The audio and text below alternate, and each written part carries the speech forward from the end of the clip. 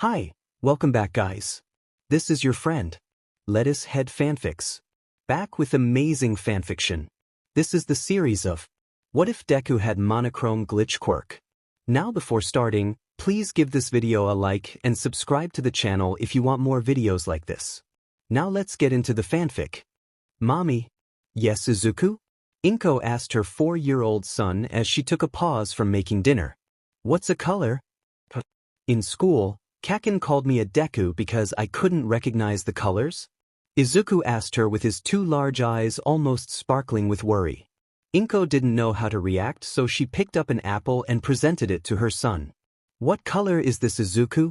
It was a normal Royal Gala apple, red and ripe, but the child couldn't answer her question. I don't know. Huh? She looked around and remembered her son had some coloring pencils on his desk as he would use them for writing a lot. She quickly got them and put them out in a line before her son and placed the apple down.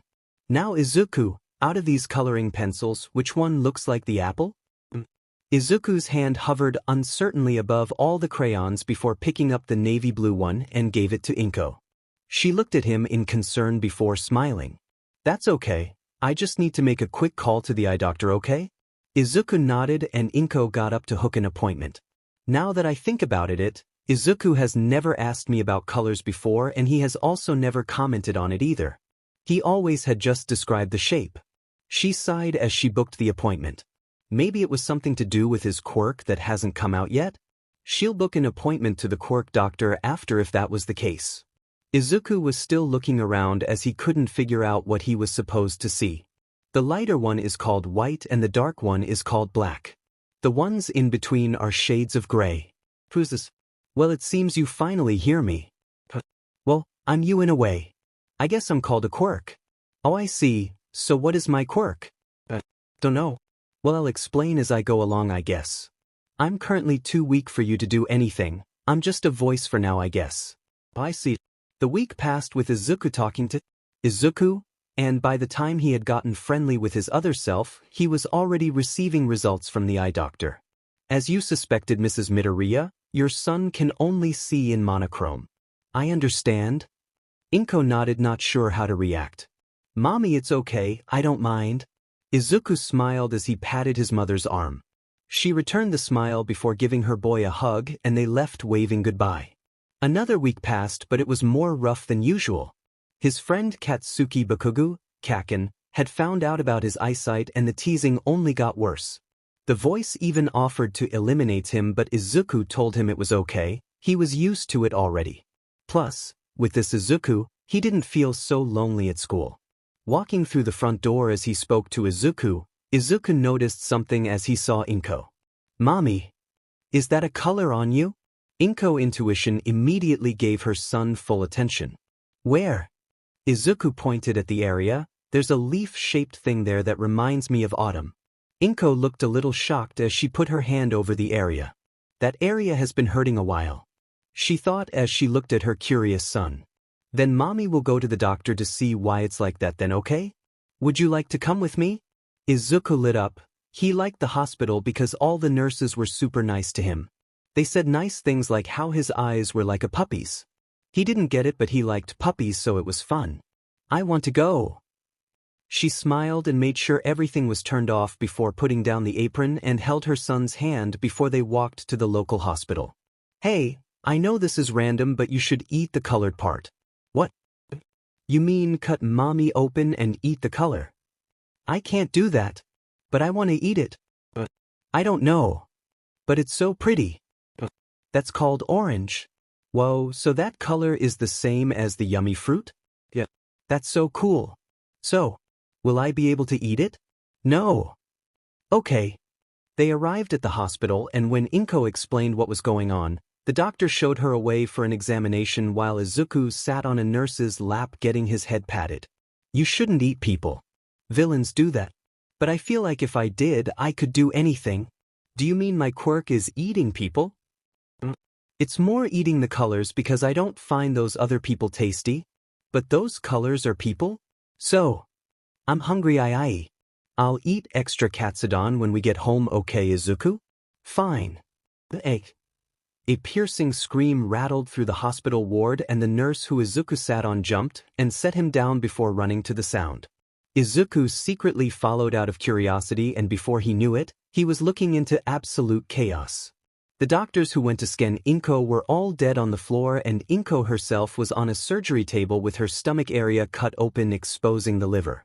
Apparently there was a part of it infected, but it could be easily treated by having frequent slices cut off and giving time for good cells to regenerate. But no one could have known the fact that this specific infection was not only contagious, but it ended those who breathe it in immediately. The result was all the doctors in the operation room died, and all the others who ran in started to die too. Inko was knocked out, but Izuku knew while she was going to die with her side gaping like that. I think I need to eat it now. But it's mommy. But the other people in the hospital. At this rate, everyone is going to die. Izuku stood still as he made a decision no 4-year-old should as he looked at the pile of dead bodies. Izuku ran into a room filled with the bodies of those who tried to get close as nurses screamed behind him. He ignored their cries as he realized that whatever the problem was, he wasn't being affected at all. He could breathe just fine, and he didn't die as he walked straight up to the surgery table. He grabbed one of the surgery knives and with a pained expression, cut a line above the colored area on Inko's stomach and gently eased the 2 flaps of skin aside. The nurses who stood just far away enough watched in horror as the angel child they thought they knew had turned pale. He had almost no pigment in his skin at all as he cut open his own mother and started to pull out slices of liver. One screamed as the boy then lifted the dripping organ to his mouth and grinned as he gulped it down. Demon. It's a demon child. They ran off to call the police and heroes as Izuku swallowed the organ painfully. That was delicious. I could actually taste this, unlike the times when you eat. Just ate mommy. I'm a villain? Your mind is becoming painful. Hurt mommy. Listen here. What do you want? Listen, it was me who ate our mommy. You just happened to be there, okay? But I won't hear it. Label me the villain. Hate me, okay? Just don't hate yourself. But I can't hate you. Izuku, is mommy going to be okay?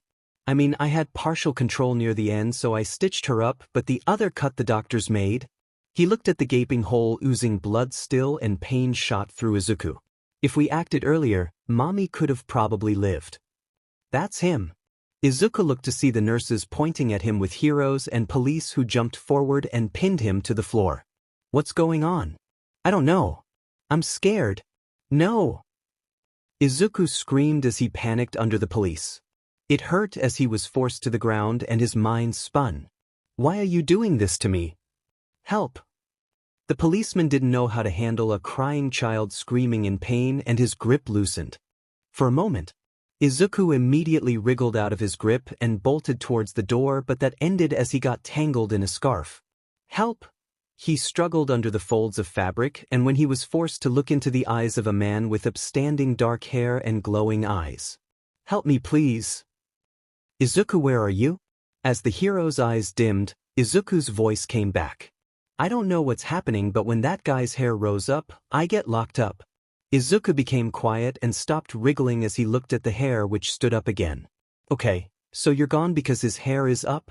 Izuku sat obediently and his heart thumped as he watched the hero's hair fall. Since I ate, I think I can help. Since his body was already becoming monochrome from earlier, the hero didn't question it as Izuku became completely pale, just like how he sees the world. And it was too late when he noticed the body distort before teleporting away. View cover for reference. Where am I? I didn't check. I just wanted to get away. Plus, I felt food was this way. As Izuku walked around the new place, he walked into an alley and saw a guy completely colored in patches. Whoa, that's purple. Yummy. What's wrong with him? His skin is completely covered in burns that can get infected. Can I help him? Yes, let me eat it. It's just a layer, so he should be fine when I'm done. Izuku nodded. He didn't want a repeat of what happened to his mother. If he can save a person, then he'll feel better. He took a deep breath before slowly approaching. Hey! What? Who are you? The boy shouted, and Izuku jumped from fright. He was older by a few years and his whole body was covered in color. A kid? Your burns? None of your business. Can I try and help? Ha! He gave a skeptical look and Izuku knew he needed to push a little more. I'll do a little bit and if you don't like it, I'll stop. He stuttered as he gave a puppy stare. The stare took the boy off guard and sighed. Whatever, kid. Do what you want. Izuku lit up as he bounced over and picked up the guy's arm. Okay, what now? It's only the surface, just eat the very top layer. Trust me. Izuku took a deep breath as he stared at the color that shone in his monochrome world. It was beautiful to see color, but he knew he had to get rid of it. Nibbling on the top layer of skin, Izuku ignored the bewildered look on the stranger's face as he ate from one side to another, leaving lines. Instead, his eyes glittered as he realized the boy's body was actually becoming colored the more he ate, so the more he nibbled, the more alive the person became. The color of his hair is called red. The part that isn't burnt is skin color and the burnt part is made up of reds, browns, purples and blacks. Izuku smiled happily as he took in the color before letting go when he finished a small section. He got up to see how the burnt boy had reacted and the guy looked at his burnt arm and the area covered in his saliva. The part where Izuku literally stripped off him didn't sting as much as before and instead felt more comfortable. Izuku looked at the guy who had more color than anyone else in his whole life and asked with big eyes, "Can I eat the rest?" He gave an amused smile before placing his arm back near Izuku's mouth. Sure. After Izuku had finished up with both arms, he decided to take a break and watched with sad eyes as this guy slowly became monochrome again. Well, apart from the skin on his chest and face where he was still purple. They got up and walked around to see if they could find a more comfortable place to crash for the night. So, what happened? Asked Izuku to the boy who called himself Tuya. Well, he did help me. He thought as he looked at his arms. I got burned when I tried protecting my little brother. He's probably the same age as you actually. I tried fighting against our father, but my quirk lost control since it's too strong for my body. Well, your arms seem completely fine to me now and the rest isn't life-threatening yet, so it will probably be okay. What about you? My quirk. Izuku looked around at the monochrome world he lived in as he thought about Izuku. I always had this voice in my head, you see, but it only recently started to talk about actions I need to take. He remembered Inko and he felt a little sick, the stench of blood still fresh in his mind. At first, I ignored it, but then, my mommy? Overcome with emotion, Izuku started to cry and Dabi reached an arm around his shoulder and started to pat his head. Oh sorry. I did that to my little brother when he was sad out of habit. Tuya was about to lift his hand away, but Izuku latched a hand to the other's slightly scarred ones and put it back on his head. No, don't stop, it was nice. Okay. They smiled a little at each other as they walked down the alleyways. Oi kids! A hero pointed them out because of their bizarre look and they both panicked. We need to run. Izuku squeaked as he and Tuya backed away. How? I have no strength. Hey, can you take us elsewhere? Izuku desperately asked to his quirk. Barely, I don't have enough food. Please. As far as you can. Hold him tight then. Izuku grabbed Tuya's hand just as his body becomes pale and monochrome again before distorting. Just as the hero ran into the alley, the two boys disappeared. They landed on a thrown-out mattress that was by a large dumper, so they were hidden from view. They leaned against the tall wooden fence by their backs and sighed. Tuya was curious about Izuku's quirk, so he introduced his first. A small flame flickered at his fingertips as he showed the curious boy his hand. My blue flames are much hotter than the normal orange, so I can't really use it without getting burns on my body. He explained, pointing at the scarred skin. He had already burnt most of the nerves here already. Izuku looked at the small pale flame before pointing at the already scarred skin.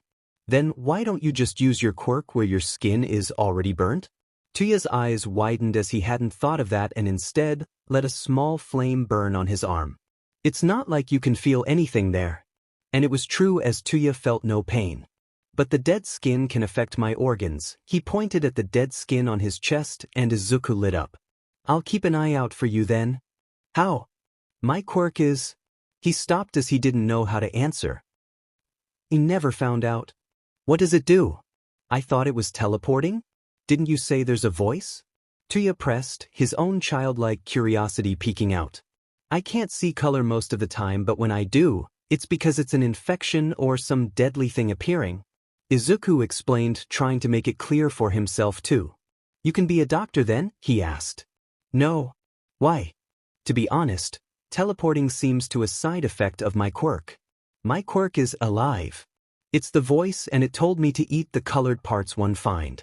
If I do, people can be saved and I can do things like teleporting because my quirk was fed. Tuya took on the information and just accepted it. From Izuku's earlier reaction, something sad happened with his mother, so I should avoid that as a subject. Since he's put here and panicked at a hero, he's probably on the run like I am. He can also make sure I don't die, so that's a plus. I think I'll keep him around. He's just a kid anyway and I'd rather not be alone. He looked around and nodded. We might as well stay here. We can carry on exploring tomorrow. Morning. For now, we should sleep. Izuku nodded before checking Tuya's arms. Currently, your arms are completely black and white, so they're going to be okay. I'll eat a little more now if that's okay with you. Your shoulder is getting rather colorful.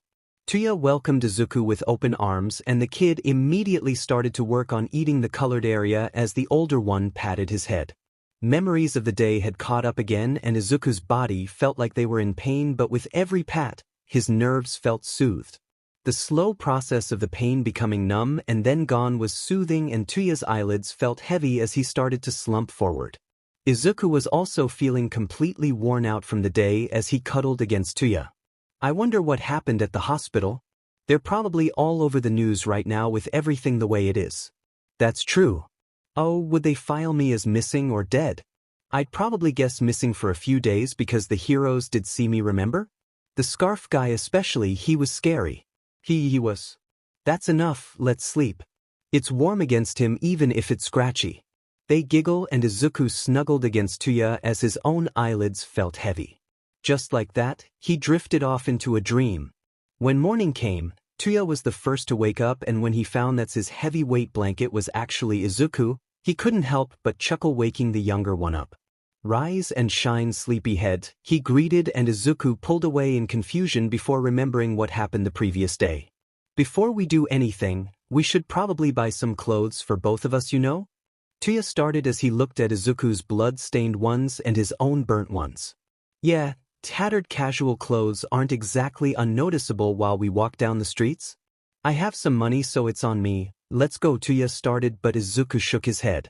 I can't use your money. It's not right. Hey, if you keep me alive, I'll keep you alive, so this is just a give and take, okay? Tuya reassured, and together holding hands with the scarred boy leading, they started to head to a charity shop. Then, walking in, they started to thrift though the clothes, and Izuku giggles as Tuya simply picked out anything black or dark. Meanwhile, Izuku spotted some All Might-themed clothes and his inner nerd shone through and he muttered a bunch of facts excitedly. The clerk who stood behind the counter was curious about her two latest customers. Their tattered clothes were not an unusual sight, but she could see the burns from under the charred coat. Hey, sirs? She froze as both boys who were less than half her age looked her way. Your burns look bad.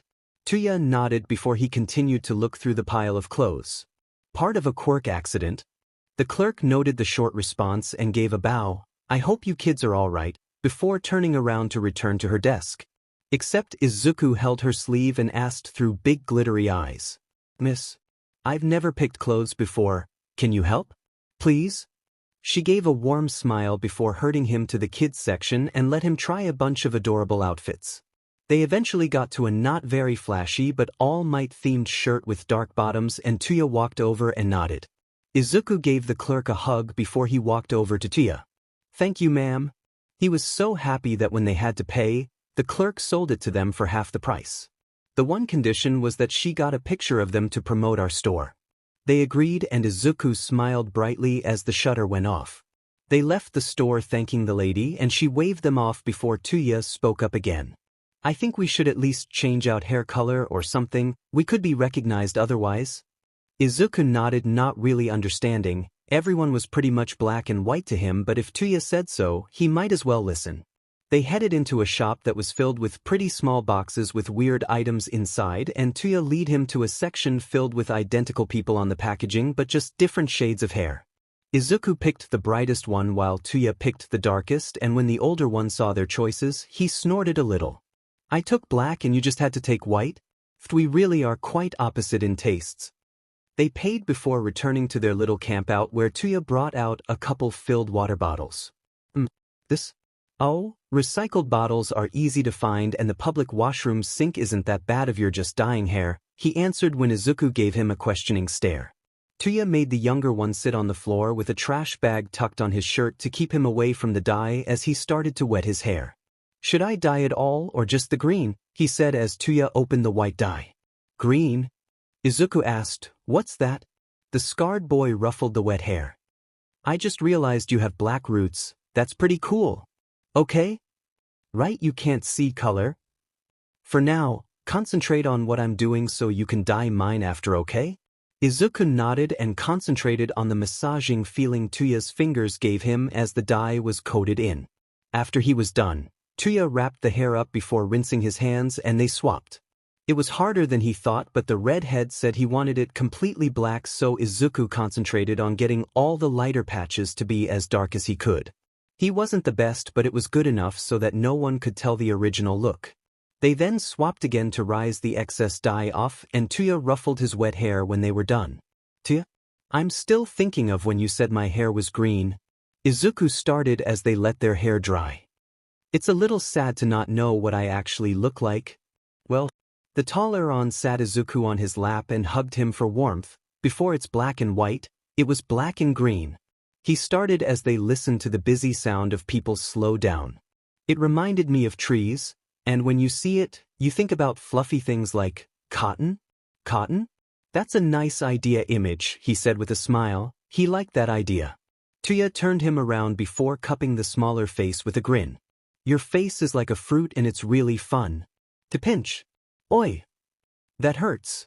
Izuku whined as Tuya stated to squeeze his face. Ha! Izuku struggled and reached down for the older stomach. Take this. No reaction. Too bad I'm not ticklish. I'm guessing you are then? No. An evil smirk appeared on his face and Tuya unleashed a tickle attack. WFYY. Izuku shrieked and Tuya laughed before the two finally tired out and flopped down on the mattress. It seemed snuggling was already just a natural thing as the two shared body warmth to keep each other alive. It was a long day, but they were both glad to have each other. The next day when they woke up, it was by a horrified scream from behind the fence. Jolted up, they both peeked over to see a mother screaming at her daughter who was holding a dead bird. Blood was dripping down her face and the two boys looked at each other. Why is she screaming? No idea, but it's just as annoying as my old man, replied Tuya as they watched. Should we help her? Let's watch for now. They watched as the girl was staring at her mother with confusion as the woman kept shrieking. You're abnormal. You're a monster. More insults were thrown before the woman stomped back into the home and left the girl sitting there. Normal? Hey! Izuku! Be quiet! Tuya hisses as the girl saw them and got up. Who are you? She asked. Are you okay? The girl smiled at Izuku's concern before looking towards the door. Yup, Mummy tells me off all the time. Tuya broke his silence as he sighed. Yeah, my dad did as well. The girl smiled at him as she stayed to make her way over. Are you okay? Tuya nodded before pointing to his scarred arms. Yup, I left. Oh, where you going? Don't know yet. Izuku gave an awkward giggle as Tuya looked away. I see. So where are you living right now? The girl changed subjects as she got to the fence separating them. Actually, right here. Her eyes twinkled a little before she jumped up and looked over the fence. Isn't it uncomfortable? Well, we have each other so it's warm. I see. Tuya and the girl chatted for a little bit more until the girl turned to Izuku, who was facing the door where her mother had left open. What are you looking at? Izuku hesitated before tugging at Tuya's sleeve. Her mum had a color on her. My mum? Yeah, her tummy area was very bright and I think it was called yellow. It's dangerous. It's almost as bad as out mothers. Yellow. Wait, what? The girl questioned and Tuya picked Izuku up as they hopped over the fence. You might want to bring your mum to the hospital, kid, he said to the girl despite knowing what Izuku was going to say. Eat it, it's just a kidney. The woman has two so you can eat it without her dying. My mummy's not sick though? The girl questioned and Tuya pointed at Izuku. His Quirk said it is. Can I eat it? Izuku asked with concerned eyes. His mid filled with how Inko had died. I knew you were going to say that. You like blood too? The girl lit up as she went right up to Izuku. What, no? I just need to eat color. She paused, not understanding before smiling again. Same thing, right? She had no idea what's going on, but anyone who liked blood was good in her books. Well, this way then. They went through the open door to see the woman burning the food she was absent-mindedly cooking, and she shrieked when she saw the trio walk in. Who are these disgusting brats? She shouted, but the girl ignored it. Mummy, are you ill? The question took the woman off guard as she looked at her daughter. Huh? How? My friend said you were ill. She looked at Izuku, who gave her a nod. How did you know? His Quirk ma'am intervened Tuya as he looked around at the messy house, recognizing most the things were illegal. Oh, I see. Why don't you go hospital? He questioned further, and the woman shrunk in on herself. Oh, I can't. Why? He pushed. Mummy is not allowed to leave the house. Daddy said so. Toga. Tuya understood, and he waved his hand as if to say that what was just said was unimportant. I can pretty much guess what's going on. We can help if you want, he offered, and the woman was immediately suspicious. How? Why? Tuya pointed at Izuku before answering. Him, his Quirk. And if we help you, we have our own benefits for him. Hearing that they also profited from helping, she calmed down, and Izuku pleaded with his large eyes. Please? I just want to help you. The woman looked away from the pure boy before sighing, and Tuya knew exactly how she felt. I guess you can wait. Let me ask, how will you help? Tell her to take one of her sleeping pills. Her stomach is lined with traces of it. I'll take over from there. Izuku nodded and replied, my Quirk said that he will take the lead once you take 2 of your sleeping pills. Your Quirk really is insightful. She sighed, taken aback. The kid knows what's going on. Well, might as well. I'm going to die sooner or later anyway. Okay then. The woman left before returning with a bottle and took 2 pills out. She sat on the floor before swallowing them, and a minute later, she was out cold. Are we going to swap places now? Yeah, are you ready? As long as you can save her, I can do anything. You really are a hero, aren't you? Well, as you know, I always wanted to be one, but I'm sorry. I don't know how else to. I am very glad you're here, Izuku. I might have completely lost it if it weren't for you back at the hospital. Izuku. Calling each other by the same name is a little confusing. That's true. Well, I'm ready. Okay, let's save her.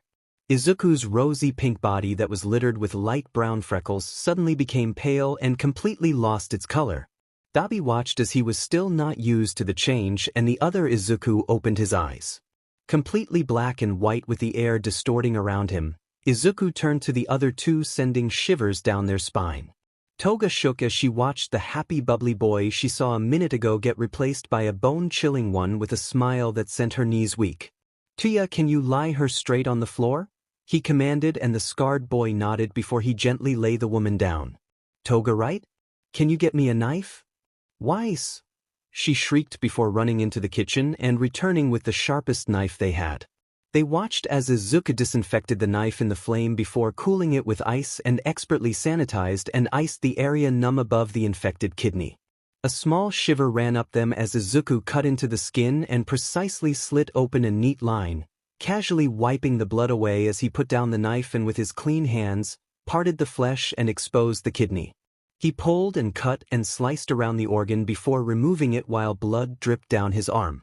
With a grin that terrified the 2 watching, he licked up the trail of blood that flowed down before lifting the organ to his mouth and let it slither in with a squelch. Toga felt like throwing up as Izuku closed the wound as she watched him clean the blood off the knife by licking it. Is this what others see when I drink blood from birdies? Right, I'm done. Tuya didn't know how to feel as he looked from the blood trickling down Izuku's mouth to the perfect surgery a 4-year-old just performed. He got up to grab a towel as the monochrome boy slowly changed back and color filled his body again. She'll be up in about another 5 hours or so. Let's clean up. They picked Toga's mother up and heaved her to the sofa as Izuku looked at the sewn-up wound his other self created.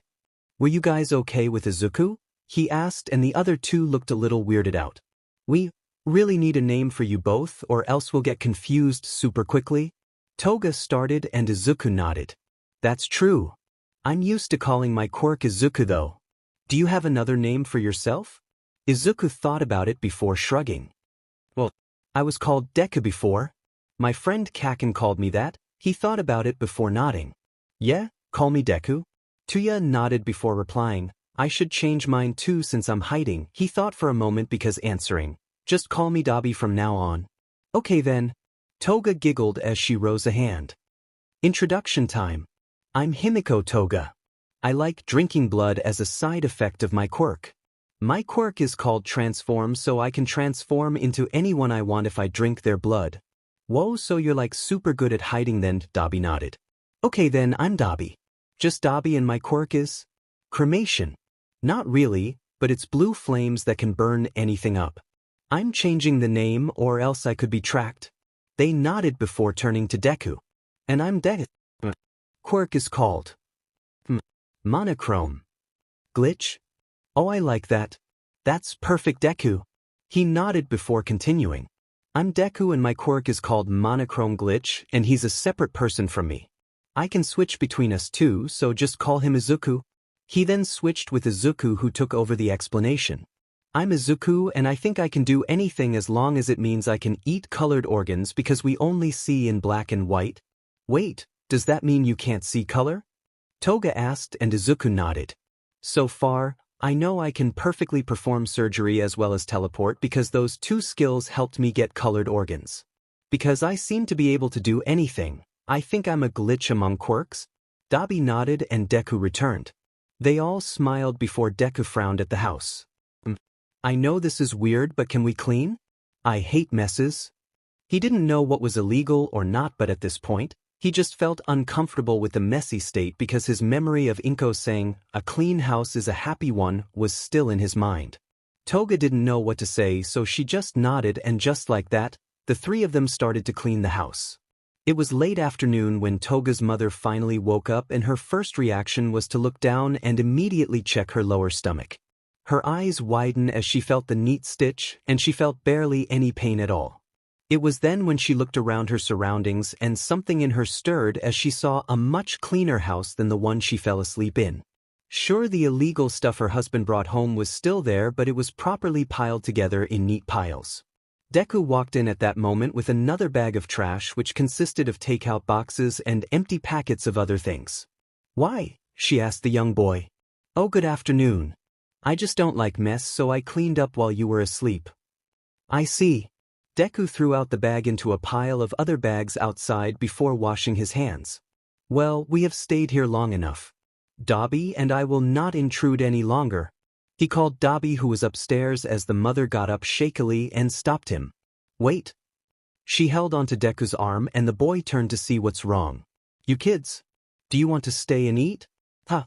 Deku looked bewildered as Dabi and Toga came down to join them.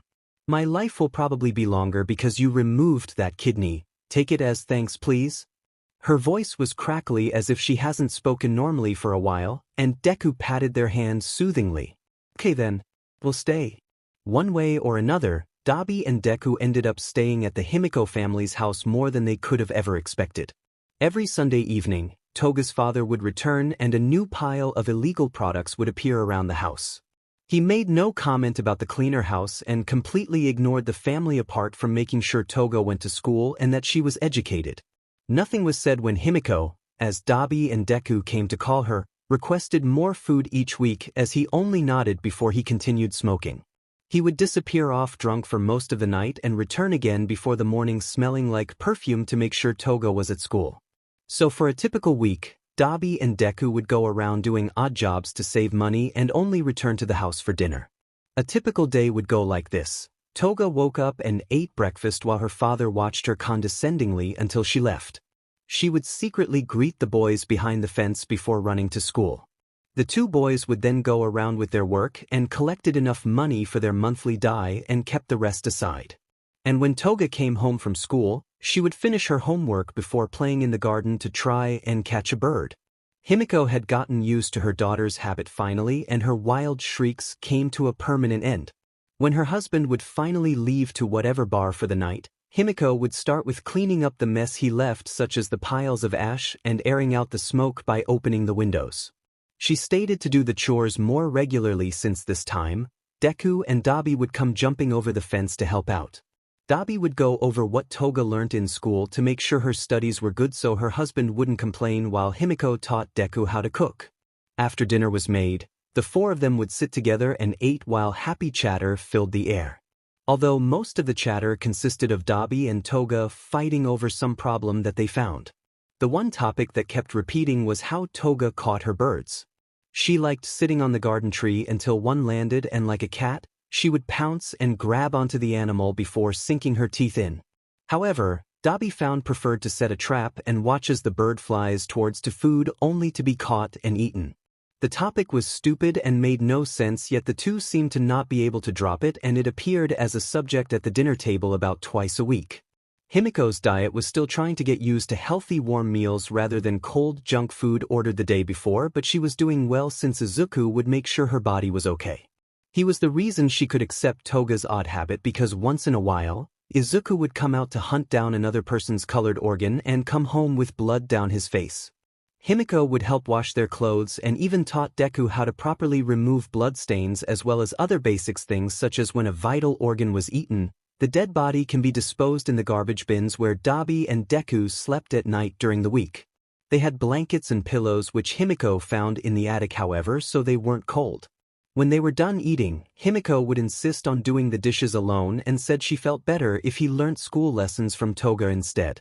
Toga was a year older than Deku, but he didn't mind. Deku's ridiculously sharp instincts and curiosity to learn helped him easily understand all her subjects, and with Izuku's help, most small details were memorized too. Friday night, when Himiko's husband left for the bar, he would be gone until Sunday evening, so the two boys would crash in the living room and pile on the floor. More often than not, Toga would even join them, and the three would dogpile together. Weeks became months and months became years as Dabi and Deku lived on both the streets and the Himiko household. Himiko's Friday night drinking habit reduced over time, and her sleeping pills were needed less as she got a better night's sleep when she worked hard during the day. Every month, she would help out with their dyes too, and eventually both boys could dye their hair well and also know how to keep it soft. Although Deku's hair seemed permanently soft no matter what he did to it, which caused Himiko to develop the habit of patting his head.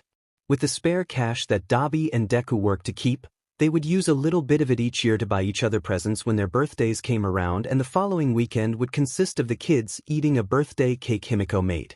Toga didn't like cooking, but she would help out cutting up the ingredients, while Dabi helped light the stove when it became faulty, which was more often than not. And by the time Deku turned 14, he was capable of whipping up meals from scratch, as well as had a wide range of quirks which Izuku kept up, such pinpoint teleportation, perfect stitches, super speed, ridiculous jumping power, DNA tracking, other dimension cell storage, and clairvoyant sight. All these were developed so he could more easily track down his targets. He didn't seem to have a limit of skills as long as it was developed with targets in mind. Deku's nails sharpened naturally too, since sometimes he didn't have a knife ready in storage when he needed to cut open a person. And despite being the complete oddballs that they were, they somehow came to live the whole decade like this as a haphazardly thrown together family. That was until Himiko died. With Izuku reaching the age of 14, Toga 15 and Dabi 21, and they said he was in his early 20s, so I made it up okay. Himiko died from her body's past habits catching up finally, and the household broke down. Toga's father didn't seem to care about his wife passing away, as his schedule didn't change at all. The only thing he did was also make sure Toga was fed, but apart from that, he was the same as before. As for Toga, she was heartbroken. She had never lost a person before, unlike Dabi and Deku, so Himiko's death crushed her the most. As for the two boys, Deku cried just as much as Toga, while Dabi, although he didn't cry, was completely silent and didn't even argue with Toga like he usually did. The changes in the house happened like a storm as Deku completely took over cooking. He would make too much at dinner to pack it in the fridge for Toga's breakfast and lunch, as well as make sure enough alcohol was left in the fridge for when Toga's father came stumbling home. Toga started to do some housework too because she had grown to dislike the smell of cigarettes, so she would air the house out when her father left. Dabi didn't change much as he still helped maintain everything and teach both Toga and Deku what Toga brought back from school. Personality-wise, the two boys didn't change much, maybe because they had experienced it once already, but Toga's change was obvious. She became ridiculously more clingy, and not a weekend went by without her snuggling in their dog pile on the living room floor. She also ended up developing this habit where she would want attention every time she felt even a little lonely, and she would feel nervous when she couldn't see someone on her line of sight. Somehow this translated to Toga being able to read situations well as she became observant, although the downside was that now she required a minimum of a bird a week rather than one every other as her blood cravings got worse. But despite this, both Dabi and Deku accepted her, and they didn't mind making sure the girl with messy buns for hair was constantly pampered with attention.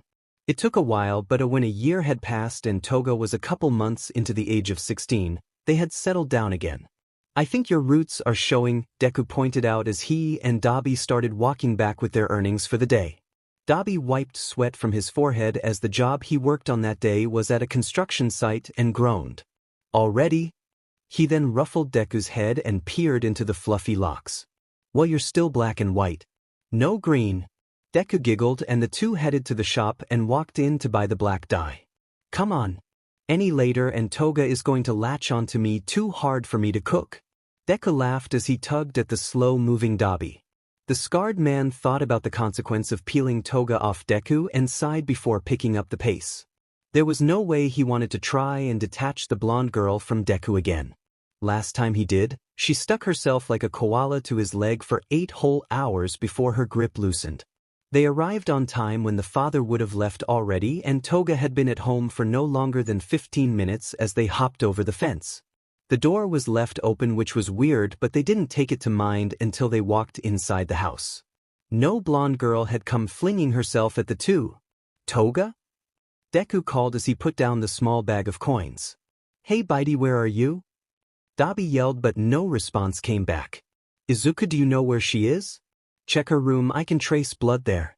"Her room," called Deku, and Dabi nodded as the two ran up to look around. There was no one there, but Deku could smell a small trace of Toga. "Here," Dabi said as he pointed to a note crammed in a pot of pens. Deku opened it to find a tissue soaked in blood and a quickly scribbled, "Papa sold me." They looked at each other in panic as they read those 3 words. Toga was family to them, and they were going to get her back. "Hey, can you do pinpoint track Toga from this amount? I haven't eaten enough, but if you could find a few colored organs, then I can probably pinpoint teleport us there." "What did Izuku say?" Dabi asked as Deku licked the blood. "I need to eat a few more to find her." "Let's go then." They ran into the backstreets where low-time criminals hid, and one by one, Deku pointed out a person, and Dabi immediately ran up to them and grabbed them before knocking them out unconscious. Izuku then quickly sliced open the body with his sharpened nails since they didn't grab a knife when they ran out. Gulping down the organs, they saved 3 people from their diseases and had to end 2 before Izuku was capable of getting exactly what they needed. "Dabi!" Deku gasped as he swapped places with Izuku, and the scarred one quickly held on as Izuku teleported them away. They found themselves in an air vent where when they looked down, they could see Toga tied up and trying her best to escape her rope bindings. They looked around to see that Toga was not alone as the room was filled with a bunch of other young girls between the ages of 14 and 16. The door, which was to the left, had a Popular Hero Company's logo, and it was guarded by 2 armed men. What was going on? Since Deku and Dabi were exactly on top of Toga where they were in the air vent, Deku wiped a bit of blood off his hands from one of his meals before aiming it to the girl's knee. The drop fell and Toga looked up, the fear in her eyes melting a little as she recognized the faces giving her worried looks. Deku and Dabi nodded at her, and she calmed down and stopped trying to resist as the 2 boys tried to think of a plan. "What now?" Deku whispered as Dabi pointed to the door. "Let's wait and see. I can hear noise." A minute later, the door opened and a grim fat guy with boils all over his hands walked in chuckling. With a sweaty hand, he grabbed Toga's chin to force her to face him, and she tried to bite him, causing the grimy man to laugh. He tossed her to the floor by the face before turning back around. "Just one more kid and I'll take them all," he chuckled as the two guards at the door saw him out. As he left, Toga was clearly uncomfortable as she tried to wipe her face against her shoulder. Dabi watched as the man pressed buttons on the door and left, leaving the original two guards. 7482 was the number. He whispered to Deku, who nodded and pointed to the vent above the guards. "Nice, okay, I'll crawl to above the one in glasses and you take the one with the hat." Dabi nodded as he noted he was going to have to burn a hole in the metal vent. "Go jump down. From when we leave, count as you crawl, and at exactly 2 minutes, jump down and knock your one out." Izuku took over and they nodded before he gave the hand signal to start counting. 1, 2, 3. As he reached to the vent above the guy in glasses, Izuku thought about how he was going to get through the metal grate when he got an idea. He's eaten enough, so he should be fine. 117, 118, 119, 120. The air vents clatter as Dabi burnt through the metal like butter, and Izuku held his breath as he phased right through the metal. He jumped down to cover his target's mouth and held the knife to his throat as Dabi knocked out his own target before walking over and knocking the other one. Izuku had too. The phase obviously wore him out as Deku took control and ran for Toga, who was smiling. "Toga, are you okay?" he spluttered as he cut the rope binding her hands. "I am," she chirped.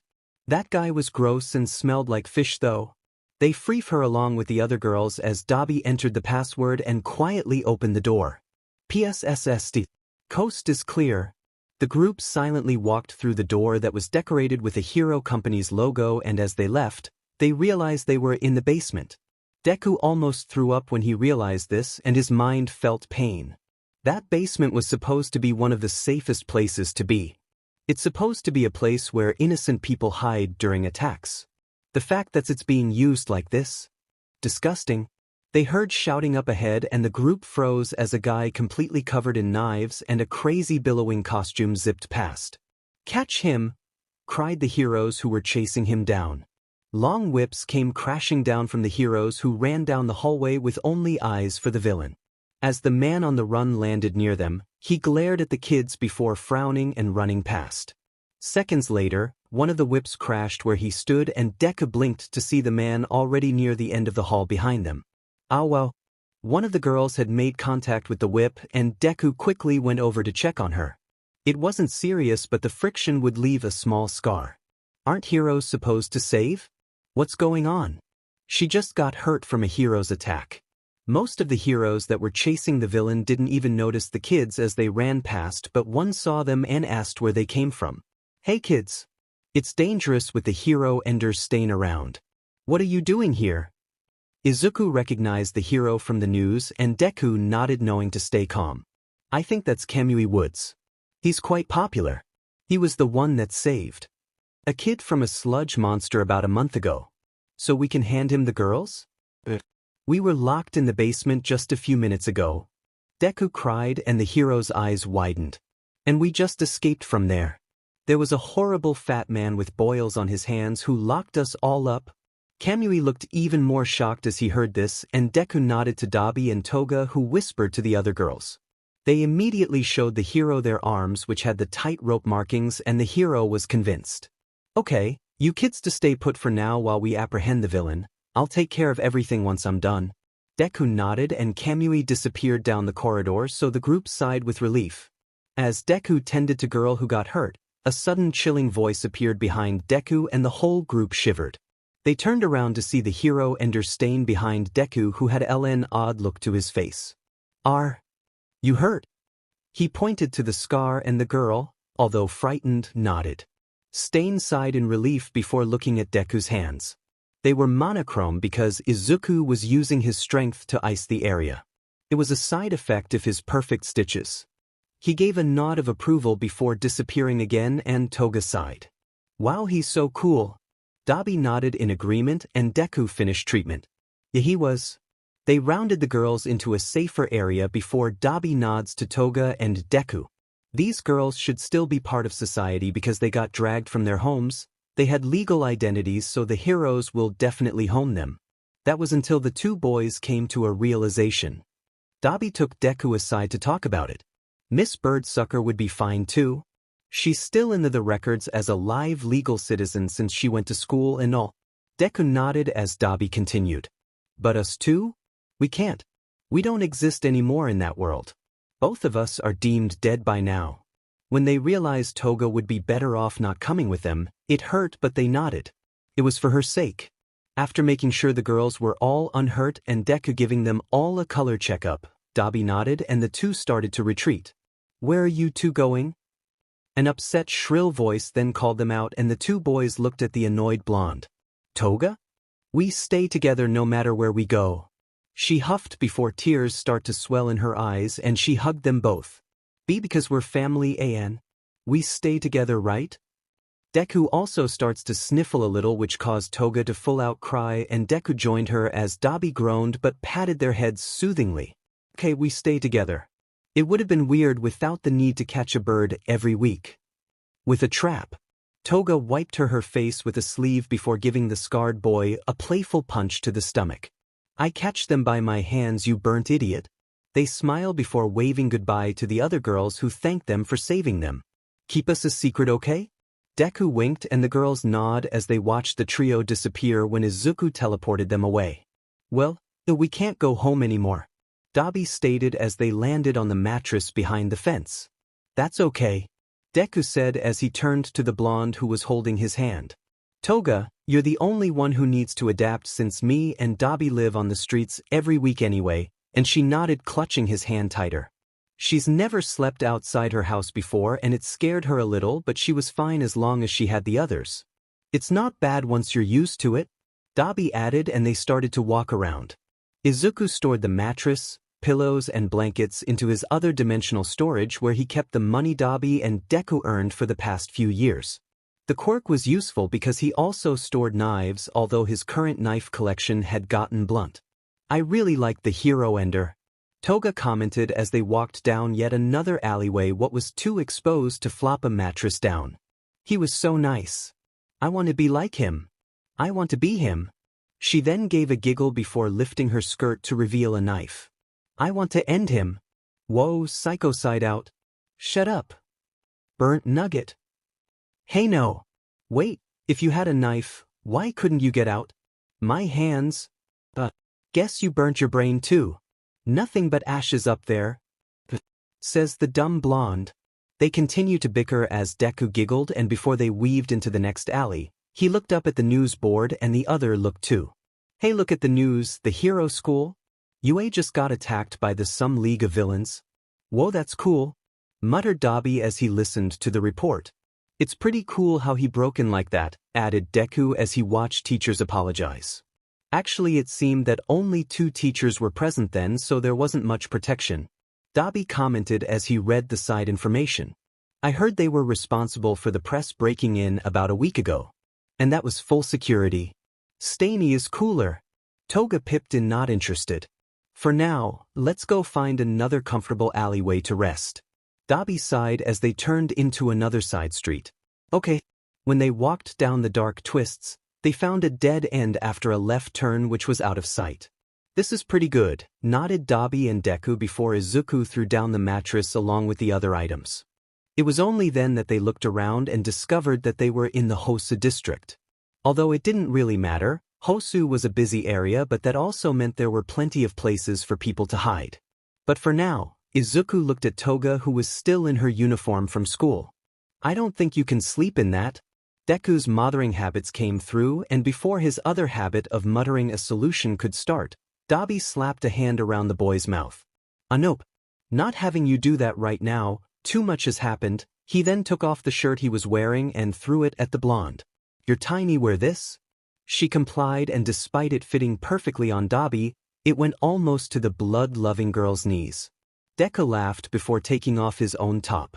Underneath both boys' clothes, they wore loose tank tops and shorts, and Izuku put them away before they all piled together on the mattress. This reminds me of us piling on the living room, giggled Toga as she hugged Deku. Deku patted her head as Dabi nuzzled his chin to the soft black-white hair and wrapped his scarred arms around both the others. Your arm is scratchy as ever, grumbled Toga, and Deku smiled. Are you okay, Toga? His voice was warm and soft. The blonde went quiet before hugging him tighter. I am, because you two are here. She sniffled a little and Deku leaned back into Dabi as he rubbed soothing circles. It will be okay. A few weeks later, they were quite comfortable living in the shadows and Toga had adapted to the street lifestyle. Izuku had plenty of food with the busy population and Toga was a great help at capturing targets and knocking them out. She had gotten used to having to deal with other low-time criminals who tried to take their spot as well as having to sleep in high alert. Boom. Whoa, what? Dabi asked in confusion. It was late afternoon and he had come back from the shops to get more food. Deku shrugged and Toga jumped up. I want to see what's going on, and just like that, she grabbed Deku's hand and they sped away at full speed towards the noise with Dabi casually jogging along. A few streets down, they watched as a familiar person slammed a person who looked like a hero to the ground. Oh my gosh, it's Stain! Gasped Toga and Dabi slapped her mouth shut while Deku hugged her close so the fangirl wouldn't throw herself at the person she now considered her idol. They watched as Stain pulled a knife out before licking the hero's blood off the blade and the struggling hero froze on the spot. You are not a true hero, you are a fake, he muttered as he got the knife ready to end. Just before he could, a kid the same age as Deku with dark blue hair, according to Dabi, arrived and immediately attacked the hero Ender. That's so cool, whispered Toga as the three of them kept hiding in the shadows. That kid has a death wish, muttered Dabi as they watched him furiously yell about a brother of some sort and that he was there for revenge. He was really upset and because of that he ended up being pushed to the ground with Stain holding a knife to his face. The hero Ender has sliced a little cut into the boy who was then paralyzed after he licked the blood. So his quirk is some sort of paralysis. He has to lick the blood first. Reminds me of Toga. So true. Honestly, he's going to die if he keeps up the revenge talk. He's going to die? Ugh, you're going to help, aren't you? He's going to die. Deku whisper yelled and just before Deku could jump out, the three watched as another kid turned up. However, when they saw this new arrival, Dabi froze as he saw the two colored hair and scar over the left eye. Deku only knew the colors once Toga told him, and he nodded as they watched him try and freeze the hero Ender. The change in Dabi didn't go unnoticed as the scarred boy fell completely silent as he focused on the fight.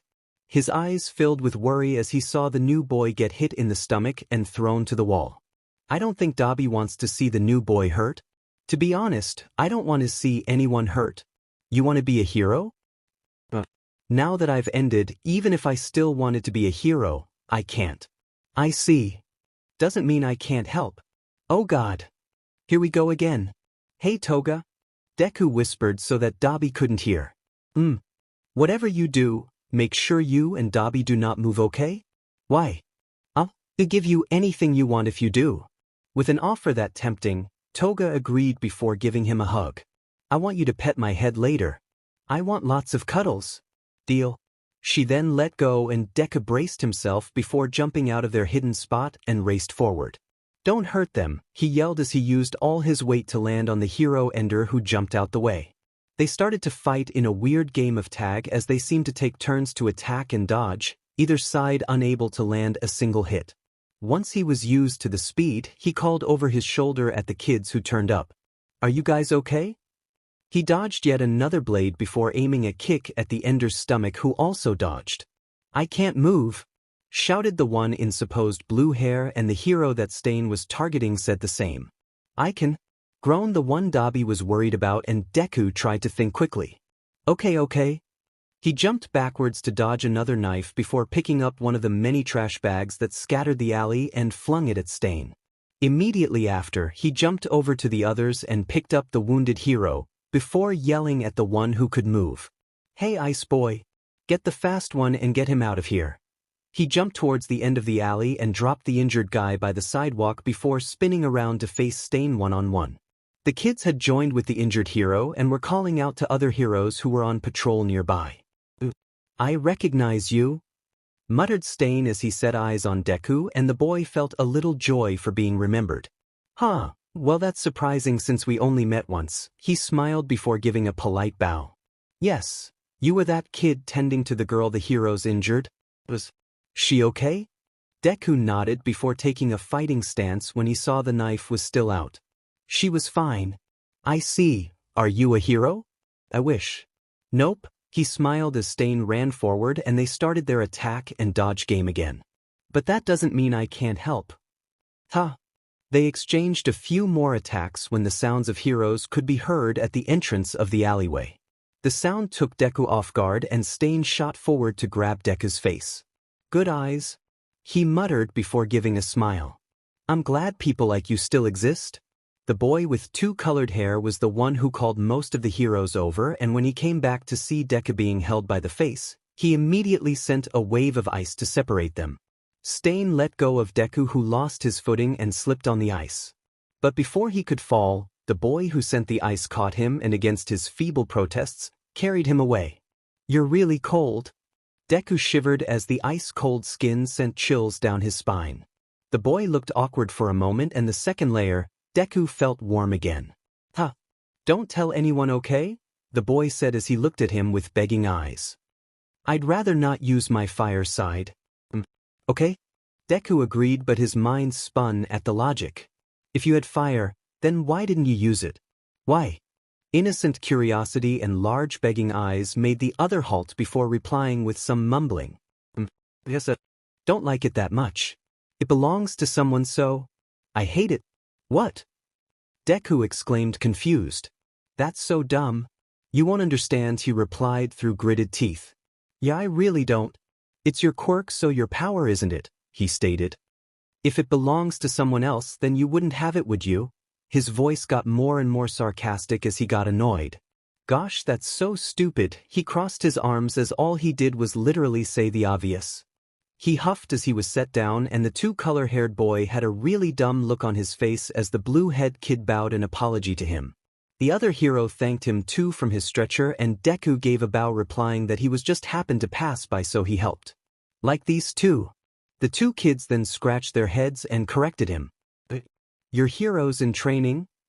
Deku gasped as he then looked closer and saw their flashy outfits were definitely not just casual store-bought stuff.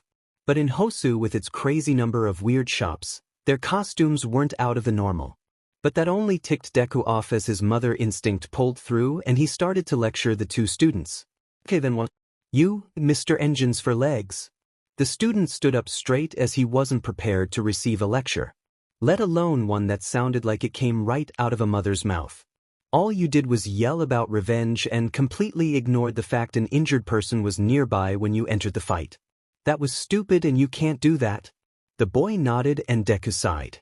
In another situation where you're thrown into a fight like that, the innocent civilian that you ignored might have died, and in the end, you couldn't fight because your head wasn't clear. His face softened and patted the student's head when he gave a look of regret. Good, you understand. And you, Mr. I only use ice. Todoroki also stood up straight, not used to a motherly lecture at all. You're right, I have no idea what you have gone through, and honestly I don't particularly care. I'm a stranger, so I'll just state the obvious, but everyone has their problems. Avoiding them is not going to help you. You want to be a hero, right? Face the problem head on. Before he could give a scenario, the number 2 hero Endeavor as well as another hero who seemed to be the Engine Boy's mentor stomped over to give each of the two boys their personal lectures too. Since they were distracted and Deku had everyone's backs were turned, the Monochrome boy backed away a little and stood in the shadows. Can you help? Yup. Izuku teleported back to the hiding spot where Toga hugged him and Dabi ruffled his hair. Deku, you were so cool. Toga shrilled before taking his hand and they started to walk off. They had to leave the area as soon as possible after all. Dabi leaned down close to Deku's face and whispered as they escaped from the scene, thanks. They got away and sighed from the eventful day. They wanted rest and to just sleep until tomorrow, but Toga had different ideas as she stopped and pointing up a building at figures on a roof. I want to go see. Dabi shrugged and Deku nodded as Izuku took control again and teleported them to hide behind an air vent so they could see the figures. It's the guy on the news last time. Toga exclaimed quietly and Dabi nodded. The League, right? The League of Villains. They continued to watch them as one of the guys took a step back. Whoa, I didn't even see him just now. He's just purple mist. I wonder if it's a side effect of his quirk. He's hard to see in the dark, he's like a shadow. Like you because you're a burnt nugget? Shut it, bimbo, at least I can hide unlike you. Hey, I can hide. Isn't it Deku? Dabi's being mean, only Deku loves me. She huffed before her attention changed again. He disappeared. The people who stood there were enveloped in the mist before just completely disappearing. What okay? Dabi shrugged before he stood up and stretched. Should we follow? Toga's eyes were lit up and they didn't really know. I don't see why not, I've eaten enough this past week to locate them. What about the mattress and other stuff? And I got them in storage. You're just as curious as Toga? Well, I like knowing the answers to my questions. Well, I like learning new things too, I guess.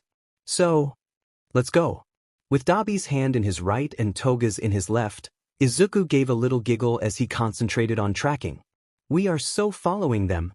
They teleported after the league and next thing they knew, the trio found themselves in a small but cozy bar. Whoa, this place is cool, smiled Dabi as he breathed in the scent of liquor. He was 22 now and he has never drunk any because of Toga and Deku. Who are you? The look to see a boy who was younger than Dabi but older than Toga glaring at them with his hands outstretched. Oh hey, we saw you watching the hero enders so we followed. Toga smiled as she gave a little wave. How? He asked suspiciously. Doesn't matter, either way we're bored so we followed you, she replied as she looked around. The scent of alcohol probably intoxicating her a little as she giggled uncontrollably. Are you here to join? The boy asked and the trio gave him a confused look. What? Then get out. A voice cracked over a speaker and it caught everyone's attention. I'm interested in how they followed us since Kurogyari is untraceable. The boy then looked back at the trio and Dabi automatically shielded Deku and Toga pulled out a knife. So it's him. The voice sounded amused before speaking to Deku. Hey kid with white hair, what do you think about joining us? Huh. They way you all act, you all live in the streets don't you? How can you dash? It's the air you all have, they're like wild animals. Plus, I'm interested in your quirk specifically. I'm only joining if Dabi and Toga get to as well, he stated immediately and the voice quickly agreed. I understand, I can keep you three together. It's not a bad deal. Do I get to end Stainy? Toga gasped but Dabi looked concerned at Deku. But will you be okay, Deku? He looks at speaker before speaking. He prefers to not end innocent people. His quirk means he has specific criteria that need to be met. If we can't have that, we can't stay. Then state what you want. Deku will not be forced to end anyone he doesn't want to. If it's ending the innocent, then me or Toga will do it. What's his quirk then? After a briefly explanation, the voice seemed very interested in Deku as he asked for their other conditions. I can do that, he is very useful so I will allow that. Toga needs a minimum of a bird a week because she craves blood because of her quirk. Depending what her quirk is, I'll allow it. Oh, I can transform into people if I drink their blood. Toga then bounced over to Izuku and licked the drop on his cheek and turned into the wounded hero Stain tried to end. I can't use their quirks but I can be a complete copy down to their fingerprints. She giggled intoxicated but her explanation was enough. She can have as much blood as she wants to dash. Yay! Dabi nodded before saying his own condition. I have my reasons to not say but if a certain few people are die to get hurt, I will not do the assignment. Depends who, the voice pressed and Dabi sighed. The children and wife of the second hero Endeavor. Just the wife and kids? The voice asked amused. Just them, Endeavor can go to hell. What's your quirk? Blue flames. I can do that then. Deku smiled. AMD gave Dabi a hug. Before realizing. Oh, a mister? Yes? Can I add one more thing? You can. Dabi and I need to buy hair dye at the store every month. Can we get some money to buy it? The voice chuckled slightly at Deku's condition because it was so simple. He somehow stayed pure despite ending. The voice thought. You can be part of the Vanguard Action Squad then? The boy who had yelled at them when they first came in suddenly jumped up. What? No, Tamura, this is a decision I want to make. He sat down again as the voice continued. Everything necessary will be provided. Is that good enough? Deku smiled brightly and nodded before hugging the other two. Dabi patted Deku's head and Toga refused to let go of the hugs as Kurogyari showed them to their rooms. "Wait, I want to sleep with Deku," Toga whined as they stood outside her door. "We kinda have been dog-piling it together since forever, but I'ma head to my room. It's been ages since I've been on a bed." Dabi yawned before he headed to the room Kurogyari pointed to. He left and Deku sighs as he patted Toga's head. "I did say I'll reward you for staying put, so come on, I'll give you lots of cuddles." Toga smiled and they snuggled together in the new room, but it felt a bit odd without Dabi's scarred skin holding them too. They eventually fall into a restless sleep, and almost immediately after they start to drift, the door slammed open. It was Dabi in a pair of boxers, completely shirtless. "I can't sleep." They laugh and made space. "Nor can we." Dabi flopped on top of them and gave a satisfying sigh as he hugged them both. "That's the best." "Oh, you're squishing my head, you burnt nugget." "Well, too bad, whiny beach." They argue a little before Dabi pulled Deku into his chest with Toga latched onto Deku's stomach. Deku and Dabi's legs intertwine as Toga just full-out high kicks and wraps a leg around Deku's waist and landed it on Dabi, earning an annoyed grunt. Completely tangled up and no idea how it's comfortable, they finally all relaxed and immediately fell asleep. They were a mess, but it was a mess they felt comfortable in. The next morning, it was Deku who woke up first, and when he finally managed to untangle himself from the pile, he let Dabi and Toga keep sleeping and cuddle each other. He got changed out of his vest and boxers and into a pair of shorts and casual tee before heading downstairs. "Oh, good morning, Kurogyari," Deku greeted when he saw the bartender making himself some morning coffee. The smell of alcohol was gone and replaced with the earthy, rich scent of freshly ground coffee beans. "Good morning, Deku. Would you like anything to eat for breakfast?" the man warmly asked as he stopped what he was doing. "Huh. Meals are provided," reminded Kurogyari, and Deku blushes a little as his mistake. "Oh yeah." He thanked him but instead offered to cook with him. "But you're only a kid, Deku, about 15, right?" Deku nodded. "And 16 this year, but I helped cook sometimes in Toga's house, so let me help." Kurogyari didn't know how to respond, so he just nodded as he welcomed Deku behind the island to show him where everything was. "Use anything you want in the fridge under the counter. The left one are liquids mostly, and the one on the right is food." Deku nodded and asked how many people are going to be there. "As in how many are in the Vanguard squad?" Misunderstanding, Kurogyari thought it was caution to how many people he needed to be wary of. "Well, there's the leader who directly addresses us, Shigaraki Tamura. He was the one you saw yesterday." Deku nodded and Kurogyari continued. "And then there's you three now, which, not including the leader, makes the squad add up to 10, so to answer your question, 7 others. They're called twice, Mr. Compress, Spinner, Magna, Muscular, Mustard and Moonfish. You will meet them all today because the boss was told to welcome you to everyone. It's more of a facial recognition thing more than anything else." Deku counted the 7, brought it to 10, then 11 before finishing at 12. "Okay," said Deku happily before he pulled an apron out of his dimensional storage and started to cook. Kurogyari looked a little shocked at the casual breaking of dimensions but didn't question it as he continued to make coffee because of a certain few members who drink it. Half an hour later, a loud shrill scream could be heard followed by a thud before Dabi and Toga came crashing down the stairs to see Deku cooking. Toga hugged Deku while Dabi limped over clutching his stomach in pain before ruffling Deku's hair. "Well, this is a sight I didn't realize I missed." He smiled warmly before walking over to Kurogyari for a coffee. Toga then let out a little smirk as she ran to the counter, grabbed a pen, wrote something on his back, before kissing Deku right on the lips. "What?" stuttered the surprised teen as he looked at Toga, who was grinning. "It said kiss the chef?" she replied, pointing to her messily written, "Kiss the chef" on his back. "Toga!" She shrieked loudly and ran off laughing, her loud giggles waking up a few others from their sleep. One particular man came stumbling down just as Deku sits Dabi and Toga down eat. They happily obliged and stuffed their mouths with breakfast. "Who's these new people, Kurogyari?"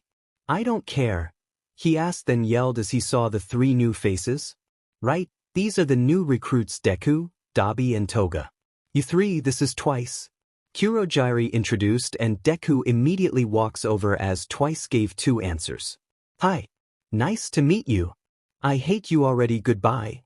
And before he could leave to probably go back to sleep, Deku grabbed his arm. Where are you going? Upstairs. None of your business. Twice answered as he tried to pull his arm away, only to find it stuck by the terrifyingly strong grip. You haven't eaten breakfast? Deku exclaimed as he dragged him to the table and set Twice up with a plate of hot food. Why dash? Deku handed him a pair of chopsticks and a spoon before going back behind the island to wait for the others to come down. Twice gave Dabi and Toga a questioning look, but they only shook their heads, and Dabi whispered, "Just eat, Deku is super nice and all, but he will not accept not looking after you." Toga nodded before blushing a bit. Yeah, that's what makes him so amazing to be around. She squealed before she continued eating, each bite warming her body. I see. I don't care, said Twice before he tried a bite. It's been a while since he has eaten something that wasn't whipped up super quickly because he was just hungry. It was actual home-cooked food someone spent time making for him, and it felt odd as he ate each bite. The next 10 minutes consisted of the same routine as eventually, the whole Vanguard squad came downstairs because noise or some other reason woke them up. They would come downstairs, get introduced, then get dragged to the table by Deku, who sat them down with food. Some made it difficult, like Muscular, who was too strong for even Izuku to drag, but he went full mama mode and teleported him into the chair. Moonfish was especially difficult as he tried to eat Deku with his blade teeth, muttering about the need to chew flesh as he drooled everywhere. Kurogyri was about to step in when Dabi waved a hand as if to say, "Do not intervene," as the whole squad, since Tamura was standing by the door now, watched what would happen. What happened was that Deku babied Moonfish. He pulled out the body of one of his victims who had to lose a vital organ and dangled it in front of Moonfish. Eat your breakfast or you don't get to chew this. I have about 3 more, but you have to promise to eat your food when I give it to you, Deku said, and just like he planned, Moonfish nodded, ate his food, before Deku gave him the body. They were shocked at how he just pulled a body out of nowhere and how he handled it with a smile. However, this was enough to warn them all that even though this kid may look and be innocent, he was still a ender. Seeing this silenced the others, and the only sounds left were the chatter of utensils from Dabi and Toga, who were used to this, and the messy crash of Moonfish just chugging the plate. Twice was the first to snap out of the daze as he also continued eating, and eventually the others followed suit. Kurogyri was about to start polishing the cups when Deku gave his a bowl as well. He was about to protest that he was there to help, not be helped, but then thought better and sat down to eat too. Now there were 2 more left who haven't eaten. Tamura was standing by the door as he watched how Deku handled Moonfish, and he didn't know what to do. He had never had a decent meal ever in all his 20 years, so he stood there just confused with a hody huff. Deku noticed him after he made sure Kurogyri had started to actually eat rather than teleported away, and ran right to him. Well, Tamura stuttered as he met eyes with the bossy teen. Are you going to just keep standing there, or are you going to actually sit down and eat? I don't need it, Tamura said, avoiding eye contact. His poor diet has made him skinny. He might not be able to take the solids. I'll let you go. Tamura struggled as Deku had just grabbed him by the stomach and was rubbing circles. Dabi snorted as he saw the flustered leader, and Toga couldn't help but giggle too. Who? What? You're in really bad shape. Deku sighed before letting go and moving the plate he had for Tamura aside. He opened the rice cooker and scooped a small bowl of rice out and put it aside before grabbing a pot and pouring some soup in. After he simmered it and thickened it with egg, he slowly stirred in the rice and let the whole thing simmer for a bit. The others had started finishing up, and they said their thanks before leaving the dishes in the sink where Deku pointed. This whole time, Tamura was sat down at the counter with Kurogyri, who was still eating very slowly, fuming because he had to eat. Here, Deku handed over a bowl of rice porridge that was savory and full of nutrients. There was nothing there that he had to chew excessively, and it was easy to digest. Tamura picked up the spoon Deku set down before gingerly scooping a little up. He slowly lifted it to his cracked lips before gulping it down. It's hot. Tamura's eyes widened as he easily swallowed the hot porridge even though it burned his tongue a little. It was really good. He automatically went for another bite, this time blowing the spoon a little before swallowing. Bite after bite went down and he looked better and better as the bowl slowly emptied. Kurogyri? Deku asked the mist man who had just finished. Can you give this to the man behind the speaker? Deku asked as he pointed to the last plate. Kurogyri didn't really know what to do, so he just nodded before picking up the tray and disappearing. Since there was an extra meal now, since he had to make something different for Tamura, Deku sat down with it and said his thanks before digging in himself. Except before the teen could pick up his spoon, Toga immediately ran over and grabbed the utensil with every intention to feed him. Why you don't have to tea, Toga? He stuttered while blushing as the blonde held up a spoon. And you didn't have to make us all breakfast, so let me feed you, she retorted, and Deku had no argument. Now. Say Deku blushed and complied as Dabi stated to snort. The chuckle became an uncontrollably laugh immediately after as Toga grinned evilly. Deku. Here comes the airplane. She gently moved the spoon around making whoosh noises and presented the spoon to the horrified teen. Toga, he was force-fed and Dabi was literally falling off his chair with laughter while calling him a baby. When the embarrassment was finally over and the two Lapham idiots went back to their rooms, Tamura had also finished eating, so Deku immediately walked over with a glass of water. Tamura took it and drank before giving the boy an odd look. Hey kid, why are you doing this? Because it's good to drink water to wash down a meal? No, not that, the cooking breakfast thing. What's with your quirk anyway? He continued to question. Did you develop some type of confusion quirk that makes you warm inside? He asked a few more weird questions about how Deku's cooking made him feel funny but not sick, and Deku didn't know how to answer that. I was making breakfast for myself and just made some for everyone else while I was at it. It really wasn't anything, he insisted. I see. Tamura finished the water and set the glass down, pinky in the air. Deku nodded and took the glass and was about to walk off when Tamura grabbed his sleeve with a finger and a thumb. Wait see. Tamura tried to find words as he spoke. Are you okay?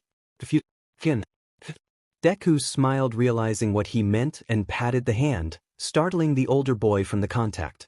Of course I will. I plan to make sure you don't die from lack of nutrients.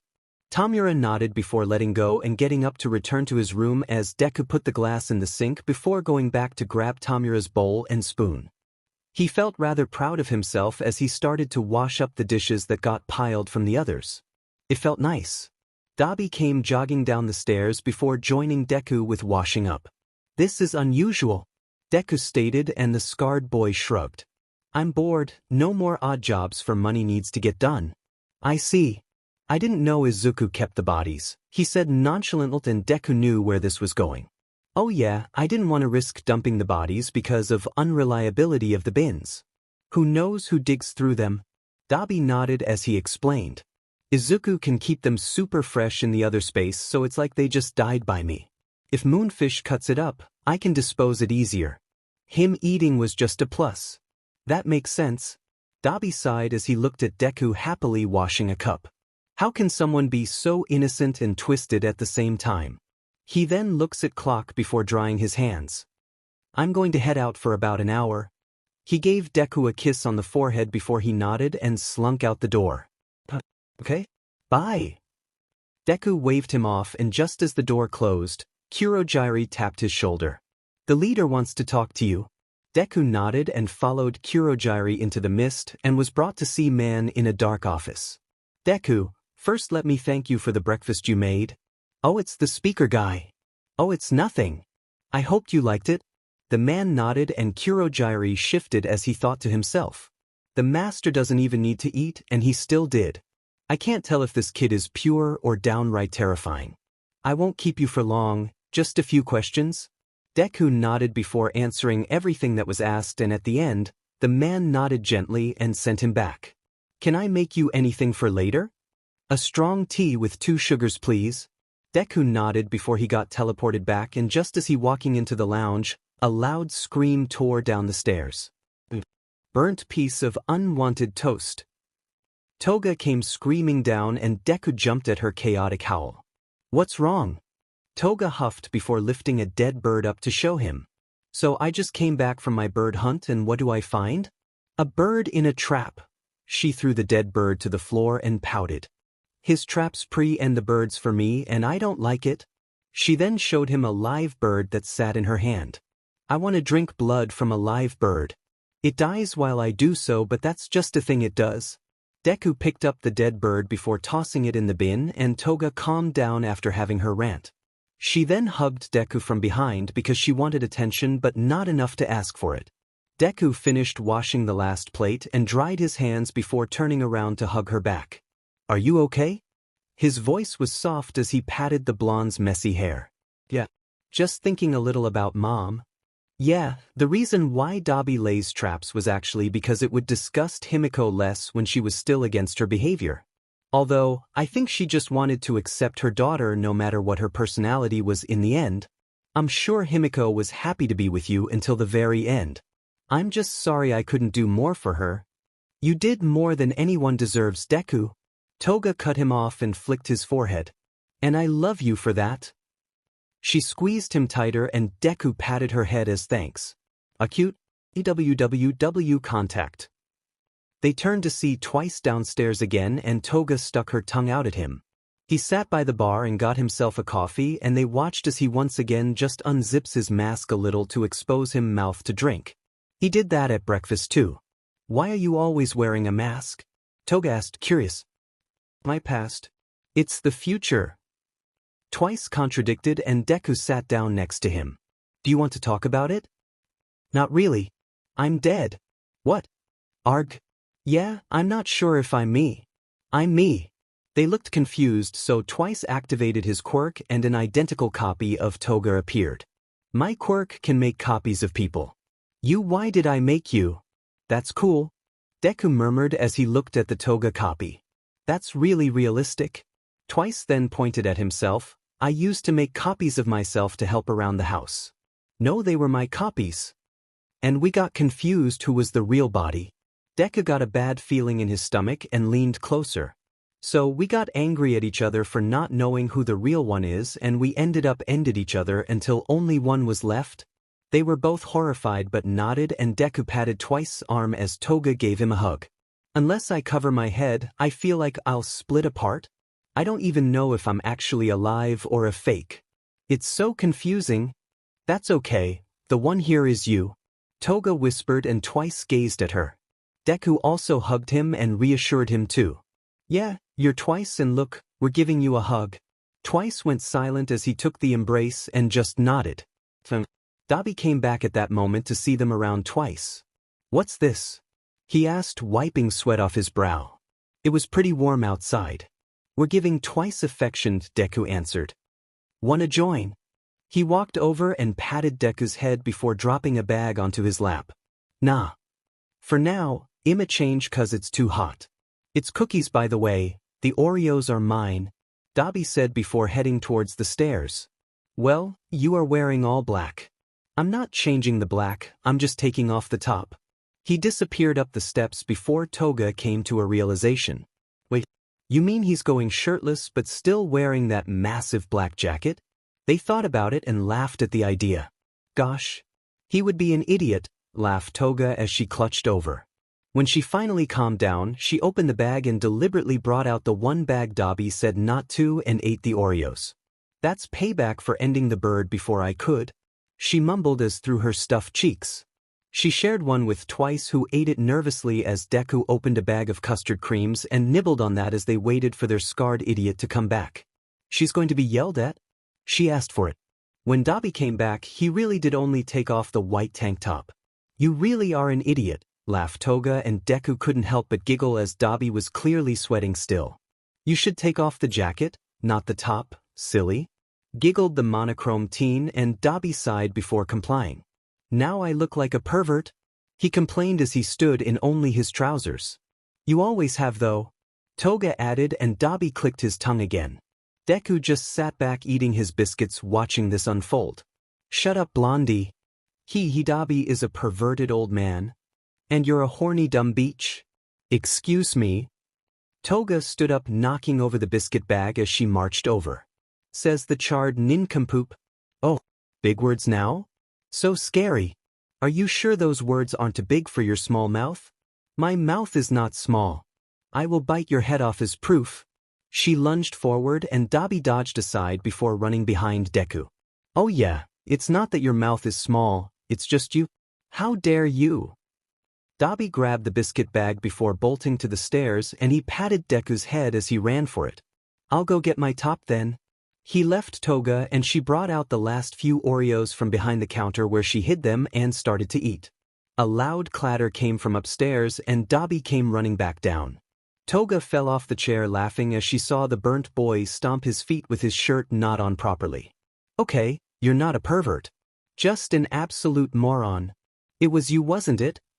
Give me back my Oreos." They were still bickering loudly with Deku laughing and the two didn't even notice as the others came down for the meet and greet that the leader had told them to prepare for. The speaker went on and an amused chuckle could be heard before he cleared his throat to get everyone's attention. "Now that you all know each other's faces, we can start my new objective." The room went silent as the trio got excited at their first mission. "There's a hero student I want kidnapped." Tamura stepped forward to show them the plan. "In about 2 weeks, the students are going to have a training camp in the isolated forests. That's when we will capture the target." They nod as Tamura showed them the map. The heroes present would be Eraserhead, Vladkind, and the Pussycats. Deku nodded. Living in the streets allowed him first-person analysis on heroes when they saved citizens from everyday crime. He didn't know who Eraserhead was, but he knew the others. "We have a Nomu called Chainsaw ready to be used as well." "What's a Nomu?" Toga asked, raising a hand. She got used to it in school, so she still did it now when she had a question.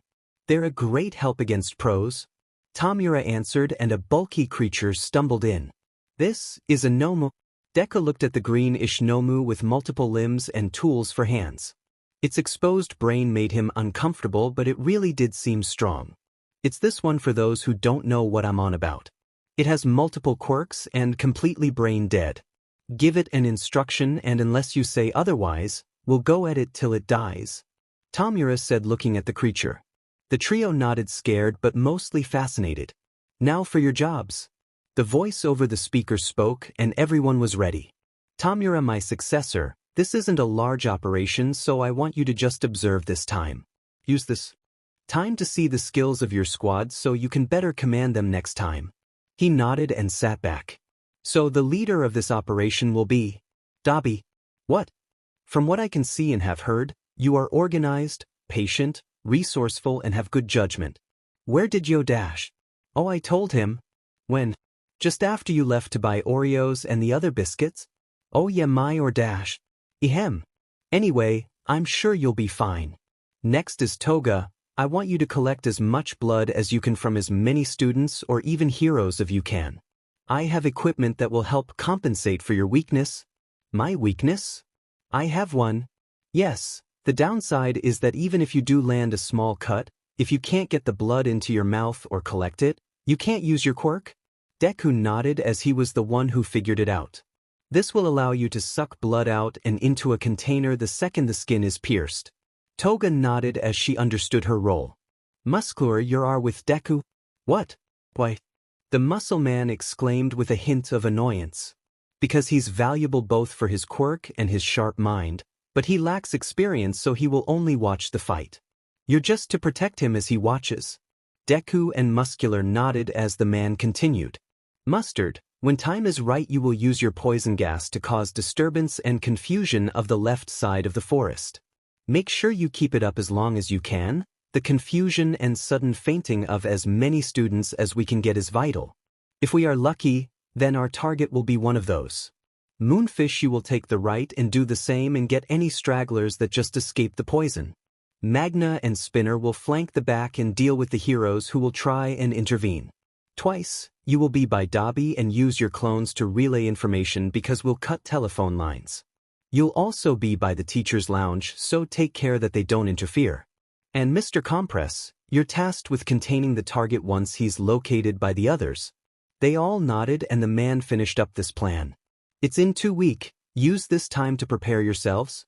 The League immediately went and got themselves ready. Well, those who needed to. Twice went to meditate in his room to brace himself making clones because even making copies of others was hard for his mental health. Spinner was sharpening his swords while checking the internet about the latest news in Stain. The hero Ender was still going around chopping down heroes he didn't deem as worthy. The Stain fanatic got along really well with Deku and the others because he had been stalking. Oops, he means that he happened to have walked past the scene when Stain called Deku out for being special. Magna's only words were telling them to call her Big Sis Magna, and since it was simple, they got along well. She was just weightlifting along with Muscular in the gym downstairs. Mr. Compress was very kind, but whenever he spoke up, it was just to give them a philosophical speech. They were all pointers on how to improve themselves, however, so they listened to him like a teacher. Mustard was one of the younger villains, and he just disappeared in his room for most of the day. Deku's interaction with him outside meals was limited to when he came down for ice cream and snacks before disappearing upstairs. Moonfish was a pain in the neck according to everyone else in the league, as he was strong but kept trying to end them whenever their guard was down. Not to Deku though, as he listened to him because Deku would let him chew up the corpses he collected. Speaking of that, Deku's collection of bodies grew as he prepared for the kidnapping. The strength and time Izuku can stay active depended directly on the amount of organs Izuku ate. So for his preparation, Deku took an early night's sleep immediately after he finished making dinner and confirmed everyone had started eating. Kurogyri had offered to wash up the dishes and swore on his life to confirm everyone was full, which Deku agreed to. Then at night when the clock struck 12, he would awaken and ready to hunt. Dressed in a black and white suit with a tie stained with the blood of one of his victims, Deku's fluffy black and white hair bounced as he jumped from roof to roof using his clairvoyant sight to guide him. Target sighted. With footsteps as light as snow falling, Deku jumped into their air, took a flip before nose diving down. His descent slowed as his blazer caught wind and he landed on top of a shop's overhang. His target was a middle-aged woman who was wandering down the streets in pain, clutching her chest as Deku located the organ infected. It's another vital one. Deku sighed as he saw a pair of bright red lungs. I think she caught something else rather than all the typical things in cigarettes. It's the really bad stuff. Deku opened his space and brought out a knife. He needed to be quick. Teleporting down, he immediately shoved a fist in her mouth so she couldn't scream, and he used the hilt of the knife to hit her in the cervical nerve, instantly ending her. Removing his fist with a trail of drool from the dead woman's mouth, he pulled the limp body to stretch her out as she crumpled when she died. He laid her down before opening space to grab a pair of scissors to snip a flap in her dress that he could move aside to expose her chest. With great precision, Deku quickly cut into her flesh to open her up, the blood dripping down from the cut down the torso and leaving a warm pool that seeped and stained the cold concrete. Removing the skin, fat and muscles, he revealed a row of pearly white ribs that dripped with the crimson goop as the blood clotted against the cold midnight air. I hate organs that fail behind the ribs. With a deep breath and a prayer that no one would hear him, Deku grabbed a rib with both hands, on pushing and the other pulling, and with a gruesome crack, snapped a rib out the way. The crunching break, the sound of each rib cracking echoed through the silent midnight street as the glowing red lungs were finally exposed. He cut the arteries and veins connecting it to the mouth and heart before dropping the knife aside with a spine-shivering clang. Using his bare hands, he picked up the still warm pair of lungs and admired the beauty of it in the moonlight. Its beautiful sheen of red was like a deep sunset which accentuated the deep shade of blood. "We're starting to sound like Toga." A small chaotic giggle escaped his lips before Deku opened his mouth and let the organs slowly slip into his awaiting cavern. It was a little rubbery, and as he chewed, the air escaped with little huffs as blood trickled down his throat. With a squelch, the lungs disappeared down his throat and Izuku sighed with pleasure. "That was amazing." Deku nodded before wiping his mouth with his tie and quickly closed the woman up, her skin sewed back in perfect stitches and her clothes fixed too. She looked like she was just sleeping, albeit a little deflated, and chucked her into the dimensional space. For Moonfish later. He couldn't do anything about the pool of blood left on the floor, and to not alarm the heroes, Deku squatted down and dipped his finger into the now ice-cold liquid and did a little signature. Monochrome Glitch. I need to ask, why? So the heroes know it's just one person and don't get scared of every potential villain. We're villains. Doesn't mean we have to worry people. I can't with you. Time for the next one. Well, I can't argue against more food, looking now. Target sighted. By the time he had cleared the local neighborhood from people with organs that were ending them, the day where the UA Hero Corps students left for the forest training camp had arrived. They all went through Kurogiri's gate before they split off into 3 groups. Dabi, Toga, Twice, Mr. Compress, Moonfish, Mustard and the Nomu were one group. They were the ones who stayed at their current location, close to the teacher's lounge, and Dabi took control and had their phones ready to receive his signal. We should attack now, Spinner exclaimed, and Mr. Compress was already ahead and started this lecture about patience. This equipment is so ugly. I wanted it to be cute. Whined Yoga about the design of the machine she carried on her back. You should worry about whether it works or not, replied Mr. Compress as he looked at the thing.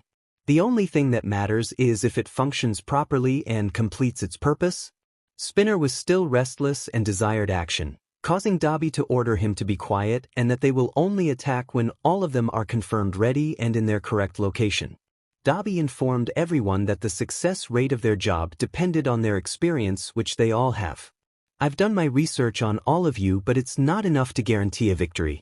The next day, the villains finished preparing and watched as their time had finally come when a test or courage gets announced. Magna and Spinner were paired up together and sent to the mountain where the roads ran to hold the rear. There were no heroes there, but once they plan started, a hero running off to get reinforcements was really likely because they'll jam signals. Muscular and Deku were paired up and sent to a secluded mountain peak to observe the fight with Deku's clairvoyant sight, and now, they just had to wait for the final call. And when Dabi saw the kids insist on playing a game of courage, he knew the time had come. The others were called and everyone was in position as Dabi watched the Class 1A pair up and waited 12 minutes to send another 2 into the woods. When the 5th pair from Class 1A, which was a girl with round pink cheeks and a girl who looked like a frog, entered the forest, Dabi saw their target in the next pair and gave the call. Stay on call. When the phone hangs up, it means the signal has been cut. You know what to do from there. Inside the forest, 2 1B students praised the 3rd for her scaring tactic just as the signal got cut and smoke appeared, causing one to faint. Another realized that the smoke was dangerous and covered her mouth before enlarging her other hand, telling the other conscious student to not inhale the smoke as it is poisonous. Suddenly, the poisonous smoke covered the entire forest, Mustard using the gusts of air to help carry it as far as it would go. The Pussycats and the remainder of Class 1A saw black smoke arising from the trees, and somewhere in the forest, Dabi commanded the Vanguard Action Squad to attack.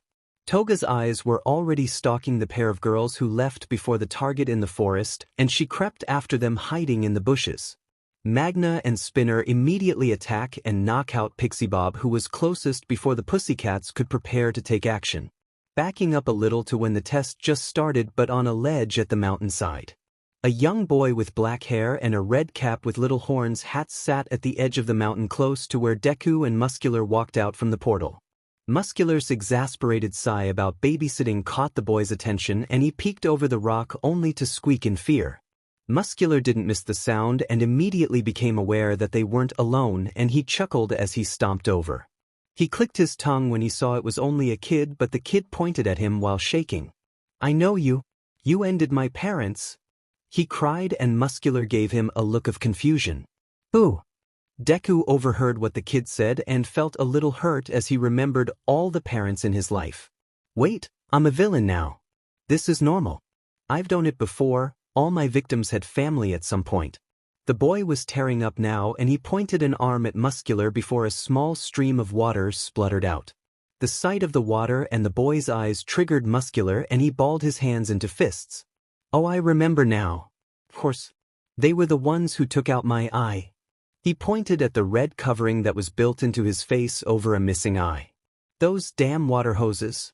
They were the ones who pissed me off the most. Spouting crap the whole time about not giving up because they needed to be heroes. They were so persistent. They kept trying to fight even when they died. Can you believe them? He babbled maniacally as his body tensed. He then glared at the boy, who shivered and fell to the floor. So you're their kid, huh? He grinned as he walked right up to him and raised an arm, ready to end the boy where he sat. Wait, no. What's wrong? It can't just end. We do though? I know that we're enders, but still. Deku gazed at the helpless boy who was too scared to move. As the punch came down, Deku's body ran forward and jumped, grabbing the boy into his arms before landing a fair distance away. Why are you in my way, Deku? Muscular growled as his fist hit the ground, crumbling the edge. Deku held the boy in his arms like his child as he glared as Muscular. He's just a kid. Yeah, but his parents took my eye. Muscular growled as he pointed at the shivering boy in Deku's arms. He's probably going to be a hero when he's older anyway, so I'm just helping us out. When the kids heard those words, he looked down almost ashamed of himself but with a look of anger flaring in his eyes. That doesn't mean you can end a kid. Muscular was getting angrier by the second as his quirk started to activate and strands of muscle started to wrap around his arms. Why do I need to babysit a wimp like you anyway? Feeling a sense of danger as he aimed a punch towards Deku, Izuku immediately took over and teleported him and the kid away. They landed behind the teaching lounge where Deku returned and set him down before going on his knees to peer into the kid's face. Are you okay? What's your name? He saw looks of confused and mistrust as the kid stammered. I'm Tota, aren't you a villain? Why did you help me? Deku smiled and patted his hat. I may be a villain, but that doesn't mean I'm a bad person. Just like you don't want to be a hero is what my gut says. Kota looked surprised and nodded, before giving a weird look. I know I should like heroes like the other people by age, but being a hero sucks. You die because there are always villains stronger and you end up leaving people sad. Kota started to tear up and overcome with emotion. Deku hugged the boy tightly. I wonder how many kids end up like this because of us? Probably a few, we've ended many. It makes me sad knowing I caused this. Cheer up, Deku. Think about how many people we've saved too because we ate their faulty organ? Yeah, but... And now you have he chance to save another child. He's a victim to trauma, a psychological color. We can't physically eat it, but we can still do our best to remove it. Izuku, you may not be a hero, but we can help. Huh? Thank you. Any day. Does it make me a bad person to wish the heroes didn't risk their lives so they can come home safely? Kota whispered as he cried into Deku's shoulder and the monochrome boy rubbed soothing circles on his back. Wanting someone to return home safely doesn't mean you're a bad kid, Kota. Every person is allowed to feel sad when someone they care for is no longer with them. We live trying our best to look after people because we failed to protect some from the past. Like Mom and Himiko. But Kota... He gave the boy a gentle smile as his next words came straight from what he truly believed in. Being a hero means that you are there when someone needed you the most. It doesn't matter to them about the pain they receive because they keep pushing themselves. And a hero won't stop until they can become someone's hero. He kept patting Kota's hat and rubbing circles and the child relaxed. Being a hero means you help cease the suffering. He stopped petting Kota as he sat back on the floor and looked up sadly. Wanted to be a hero, you know? And help people like you from danger. He smiled longingly at the boy who gave him a sudden desperate look. Why didn't you? You would have been an amazing hero. Deku spun around and turned his back to the kid, his arms resting on his knees. Because I'm one of those villains who has killed. Stunned, Kota fell silent and Deku sighed, letting out an exasperated and hollow chuckle before getting up. A hero? I'm sorry. No, you are also family to me just like the others. But it's fine, my life would never make it as a hero anyway. I eat organs to keep you alive, my family are on this side, and the fact I personally find heroes a little scary. They're only scary because of me. No, it's because they called us a demon child, remember? Yeah, being tangled was terrifying. So that's it, we can't be a hero. Just look at how scared this kid is. Giving him a wave from over his shoulder, Deku starting to walk away. A small pair of arms wrapped around his waist, and Deku turned to see Kota hugging him from behind. You're my hero. Deku stopped and smiled warmly as tears started to swell in his own eyes. Thank you for saying that. I never realized how nice those words were. He crouched down and patted Kota on his hat. I guess that makes you my hero then too? Kota blushed and nodded before letting go. Heroes aren't so bad. Deku smiled and gave a thumbs up to Koda before stepping back, and the boy watched as Izuku took over. "Goodbye, Koda." Koda waved as the Monochrome Glitch then jumped into the air and disappeared from his sight. Deku returned to the fuming Muscular, who almost roared when he saw the teen without the kid. "Why did you save him? You're supposed to be a villain." "I may be a villain, but that doesn't mean I can't help people." "You're crazy, kid." Muscular sighed as he cracked his knuckles. "I joined because the fights." Deku nodded, knowing full well that Muscular only respected those stronger or are just as strong as he was. The only reason he was able to get him eating was because 1. The food was high in the nutrition he needed, and 2. Because Izuku kept teleporting him back. If he was going to get through to him, he would have to play by Muscular's rules, and that meant a one-on-one brawl. "You have enough strength to fight? How long do you think it will take for him to call us an equal?" "A good half an hour of stalemate at full strength. It will drain 70% of my strength to do that. I'll keep that in mind." "Okay then." Deku exhaled gently as Izuku came out, and his whole being seemed out of place against the world around him. Muscular saw this and let out a smug grin. Then, as a sorry Muscular, "Let's spar." Muscular flexed a muscle before grinning at the Monochrome Glitch. "Now you're talking." He immediately threw forward a punch which Izuku dodged. He moved from side to side as an endless stampede of fists came his way. Tensing his legs, Izuku launched himself into the air before taking a spin and took a pencil dive. It got blocked by a fist, and Muscular amped up his strength before throwing Izuku back into the air with the recoil. Launching himself off the fist back into the air, Izuku flipped, spun to gain momentum before coming back down again. Picking up speed with each punch Muscular threw, Izuku's momentum increased and each drop kick came down heavier than before. "Ah, this is fun." Muscular laughing before bulking up even more muscle as Izuku became a glitch and just started a rain of non-stop kicks. And it would have probably lasted forever if it weren't for a sudden large circle appearing in the forest. "Ah, that's mustard," commented Muscular as he flung Izuku to the side. Izuku took another flip before landing neatly before Deku slumped into the floor exhausted. "Hey kid. You're pretty strong, let's spar again next time." Deku nodded and smiled, opened his space to pull out an apple to eat before turning his attention to the poison gas. Using clairvoyant sight, he watched as Dabi appears next to one of the teachers. "Hey, doesn't that one look like?" "Yeah. The hero who tried to take us down when I first came to life?" To be honest, being scared of heroes because of a man who looks like he's running on coffee and steroids makes me question myself. "You said it." Dabi smothered him in flames since he and the other pro-heroes were not the targets tonight, and Deku nodded before looking to the end. Outside the forest, Spinner was introducing himself as part of the League of Villains Vanguard Action Squad while Magna knocked Pixie Bob unconscious. One of the students had immediately rushed to try and find help when he saw the lack of signal, but hearing Spinner exaggerated about his ideals and heroes, he stepped forward. "Hey, isn't that Mr. Engines for Legs? He's in this class." "Does that mean the other one is here?" "Well, I hope we don't bump into them, that would be awkward." "Shoo, they're talking. It's not like we can hear anyway." "True. Stain is here?" Turning to see the boy with blue hair and glasses, Spinner recognized him as the one who tried to end his idol in Hosu. "No, he's not in the league. But I wants to be just like him." The student then took a defense stance. "So does that mean you are here to end me for trying to end him?" "Huh." Spinner looked confused before shaking his head. No, that's just my personal goal. Today, we're here to capture a certain student."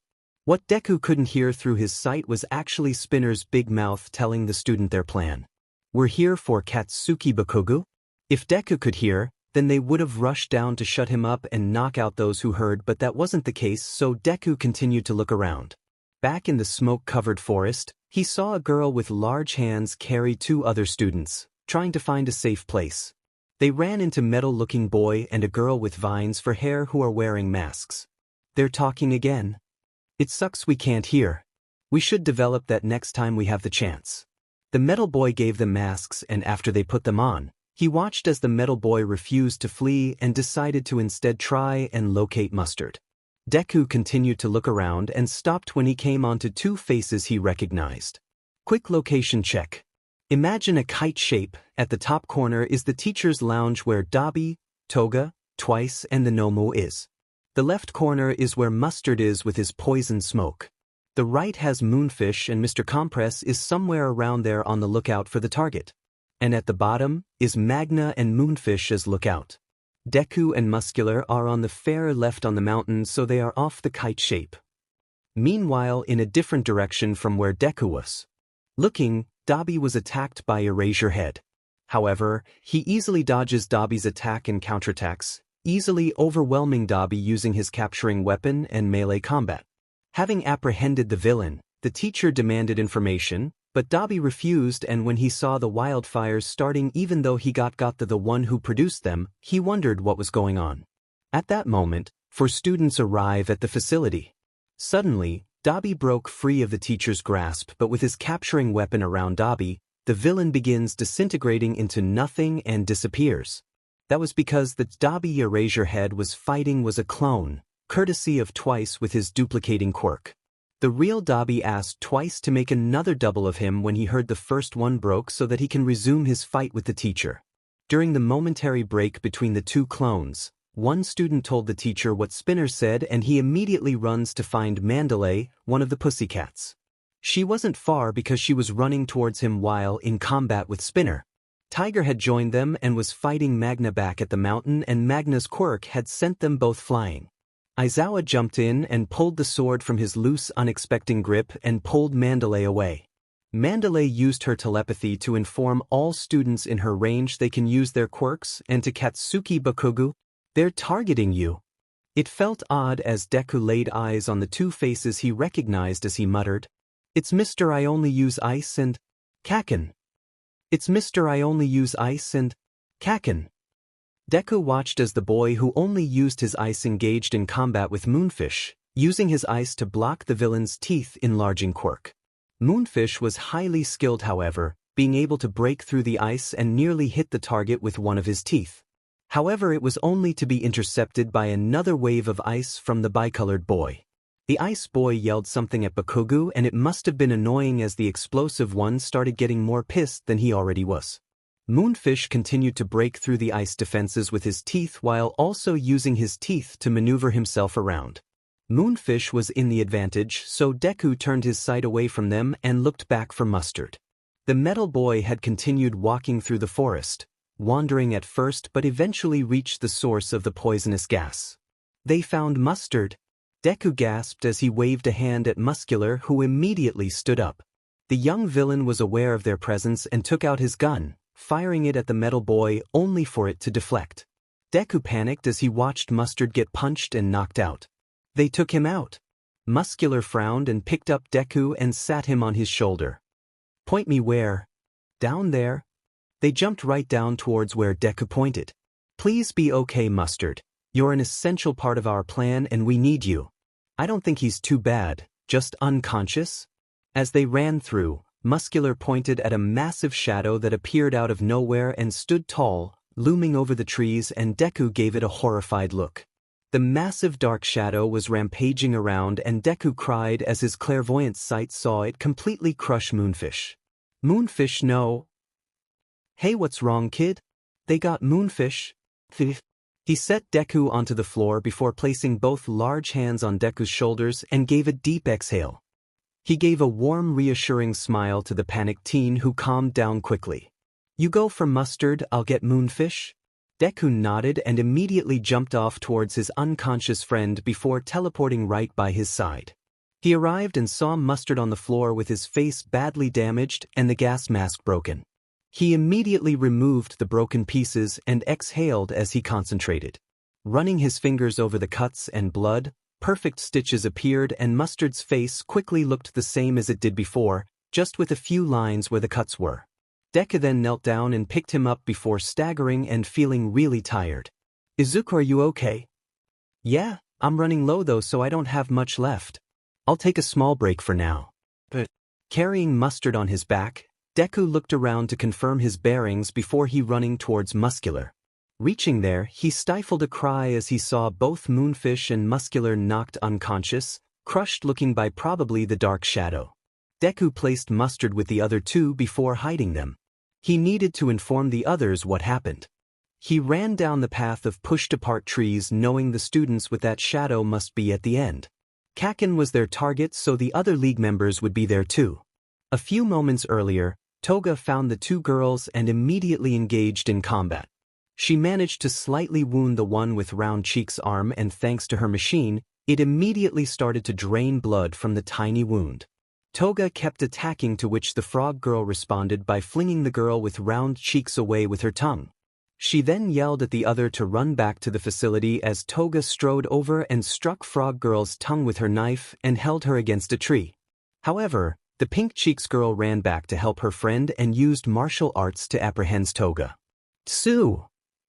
Oh, that hurt. With Toga on the ground and apprehended, the two restrained her arms. Toga then looked into the one of their eyes. I know those eyes. We are similar. Toga giggled as she asked for the girl's name. Oh, Achako. You have eyes of someone in love. Is it that frog girl, Tsu? Toga blushed happily as she thought about Deku. I know how you feel because we're friends now. Oh, isn't this exciting? We're having girl talk. Toga panted heavily as she began to talk about people who are in love strive to be like the ones they love. Her talking enraged Achako, however, as Toga noted that love stories are fun and used her machine to stab Achako's leg. Unable to stop her due to being caught off guard with the talking, Toga began draining Achako's blood. At that moment, the group with the target arrived and saw Achako forcing Toga to stop draining the blood and pushed her aside. No way I'll win with a group this large. I don't want to die. She shrieked before jumping up and retreating. However, just as she looked past the group, she saw Deku following behind and blushed. She immediately dove back into the bushes so she could trail around and join the one she happily loved. Achako wanted to follow her, but Tsu stopped her, saying that they don't know Toga's quirk enough. After seeing that Achako and Tsu are alright, the ice boy asked them to join the escort. However, Achako and Tsu then looked around the group before Tsu bluntly said, Karo, why isn't Bakugo isn't with you? The two boys then turned around only to find that Fumikage and Katsuki are missing. Oh! Mr. Compress then appeared next to Deku and Toga, who gave him a confused look before the man opened his enclosed fist, revealing two marbles. They looked closer to see two small people encased in them, and Mr. Compress gave a chuckle. I got him. I got him. Mr. Compress then popped the marbles into his mouth, covered it with his mask and grabbed two branches, turning them into marbles, and held them in his hand. They then started to jump up through the trees towards the meeting point, with Toga giggling happily. They saw Dabi and Twice hiding among the bushes under them, and Toga gave a happy shriek, alerting the two before they jumped up to join them. Hey Deku, are you okay? Was the first thing Dabi asked as he saw Deku sweat like crazy. His concerns stilled when the monochrome boy gave him a smile. Just a little tired. Izuku is almost worn out. Gotcha. Take it easy, okay? Deku nodded and Dabi ruffled his hair before he turned to Toga. How'd you do with collecting blood, Blondie? Dabi asked, and Toga smiled happily as she replied. Only one person, Burnt Beach. Rude. Why are you so happy then? You look sad. Twice jabbered and Toga blushed. Because I met a cute girl who was also in love. They almost reached the point when suddenly, they turned to see Mr. Compress on the floor being pinned down by a bunch of students who seemed like they got chucked over. They must have noticed them when Toga shrieked earlier. Oh, your clone just got destroyed. My clones are invincible. Twice added as they turned around to figure out what to do, and Dabi sighed. That means Erasure Head's going to the front lines now. With the Vanguard Action Squad so close to their rendezvous point, Dabi turned around and yelled as he launched his flames. Mr. Compress turned into a marble in the nick of time as the ice-only boy was just able to dodge Dabi's flames. The one with multiple arms was not able to, however, causing his left arm to be hit by the flames, and he fell to the floor in pain. In an instant, Twice appeared behind Ice Boy and attacked him, only for the student to block Twice's attack with his ice, sending Twice reeling. Deku took the opportunity and immediately teleported down, grabbed the marble containing Mr. Compress and teleported them back. Erg! He groaned, clutching his stomach, feeling hungry. Deku, are you okay? Dabi asked worryingly before supporting the boy who was drained and offered a piggyback ride before they retreated. While Ice Boy dealt with twice. Mr. Compress deactivated his quirk on himself and approached Dabi, dramatically preparing to give the captured students over, only to find the marbles missing. One of the students then revealed that he took the marbles, but because anything could be done, the Nomu suddenly came trampling from the forest with Kurogiri, ready to teleport them away. Toga held the injured Twice's hand as they go into Kurogiri's warp gate and successfully teleport away. The Nomo followed suit and stumbled in as Dabi bumped Deku onto his back. Mr. Compress then revealed that the marbles the multiple-arm boy took were not the captured targets but were the decoys he made earlier instead. The marbles the kid took transformed into the sticks, which shocked him as he dropped the items. Mr. Compress removed his mask and stuck out his tongue, which had the actual marbles before the magician put his mask back on. Lecture mode turned on and he explained that he wanted to give the young heroes a sense of false hope. That it was something he considered a bad habit because he got satisfaction from the flaunting he could do. Mr. Compress slowly entered Kurogiri's portal after bidding farewell, and having overheard what is happening, a student hiding in the bushes took action and fired a laser beam at Mr. Compress's face. With his mask broken and sudden shock, Mr. Compress spat out the marbles containing the two students at impact. The two boys rushed to grab the marbles. The one with multiple arms grabbed the marble containing the extra student, thus saving him. Simultaneously, Ice Boy was almost within reach of the marble containing the League's target and nearly grabbed it, but Mr. Compress snatched it away before he could. With Katsuki Bakugu in his grasp, Dabi ordered Mr. Compress to deactivate his quirk. He does so, which frees the bird-like student and Bakugu from their marble prisons.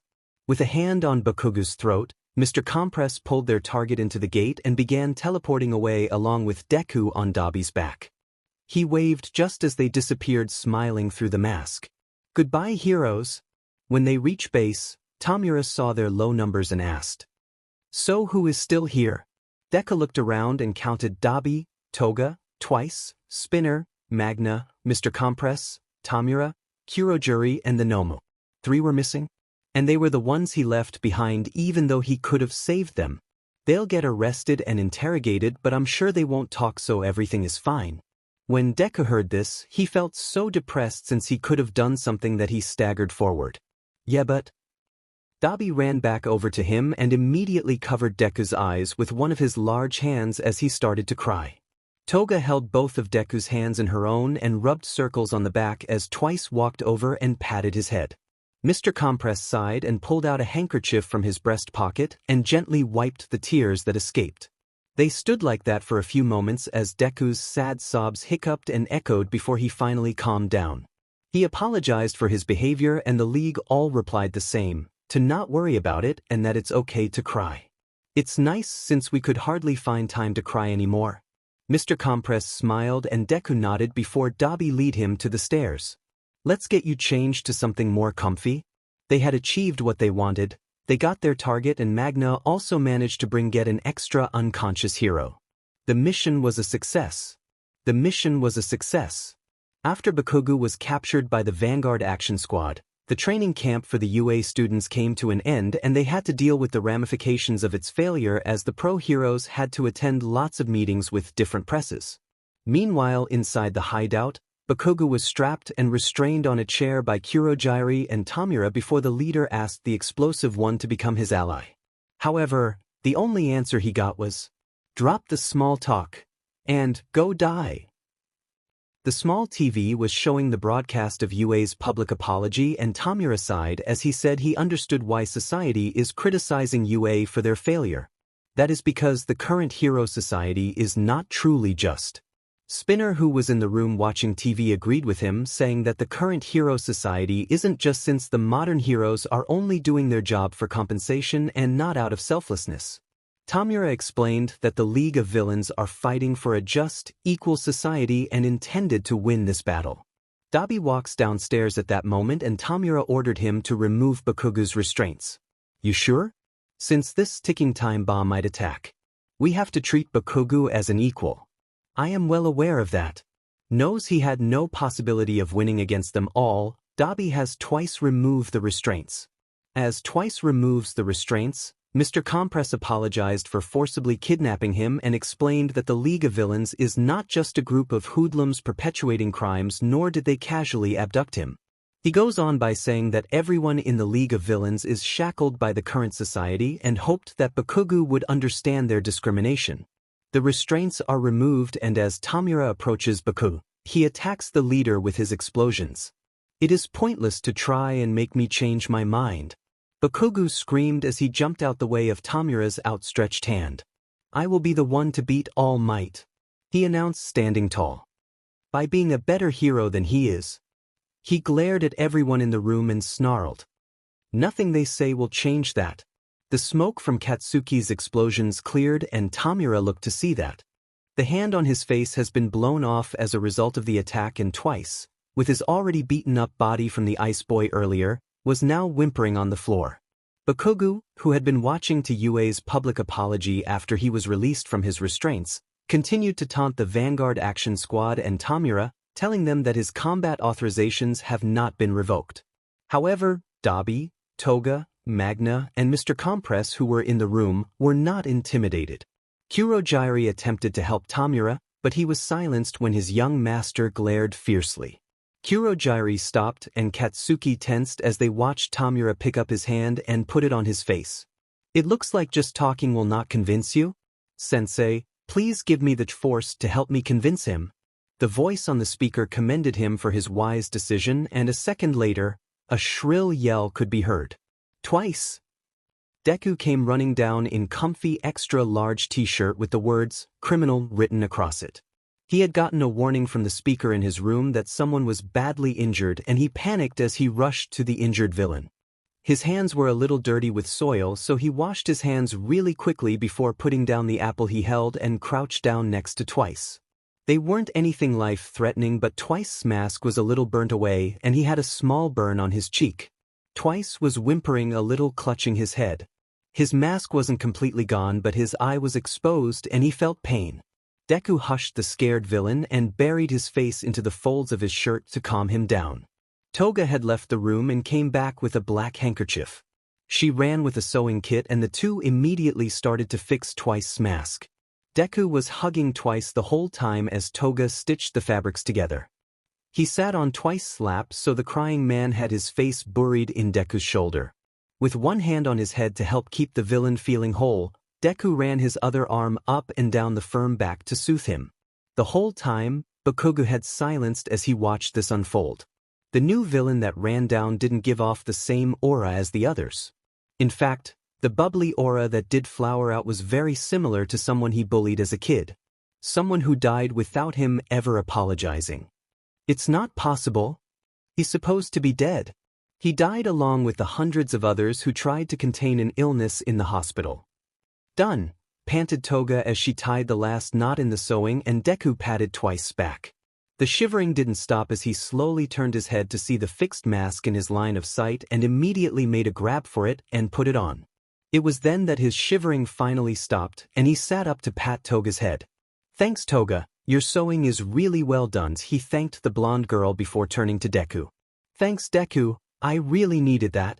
Deku and Toga both blushed a little from the compliments and nodded happily, giving the villain a hug as Tamura smugly looked at their captured target. Bakugo was looking at the white and black boy with a face of horror. "Deku?" The boy sighed, detaching himself from the hug before turning around to face his childhood friend and gave the spiky blonde a small smile. "Hi, Kaken." "Wait, you know him?" Dabi asked in surprise, and Deku nodded, pointing at the horrified blonde. "Yeah, he's the one who gave me the name Deku." There was a moment of silence from the scarred one as he cracked his knuckles and walked over to the tense Bakugo. "So, he's the one that bullied you?" he said as he glared at Bakugo. Toga also wiped out a knife when she heard this, and she bared her fangs at the boy. "I already said he isn't a bully," Deku said, getting up off Twice's slap. "Yeah, but beating you up and calling you useless sure sounds like bullying to me." Silence hung over all the members as they turned to glare at Bakugo. Even Tamura's hand was twitching when he heard this. "Did what?" snarled Magna and Twice as they also became defensive, and Deku ran in between them and Bakugo. "Stop. It was all in the past and Kakin is nice too. He pleaded and Tamura set his hand down and completely decayed the cup of water on the table instead. Okay, calm down everyone, we're here to recruit him, not end him. Kurogiri reasoned and they nodded, reluctantly calming down as Dabi grabbed Deku and put him behind his back with Toga clinging to him. Tamura sighed and ordered Kurogiri and Mr. Compress to knock out Bakugo out, but just as he did, a knocking echoed through the bar. Hello? Pizza delivery. What? The confused Tamura and Kurogiri stopped for a second as they faced the door. Smash. Suddenly, All Might came smashing into the hideout, which shocked everyone there, leaving them frozen for a second. Deku screamed in fear as Dabi pushed him to he hid behind Bakugo as Tamura attempted to order Kurogiri to create portals. However, Kamui Woods swung in and used his power move, Lacquered Chains Prison, to restrain the Vanguard Action Squad, which prevents Kurogiri from creating an escape route. Wait, let them go. Deku tried to stand up and intervene, but Kamui catches him too, and Deku whimpered as the branches dug painfully into his sides. Through tears, he looked up at the hero's face and was surprised to recognize it. Oh, it's you, he said, pointing at the hero who helped him after they rescued Toga. Who are you, kid? He asked, trying to figure out where Deku was a villain or a hostage. Guess you don't remember? Oh well? Dabi prepared to use his flames to burn away the wood, but Gran Torino jumped in and kicked Dabi, knocking the flame user unconscious to stop him from using his quirk. With All Might, Kamui Woods, and Gran Torino restraining the League of Villains, Mr. Compress realized that UA's press conference was just a diversion so that the League of Villains would lower their guard. The door opens, revealing Edgeshot to be the one playing the role as Pizza Guy, and he says condescendingly, "Pro heroes won't be so careless as before." Meanwhile, some members of the police force move into the room and Edgeshot comments that the police force and other pro heroes have surrounded the perimeter outside. All Might saw Bakugo and complimented him for not being scared, but the student didn't respond as much as just state at the villains with confusion. Kurogiri. Bring in all the Nomis. However, when Kurogiri tried, he couldn't bring in the Nomis and reported that they are not there. Surprised, Tamura glared at All Might, who laughed heartily before criticizing Leader for underestimating the pro-heroes, the police force, as well as the unwavering spirit of youth. "It is game over, you and the League of Villains," he boomed, and Tamura got more and more angry at All Might's claim. "This is only the beginning of the League of Villains, All Might," he rasped. "We will extinguish the society you have created." Kurogiri. Tamura ordered for escape portals. However, Kurogiri had fainted due to Edgeshot using his quirk to paper-thin his body enough to enter Kurogiri's body and knocked him out from the inside. Gran Torino then kicked Tamura before demanding, "Where is All for One?" Tamura became silent and his face scrunched up in pain as he began to reminisce about his past. The suffering he felt in a terrible incident and the feeling of hopelessness as no hero came to save him. The fear of feeling unwanted, and the pain from being hated for the things he liked. The flashback of his childhood enraged the leader, causing Tamura to scream out his hatred for All Might. "Tamura!" Deku cried as he fought against the wood, ignoring the pain it caused him to struggle against the hold as he squirmed. However, it only tightened and tears fell as he desperately tried to get over to the howling Tamura. "I don't want to see him like this. Don't hurt him. Stop. Please." Deku's fingernails became bloody as he desperately scaled and scratched the wood as his sight became blurry from crying. It became hard to breathe as his struggling caused the wood to tighten all over his body and he felt himself losing consciousness. "Hey, I never tried this before because I know you won't like it, but..." Izuku supported Deku as he was falling over in his mind. "I know you hate it, but I can use the last of my strength to open up the space and bring a body out." Deku knew where this was going and he grit his teeth. "How much will I need to teleport over?" "At least a head." "Do it." "For Tamura I'll do it." Izuku winced as he used the last of his strength to open up his space and drag out a head towards his mouth.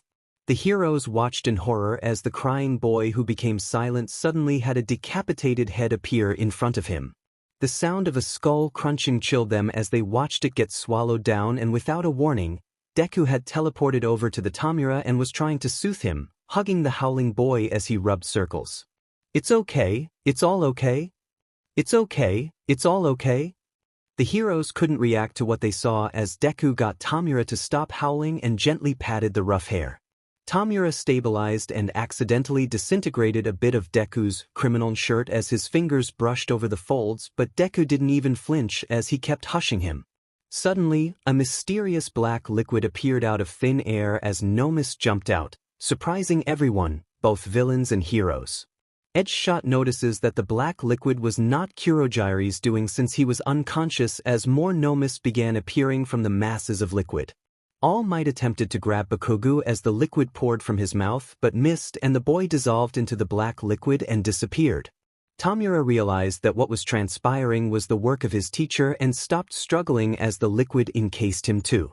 Coughing at the liquid suddenly appearing in his throat, Deku opened his eyes to find himself in front of All for One with the others all nearby including Bakugo. "Oh, it's you." He started recognizing the mastermind of the league as the man who liked a cup of strong tea with 2 sugars. "Are you okay?" All for One nodded as Deku smiled at him, and the others came around to understand what had happened as well. Bakugo stopped his own coughing and he took one look at Deku's smile before running over and started pinching his cheeks. "Is you?" Deku almost fell at his sudden appearance as he tried to reply. "Yesh yish kashin sho liat go. I had to pinch my own cheeks for this, cries. My cheeks hurt for was." Tamura pulled Deku away from Bakugo's hands and shielded him, hands outstretched and ready to attack as All for One apology to Bakugo for the rough treatment. "My apprentice is only like this because you laid a hand on Deku?" All for One said as he gave a fond flick of a hand. "Although I'm sure everyone is ready to tear you apart for that." Bakugo looked to see that everyone who was conscious was standing with their weapons out. If Tamura hadn't intervened, he would have got a simultaneous attack from the whole league. All for One chuckled as he pointed to Deku, who was now just receiving the backlash of using his quirk not properly. That one has helped him grow tremendously. It was a lucky find if I do say myself. Tamura now knows how to rely on his squad and how to better use them. He turned to Bakugo and pointed at Deku. "Won't you join them?" Bakugo looked at Deku, who was snuggling against Tamura, but his feet wouldn't move. He didn't know how to feel. His childhood friend from the past or a hero in the future. That was his decision, and Deku already knew the answer as Bakugo stood still. "Choosing the future. I see. Even he won't be able to convince you to willingly come over," sighed the villain mastermind, and he saw the look of grief overwhelm the student. He saw that his apprentice had not been able to convince him, so it would be considered as failing yet again. However, All for One was neither angry nor disappointed with Tamura and encouraged him to try again since he still had the Vanguard Action Squad and Bakugo whom he deemed important. "Continue trying as many times as you'd like since everything is for your sake." Suddenly, All Might appeared above All for One and attacked him, but All for One, who detected his arrival, blocked the attack. All Might declared that he will take everything back while All for One wondered if All Might will attempt to end him again. As they clash, shockwaves send Bakugo and the Vanguard Action Squad backwards as both All for One and All Might criticize each other for becoming weaker. All Might declared that he will save his student and won't repeat the same mistake as he did 5 years ago, and this time he will definitely put All for One behind bars along with the League of Villains. The number 1 charged at All for One, but it was met with a huge blast wave, causing the symbol of peace to be sent flying away with great force. All for One's blast wave attack not only hit All Might, but destroyed several buildings in the process. "All Might," yelled Bakugo, concerned for the hero. "Do not to fret, that blast wave attack isn't strong enough to end him." All for One assured before ordering Tamura to escape along with Bakugo. All for One then pointed at the unconscious Kurojire and used a quirk that forcefully activated Warp Gate, which causes a portal to open. Tamura, he faced his apprentice before taking a step back. "It is time for you to leave." Suddenly, All Might reappeared onto the battlefield and refused to allow his arch-nemesis to escape and charged at him. Before heading into battle, All for One stood still as the whole Vanguard squad felt sad as he gave them a small wave before turning his back. "Tamura, all you children lost in the dark, you can still grow stronger." And with that he ran head first at All Might. All for One and All Might clash again. Mr. Compress was the first to act as he used his quirk on the unconscious Dabi, turning him into a marble and pocketing him as he called for his leader. Leader! No, wait, it's boss. Tamura snapped out of it and tore his eyes from his master. We should escape while we can. The new boss nodded and the League of Villains prepared to take Bakugo with them, but no, it would be a struggle as the chaotic student cracked a few knuckles and prepared himself for battle. Deku was on the verge of hitting unconsciousness as he saw Bakugo brace himself for an onslaught of attacks. He wasn't going to go without a fight. Toga, Twice and Mr. Compress immediately attempt to capture Bakugo, but the student fended them off with his explosions. All Might tried to help him, but All for One stops him and pushed the number one back. Bakugo was about to attack the villains with his quirk when Deku dragged his limping body in between them and his arms held out. Don't hurt them. The explosions fell short, just barely missing Deku as he refused to see another one of his family get hurt. Dabi falling unconscious, Tamura howling in pain, Twice shivering from fright. All those images burned his mind and he refused to see another unhurt, especially by someone he knew.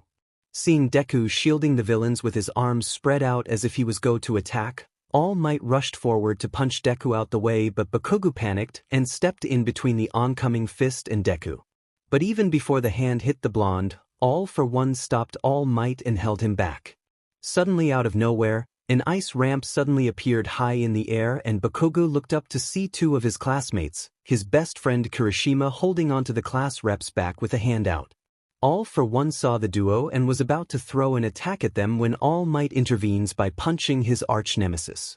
Bakugo looked to see Kirishima yell, "Take my hand," and just before Tamura could try and take Bakugo, a large explosion blew him back and the target was launched into the air. Bakugo grabbed onto Kirishima's hand and although he gave a smug grin, he looked back and saw Deku collapse from pushing himself and he wore a face of regret. Everyone was surprised that students were even in the area and refusing to allow Bakugo to escape. Magna along with Spinner and Mr. Compress devised a plan to recapture him. Magna magnetized Mr. Compress and Spinner pushed him, causing Mr. Compress to fly at the group. Suddenly, Emi Lady used her quirk and attack, Titan Cliff, to intercept the flying Mr. Compress, causing them to smash into each other. Unable to get to the student, Mr. Compress called to the others as Emi Lady yelled at the students to escape before falling down and becoming unconscious. Magna and Spinner prepare to launch Twice into the air, but before that they were attacked at blinding speed, causing them to fall down. The one responsible for striking them down was Gran Torino. The elderly hero was annoyed at the students for following All Might's recklessness, but All Might was pleased with their intervention as he could now fight All for One without holding back. Now that the tables had turned, All for One saw that they no longer can secure victory due to the rescue and that most of the Vanguard Action Squad is unconscious. He sighed as he breaks momentarily away from the fight to forcefully activate Magna's magnetism, so before Tamura could attack Gran Torino for hurting the League, everyone was magnetically pulled into Kurogiri's warp gate. With everyone drawn in by the magnetism and Mange thrown into the portal courtesy of the mastermind himself, they were all teleported away. As he was being sucked into the warp gate, Tamura called out to his teacher concerned for his safety, but the only response he got was him telling Tamura to continue the fight. Tamura and the unconscious Kurogiri are teleported away by the warp gate, causing the portal to disperse, and without All for One, they escaped. The next few days were chaos as they were thrown into their new base prepared by All for One previously as they watched the news. It turns out the boss was put in prison somewhere and they grieved for his loss, but they were villains, so adapting to change was just part of their daily life. It was odd for everyone because Tamura was now boss and no longer leader, and that was the easiest change to adapt to. They felt a little lost not having the most powerful villain in history behind their backs, and exposed was an understatement. But with Deku's hard head to keep them having 3 meals a day, Dabi, Toga and Twice quickly settling too, followed by the other members, Tamura started to embrace his role as the boss of the League of Villains. It took a week, but the villains has settled into the new place, each with their own rooms again. "No!" howled Toga as she went into her new room. "What's wrong?" Dabi, Twice, Deku and Kurogiri all turned up. "My stuff are all still in the old base," she cried, and they realized they couldn't go get it because the heroes are probably taking everything they own for DNA checks. It's okay, we can go buy whatever you were missing. Kurogyari hushed and Deku nodded. Really? Toga asked, her whining slowed down as she lit up. Does that mean a shopping day? The rest couldn't help but nod, knowing they were agreeing to chaos. How bad could it be? It's going to be terrible. Twice contradicted and ironically answered his own question. We have time, right? Deku asked Kurogyari, who nodded. Tamura was still getting everything in check, so he assumed they had another week to sort everything out. Let's go! Toga shrieked and Deku sighed. It was going to be a long evening. The first thing they did was hit the general store. Toga went straight to the kitchen section and immediately bought 3 sets of knives. Except Dabi bought them because she chose the age-rated ones and she was a year too young. Deku held onto the knives and walked past the fruit section as Dabi went to get a trolley. They were just around the corner, so he didn't follow because what could go wrong? He ignored the apples as he heard a sound and realized a fact he already knew. With Dabi and Toga, anything could go wrong. But with Dabi and Toga, anything could go wrong. Deku teleported without anyone seeing as he stopped the speeding trolley and dumped the knives in. With Toga then obediently holding onto his sleeve, he pushed the trolley down the aisles as they picked out what they needed. Dabi bought more Oreos while Toga was looking through the home section and checking out the needles. She had thread in the first aid kit that they brought along, but she had left the needle out on the table back in the old base when she fixed Twice's mask. Deku picked out a new plain t-shirt since the last one got decayed slightly, and this time bought an extra baggy black one rather than white. Afterwards, he went towards the stationery and bought specialty fabric pens so he could write "criminal" on it later. After all, apart from the suit the All-for-One had given him, he had nothing else intimidating. Toga got more handkerchiefs as she giggled and grabbed a crayon pack before added it to the cart too. Then afterwards, they went around finished getting the items on Kurogyari's list, such as light bulbs, because there was a faulty one in the Nomo lab downstairs. When they returned home, it was getting late and they all headed to bed. Deku went back into his room, but instead of changing into his pajamas, he slipped into the suit. We should stock up, I'm sure you're hungry. I'm too tired to move at the moment. Can you take someone out without my help? Not sure. Where are you going? Deku turned around to see Tamura, but with only a single hand on his face rather than his whole collection clinging to his arms as well. Ah, Izuku is hungry, so I need to scout the area for people with diseased organs. Tamura went silent for a bit before sheepishly asking, Can I come with you? Delighted, Deku nodded, and the new boss put on a black jacket to hide the fact he was only in a pair of warm baggy pants and a simple tee. Let's go.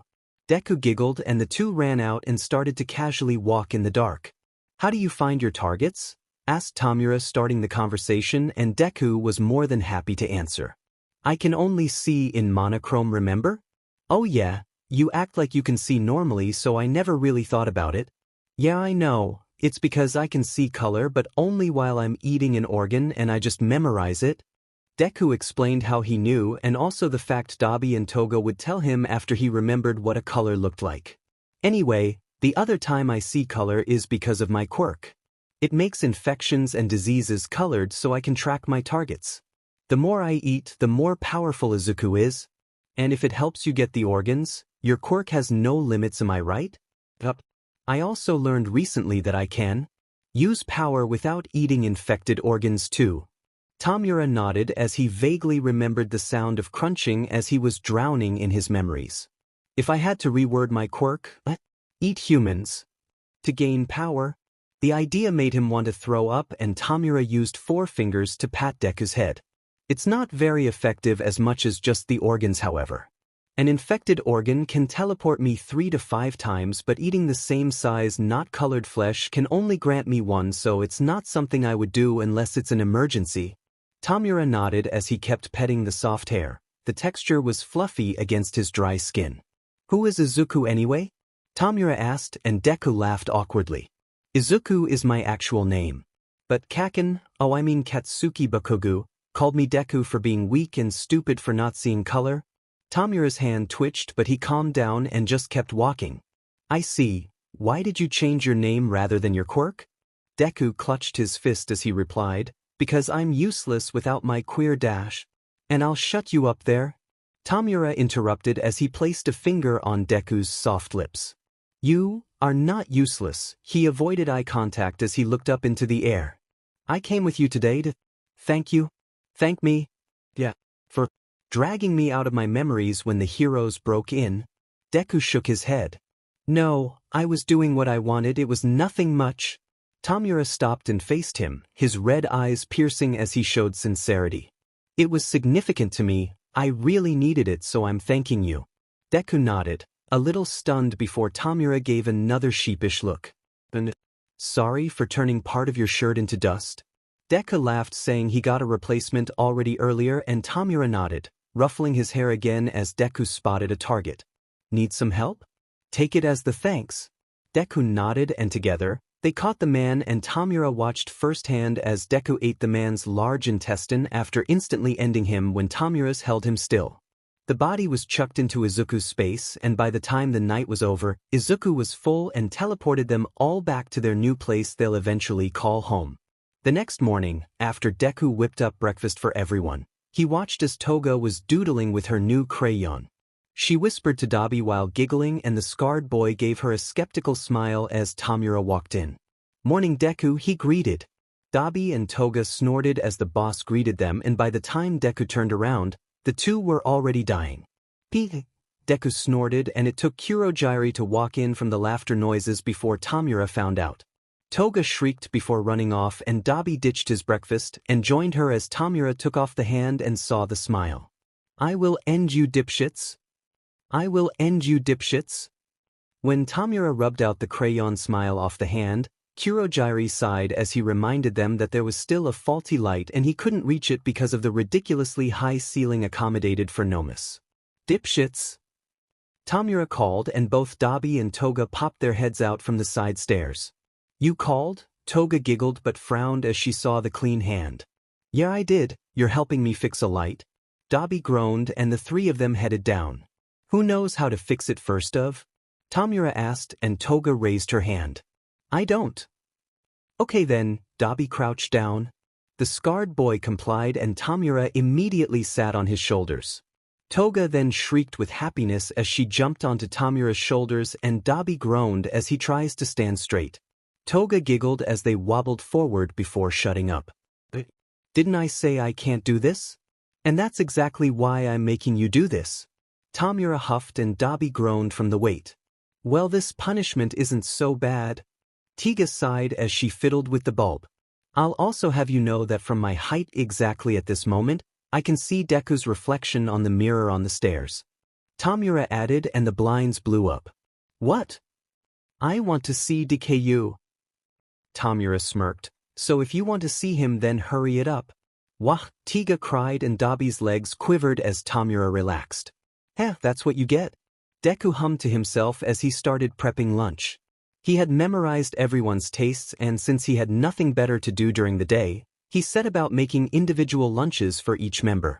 He automatically felt sad as his hands make a strong tea with 2 sugars, and he sat brooding at the kitchen counter as he now didn't need to call Kurogyari to send it to all for one.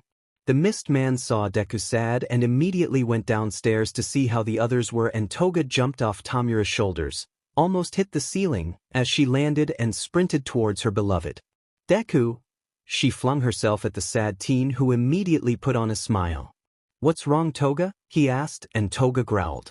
I'm stangry. What? I'm so hungry that I want to stab someone. What? Toga, no.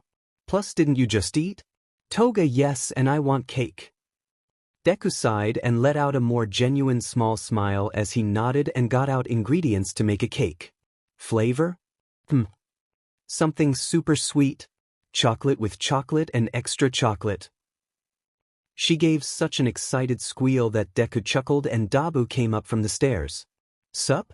Need a hand with that cake? Deku shook his head, and Tamura came up before returning to his room. When he came back, he had the hands of his other family members on his arms as he sat down and took in the smell of both coffee and chocolate in the air. Here you go. Deku passed him his mocha just the way he liked it. Before Deku and the others joined, The leader had thought he liked it strong and black because he just didn't like coffee. If he had to drink it, then might as well make it super strong to keep him awake longer. But Deku found that Tamura had a sweet tooth, so mixed some hot chocolate into the coffee one day and the new boss loved it. To the point that it was now his afternoon drink. He has a sweet tooth like his master. Deku smiled as he found the connection cute, but he felt a little depressed again as he eyed the now warm tea that sat on the side counter. Dabi saw the sad face before pointing at Tamura. Tamura didn't look impressed as he turned his chair around, quickly adjusted everything, before turning back around. Dabi tried to hold in his laughter as Tamura just sat there flipping him off. Deku giggled a little and Tamura got the message before speaking up. I still remember when you first introduced yourself, you six-piece chicken MC. Nobody, grumbled Tamura, and Dabi cackled more. Dabi cackled happily at one of his golden memories before smirking as he saw Deku giggle uncontrollably too as he mixed the chocolate cake batter. He then gave a smug grin inwardly as if to tell himself, I did a good. Kurogyari then had an odd thought. When you all were caught in the wooden prison, what were you all thinking? Tamura gave him an weird look before replying. I was thinking, wow, nothing ever goes my way, does it? He fumed and Deku snorted a little as Dabi sat down by the counter. I was thinking how funny it was because I made you number 1 on Toga's end list so you would die before me. But because we were caught, we would go together instead.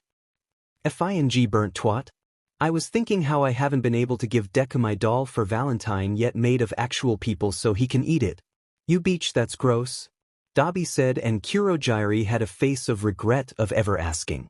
Big Sis Magna was getting changed and she left. I was thinking, damn, I still needed to update my doujinshi. I thought I burnt them all. By the end of it, Kurogyari would drink the tea Deku made for his previous boss to cheer him up and told Deku he'd rather it just strong and with no sugar. Deku was happy to be able to make a drink in the afternoon again, so his routine went back to normal. The crazy week ended and Tamura's called them back into base and started to talk. The next operation was ready to take action, and when Toga was told it was her time to shine, she happily got out a knife. It's stabby time. It's stabby time. With Tamura now fully embracing his role as the boss of the League of Villains, the restart of their operation began. Toga was assigned with infiltrating the provisional licensing exam and obtain a sample some students' blood.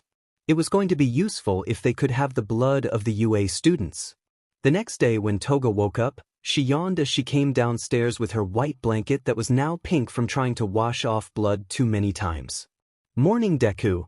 The sleepy girl yawned before she nuzzled Deku from behind and gave him a kiss on the cheek. Good morning, Toga. Deku smiled as he flipped the bacon he was frying over. Wow, you look like sheet. Toga turned to see Tamura and gave him a nod.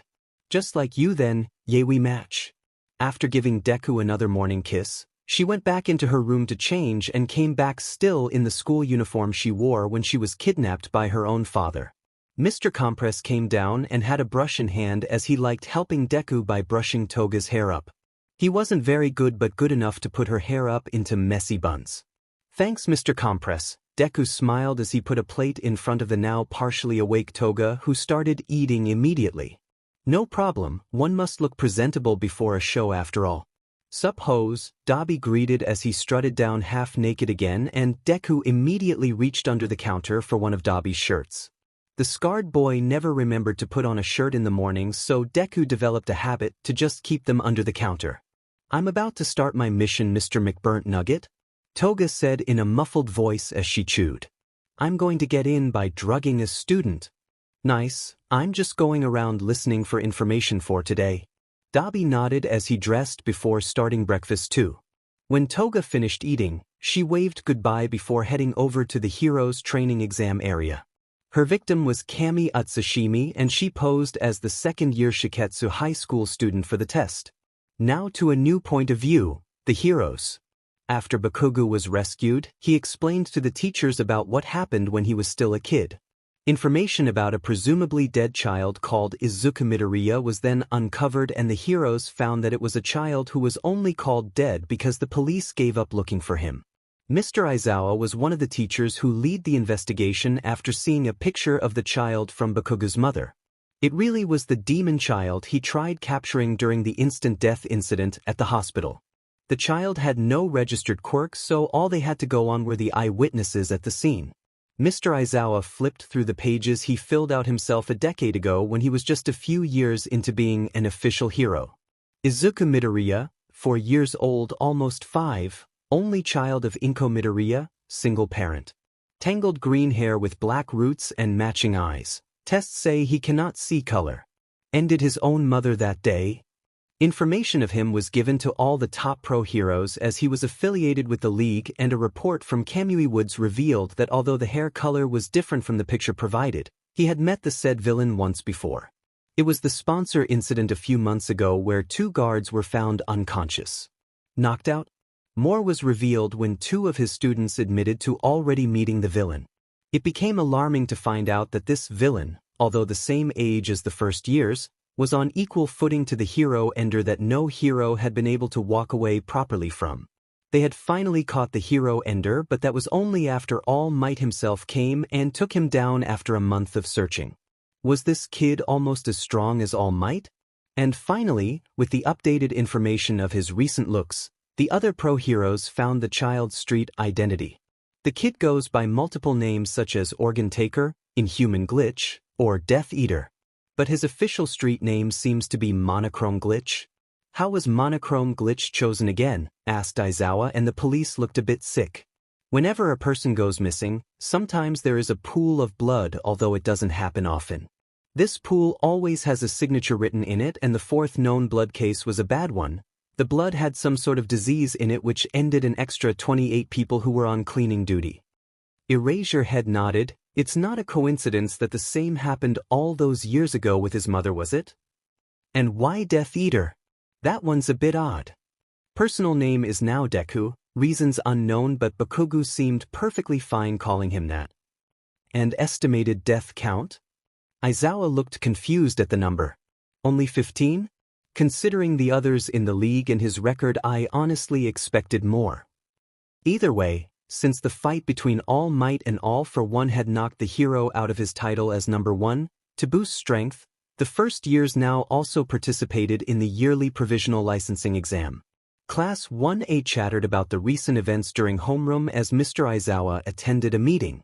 It was just excited chatter until Bakugo stood up and left the room with a pissed-off look. Deku.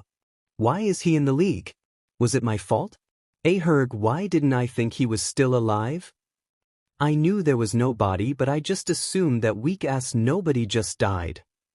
Mentally ranting, Bakugo stomped around until the bell rang, and by the time he had finally accepted that Deku was a villain, the exam was upon him. All Might's retirement had dealt a crushing blow to Hero Society as Endeavor became the symbol of a weakening society, and this meant one thing. The wake of a new era for villains had arrived. Yeah, that was just information building. Next chapter will be back to our league's POV. The wake of a new era for villains had arrived.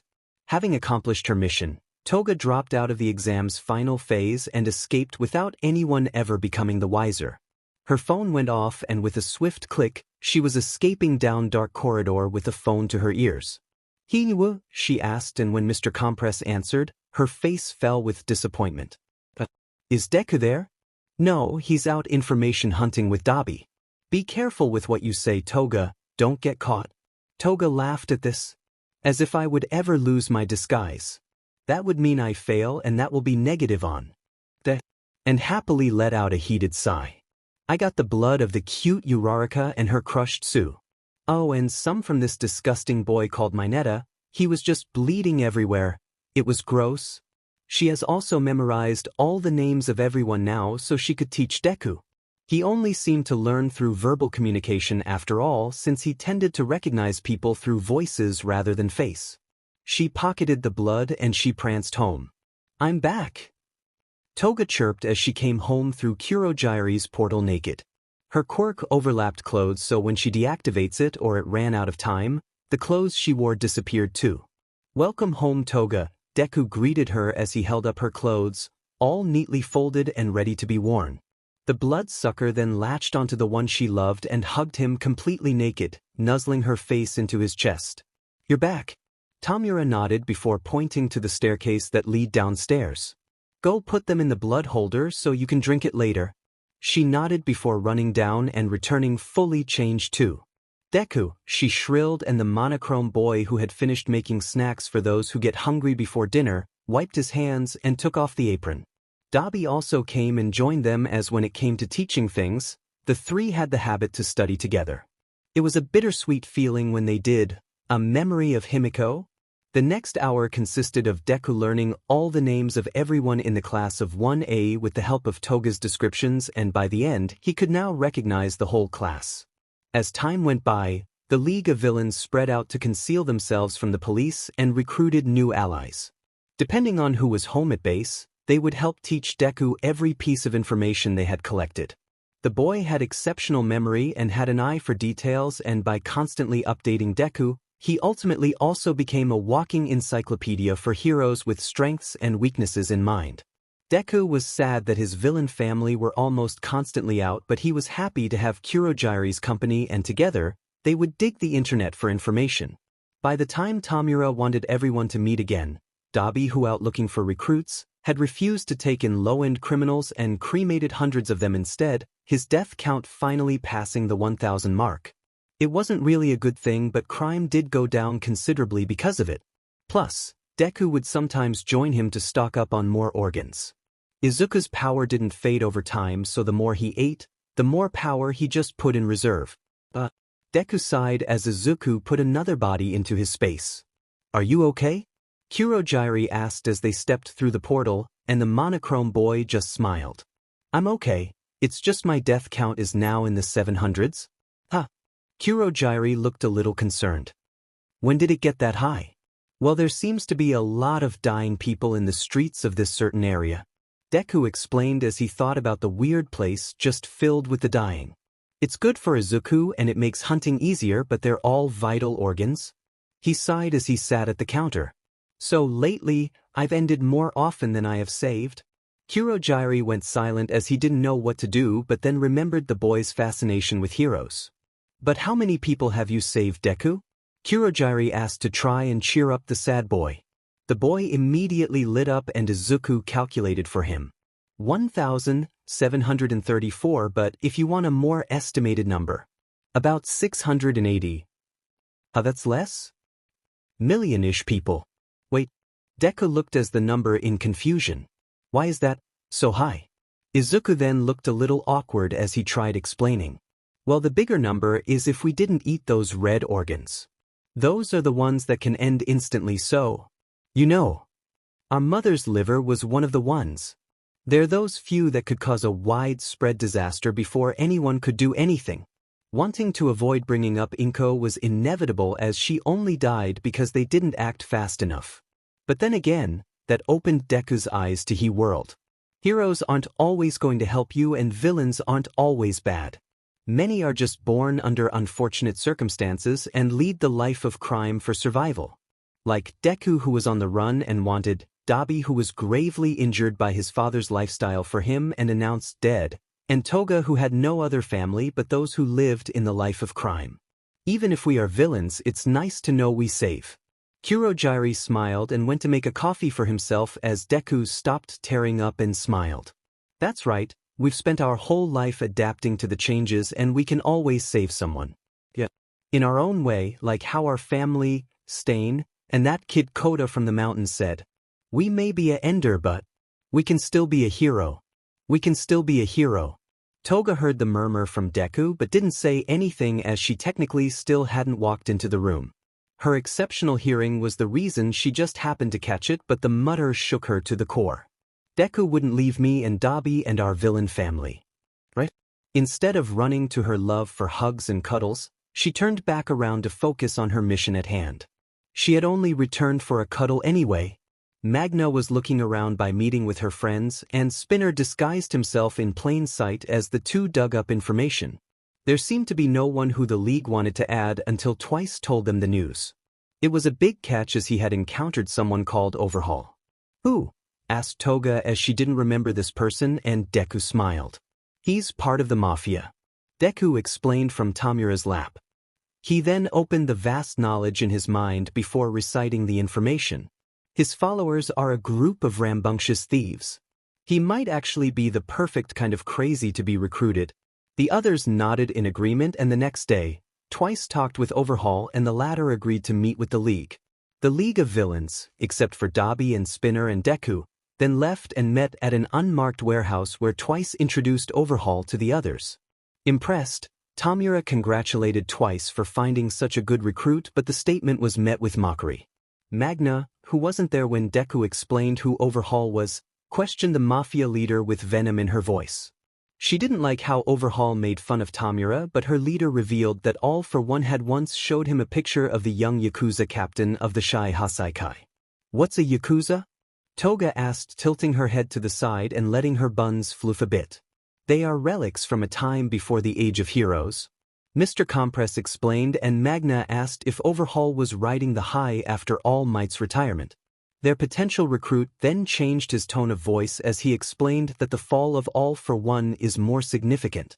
Yakuza elders revered and feared All for One, but they've learned of his recent downfall. There is no king of light or darkness anymore. Tamura was annoyed to be reminded of his master's capture, but instead held his arms out. "I will become the next king of the underworld." There was a moment of silence before he asked for Overhaul's plan. The Yakuza explained that power is useless without a plan, and Tamura wasted first-class pawns and started to name names like Stain, Muscular, and Moonfish. Toga was getting increasingly upset. Not only was Deku's words weighing her mind, but her idol Stain, and two other family members Muscular and Moonfish, were called pawns by some idiot with a beak in his hands. It hurt, but she didn't make a noise as she waited the conversation out. "You should come under my wing instead," Overhaul proposed, but Tamura told him to leave, also upset when the two members of his league were mentioned. Magna, as quiet as she was at home, could no longer take her family being *T talked to and refused to submit to Overhaul before raising her weapon and attacked. Overhaul saw it coming and quickly defended himself, his hand whizzing up to make contact with the angry big sis. Toga and Twice watched as Magna's torso disappeared, and it didn't sink in until a wave of blood splattered across their cheeks. "Magna?" Toga asked as she walked forward. "Big sis Magna?" There was rage in Toga as the realization of what happened sunk in and tears wanted to swell. Twice was crying and laughing before a whimper of anguish escaped his lungs. Before Toga could whip out her knife, Mr. Compress rushed into action but was shot with something which didn't let his quirk activate. What did Y-? Unable to keep up, Toga watched as Overhaul blew Compress's left arm clean off and blood dripped down the showman's arm. Tamura, unable to keep silent anymore, reflexively reached out to attack Overhaul, and intent completely loose and his body jumped forward. Just before contact was made, one of Overhaul's followers threw himself in between and sacrificed himself, protecting his master. The door flung open and Overhaul's other followers immediately burst into the hideout, weapons and quirks pointed at the League, who were now filled with nothing except rage. "Everyone calm down," Overhaul casually said as he got up. "It's unfortunate the meeting has turned hostile and now we're both down a member." Twice and Toga were both glaring as they wanted nothing else but to avenge their family. And although before he would agree, Tamura painfully ordered them to stand down. "Here." Overhaul flicked a card over as he started to stroll out of the blood-filled storage room. "Contact me when your group has relaxed," he muttered, and just like that he was gone. The League turned to see Toga on the floor, eyes filled with tears as she dipped her fingers into the blood left by the legs of Magna, and Tamura nodded at Mr. Compress, who pulled out a phone with his right hand. "Re-inning." "Hello." Dabi replied lazily as the sound of someone screaming could be heard in the background. All that could be seen in the video call was Dabi surrounded by blue flames, and the scream quickly disappeared. Toga twitched at the sound of Dabi's voice, but she didn't stop what she was doing, swirling the blood with her hands and licking up off her fingers as tears pricked her lashes. "Magna and Toga?" Mr. Compress started, and Dabi immediately sounded serious. "What happened?" Turning the phone so Dabi could see the distressed blonde, his face fell and immediately nodded. "We'll be there quickly. We'll be there quickly." "Deku." Dobby called as he hung up on the phone, and the monochrome boy quickly jumped off the roof and landed near him. "What's wrong?" Dobby realized he didn't ask exactly what happened, but it was too late. "Thus," crying. "Blood." Izuku quickly took over, and almost immediately, he and Dobby teleported directly to the abandoned warehouse. "Toga?" Deku called as he let go of Dobby but almost tripped from worry. "Hey Bitey, what are you doing?" Dobby yelled as he held Deku up, and the blonde twitched, responding to their voices. "Deepy," she whispered as she stopped licking the blood. "Deku?" The tears suddenly started to pour, and Deku wanted to cry too as Toga curled up into a ball and a pained wail came gurgling out. The boys ran forward and embraced the crying blonde, ignoring the blood that seeped into their clothes as they did. Toga was family to them, always has and always will be, and when she's upset, they are too. "Hey Toga," Deku whispered as he clung to the blonde. "Tell us what's wrong." Toga cried as she opened her mouth, revealing the blood pooling inside that she hadn't yet swallowed. "Sis." Deku's heart stopped as he looked closer at the legs that lay lifeless next to them. "Big sis Magna?" Toga nodded as she cried, and Deku felt his own breath shorten as this was the loss of another family member. Why do the people I care about die? The next few hours passed in a flash as the League had returned home. Deku was in charge of the body as usual, and the place was unusually silent. Toga was hugging twice, and the two were huddled on the sofa as Tamura and Dobby were sitting back to back on the floor. Izuku suddenly appeared in the room, dirt still on his hands as he held a shopping bag filled with apples. He silently put them away in his space before joining the others on the floor. Dobby and Tamura immediately got up and sat closer as Twice and Toga got off the sofa too. Mr. Compress walked in with his arm bandaged properly with Spinner helping him, and seeing the others, they also joined the pile on the floor.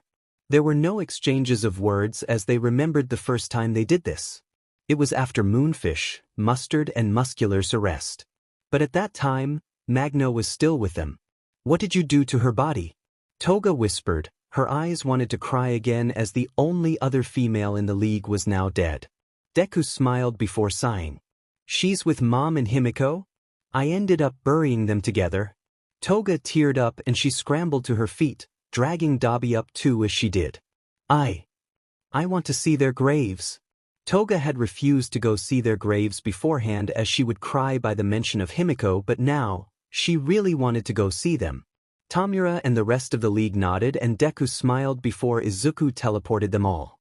Opening his eyes, Dobby looked around to see them standing in an area he didn't recognize. "Where are we?" "In the forest near where I used to live with Mom," Deku replied, and Dobby questioned him again. "But you were in Hosu? So were you, and you didn't live there," Deku retorted, and Dobby finally smiled too. "Touché." The League were happy that they had Deku. He was the one who pulled them up from their lows. They relaxed before looking around and then noticed that the hillside was actually filled with small rocks. And lots of them too. "What's?" Deku then dropped the smile as he crouched down next to one of them. "It's about 100 of the bodies of those I had to end." Silence reigned down as they looked out.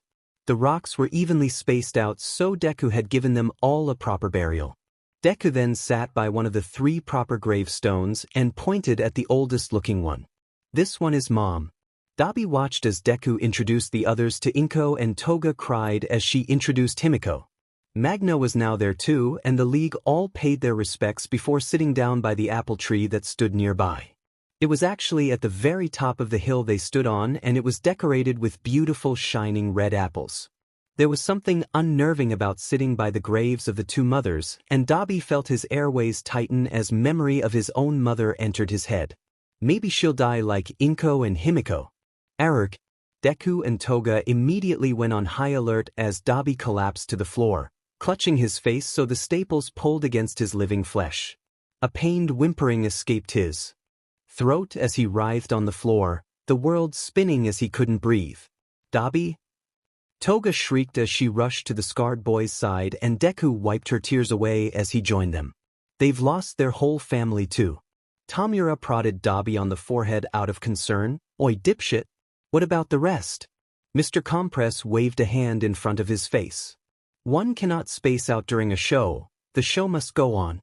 Spinner was panicking with Twice and the duo ran circles around the tree. Is Natsuo, Fuyumi and Sho. DBI. Deku screamed, hugging the boy tightly, and Dabi felt his whole body shake before blinking and focused on the two in front of him. His vision cleared as he saw the fluffy white hair and the loose tangly blonde strands, his hands slowly reaching up to pet them both. H. Toga said softly, her hair was almost completely free as her buns came loose.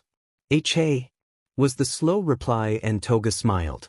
Stupid burnt beach, you had me worried. Dabi smiled as he let go of Deku's and sat up to tie Toga's. Worry more for your hair, you look like a wreck and a half. The league relaxed as the Oreo-loving idiot returned with his rude comments in bulk, and Toga grinned. Not as much of you, twat. Not as much of you, twat. Aergurk. Twice groaned with boredom as Spinner polished his massive collection of swords. You said it? Mumbled Dabi as he lazed on the coach, and Toga hummed in agreement. Then get your heavy asses off me, dipshits. Tamura groaned from underneath the two, and Dabi smirked as he leaned his head back. LMAO, hell nah. No one had the energy to do anything anyway, so Tamura just kept lying uncomfortably as Toga half attempted to reach the floor. It was a failed attempt, but she was too lazy to bring her arms back up, so she just lay there, hands towards the floor. The sound of the tap running indicated that Deku was still washing the plates they used for lunch. Do you think he's still angry? Dabi asked suddenly, and Toga shook her head. I think he's more annoyed at himself for not being strong without Izuku. Even though Deku was physically fit, he insisted on becoming stronger anyway, so earlier in the morning he was doing hand-to-hand combat with the others but pathetically lost and ended up sulking in the corner. He just doesn't want to lose someone again. Toga and Dabi went silent as Tamura muttered what they were both thinking about. They know the feeling all too well. And they needed to be stronger to move forward. But to do that I don't want to think about the effing Yankee right now. Dabi complained, and Deku popped his head through the door. I don't either, I'm going to stock up now. With that, Deku disappeared and Toga sighed again. I wanna go. Dabi nodded, so they both got up, finally off Tamura, who flipped around and stretched. Later's dipshits. As Deku walked down the alleyway, a young girl crossed his path, terrified and trembling. Hey, are you okay? He asked, and the girl faced him. She then heard the sound of footsteps and threw herself into Deku's arms. They then turned to see the reason behind her fear as a figure emerged from the shadows. Overhaul. Faking ignorance over the identity, Deku smiled as Overhaul got closer. Thank you for finding her, the man smiled, and the girl started to shake. Suddenly, a hero walked up to them both and asked what was going on. I don't know, but... Deku pulled the girl close to his chest. This one is terrified and I want to know why. Overhaul then answered the flurry of questions, before informing them that he had to discipline Eri as an explanation for the numerous bandages around her. As the leader of the Yakuza attempted to continue the pleasantries, he beckoned them into the alleyway, clearly getting ready to use his quirk. But before anything happened, Eri ran to his side, before the two disappeared into the shadows. Thank you for the help, civilian. The hero then smiled at Deku before gently guiding him towards the street again. Can I ask you to fill out a witness form for me? Not wanting to be caught, Deku shook his head before standing up straight, brushing down his black shirt, and pointed at the words. No can do, can't you tell I'm a villain? My shirt literally says criminal. Goodbye. With that, he teleported away, leaving the hero to stand there in confusion. That was interesting.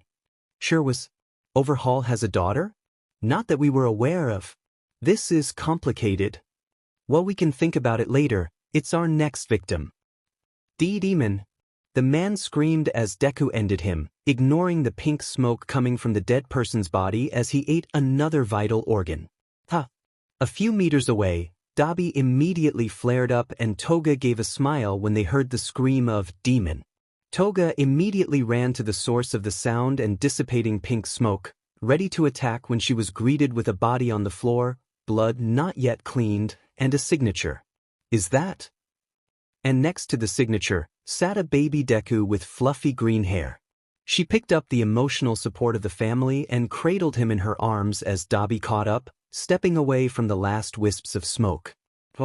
Back to base. A few minutes later, The three had returned to base and Tamura was now sitting on the floor with baby Deku trying to hold his hand. "You can't?" Tamura said, unsure how to look after babies, but Deku insisted on trying to hold his hand. "You'll get disintegrated." Not wanting to harm the baby, he then lifted his arm high into the air, but Deku had other plans. "Kurogyri, peel him off?" Tamura struggled and Kurogyri panicked a little. "If it wasn't for Warp Gate, I would, but I could tear him up if I'm not careful." "Yo, need some help, Beaches?" Dabi asked, returning from changing.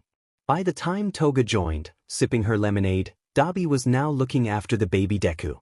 He had his green hair like when Dabi first saw the boy, and the others couldn't help but pet his hair more. Dabi then evilly grinned as he looked at the lemon.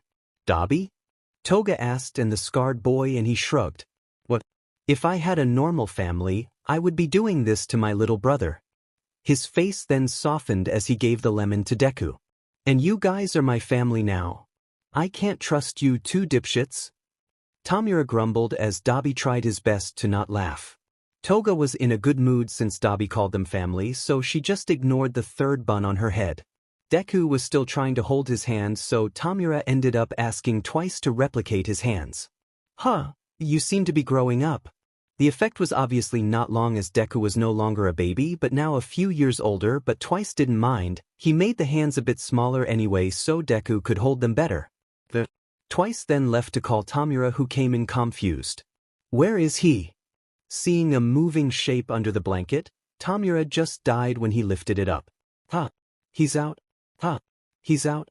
Dabi muttered as he struggled to lift Tamura onto the sofa. He then picked up Deku and turned to look for Toga, but she wasn't anywhere to see. Dabi removed the hands off Deku before catching a glimpse of a small blonde figure trying to reach the knife cupboard. "Toga."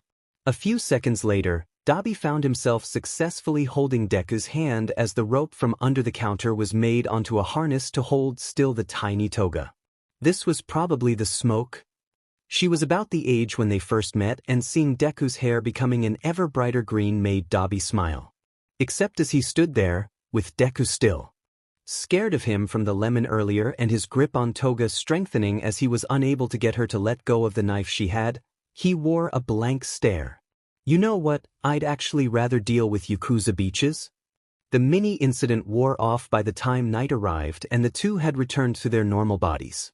Tamura came back to life and Dabi sighed as he kept to his word. They had to deal with the mafia at one point anyway, so might as well make it sooner. The others agreed, and just like that, a few days later, Tamura called the number given to them. Mimic was the one who picked, and with a dangerous tone, they planned for the two leaders' next meeting. "Then we shall all meet next week." Deku told them the information of Overhaul having a potential daughter called Eri and about their encounter earlier. It worried the others since he could have been ended, and Toga refused to let go of him for the rest of the night. The week passed, filled with the League getting information so they could deal with the meeting properly, and soon the communion between the Shai Hasaikai and the League of Villains commenced. Tamura with the whole League this time, and Deku, who didn't bother dyeing his hair, wore a mask to hide who he was, met with Overhaul and his gang after being led through their underground base. Overhaul saw Deku's face plus white hair. Baby incident made it green again, so plus mask, Overhaul can't recognize. Tamura sat down with his feet up and immediately announced that if the League should join forces with Yakuza, it will not be under the Shai Hasaikai but instead, "We are to be equals." Tamura's second condition was that Overhaul shared the details of his plan because the League wouldn't be involved in worthless schemes. He reached into his jacket with a grim smile. "I've an idea about the plan." Chrono and Mimic jumped to threaten him, but Tamura was unaffected as he demanded what the whole League wanted: compensation for the death of Magna. The value of Big Sis was not compensated. Overhaul called off Chrono and Mimic, and Tamura took out the Quirk killer bullet that was used on Mr. Compress. "Does your big plan have anything to do with this?" Seeing that they were informed, Overhaul sighed and shared the details of his plan to eradicate Quirks using Quirk killer bullets. He then invited Tamura to play a game of shogi, but the blue refused. "The fun of shogi is using the opponent's pieces," he said before glancing over. "I want you to lend me Toga and Twice, or Kurogyri, because I don't want you to move about." "What?" shrilled the blonde angrily, and Tamura refused the request. Their quirks are essential to the league, he said coldly, hiding the fact he just didn't want any of his league to be in danger. But Overhaul insisted that the league return the favor since he did just reveal his entire plan. Seeing no way out, Tamura agreed and the meeting came to an end. I don't want to go work for him, Toga cried as she flailed her arms around. It was evening now and Tamura had called an emergency meeting with the rest of the leaders in his league.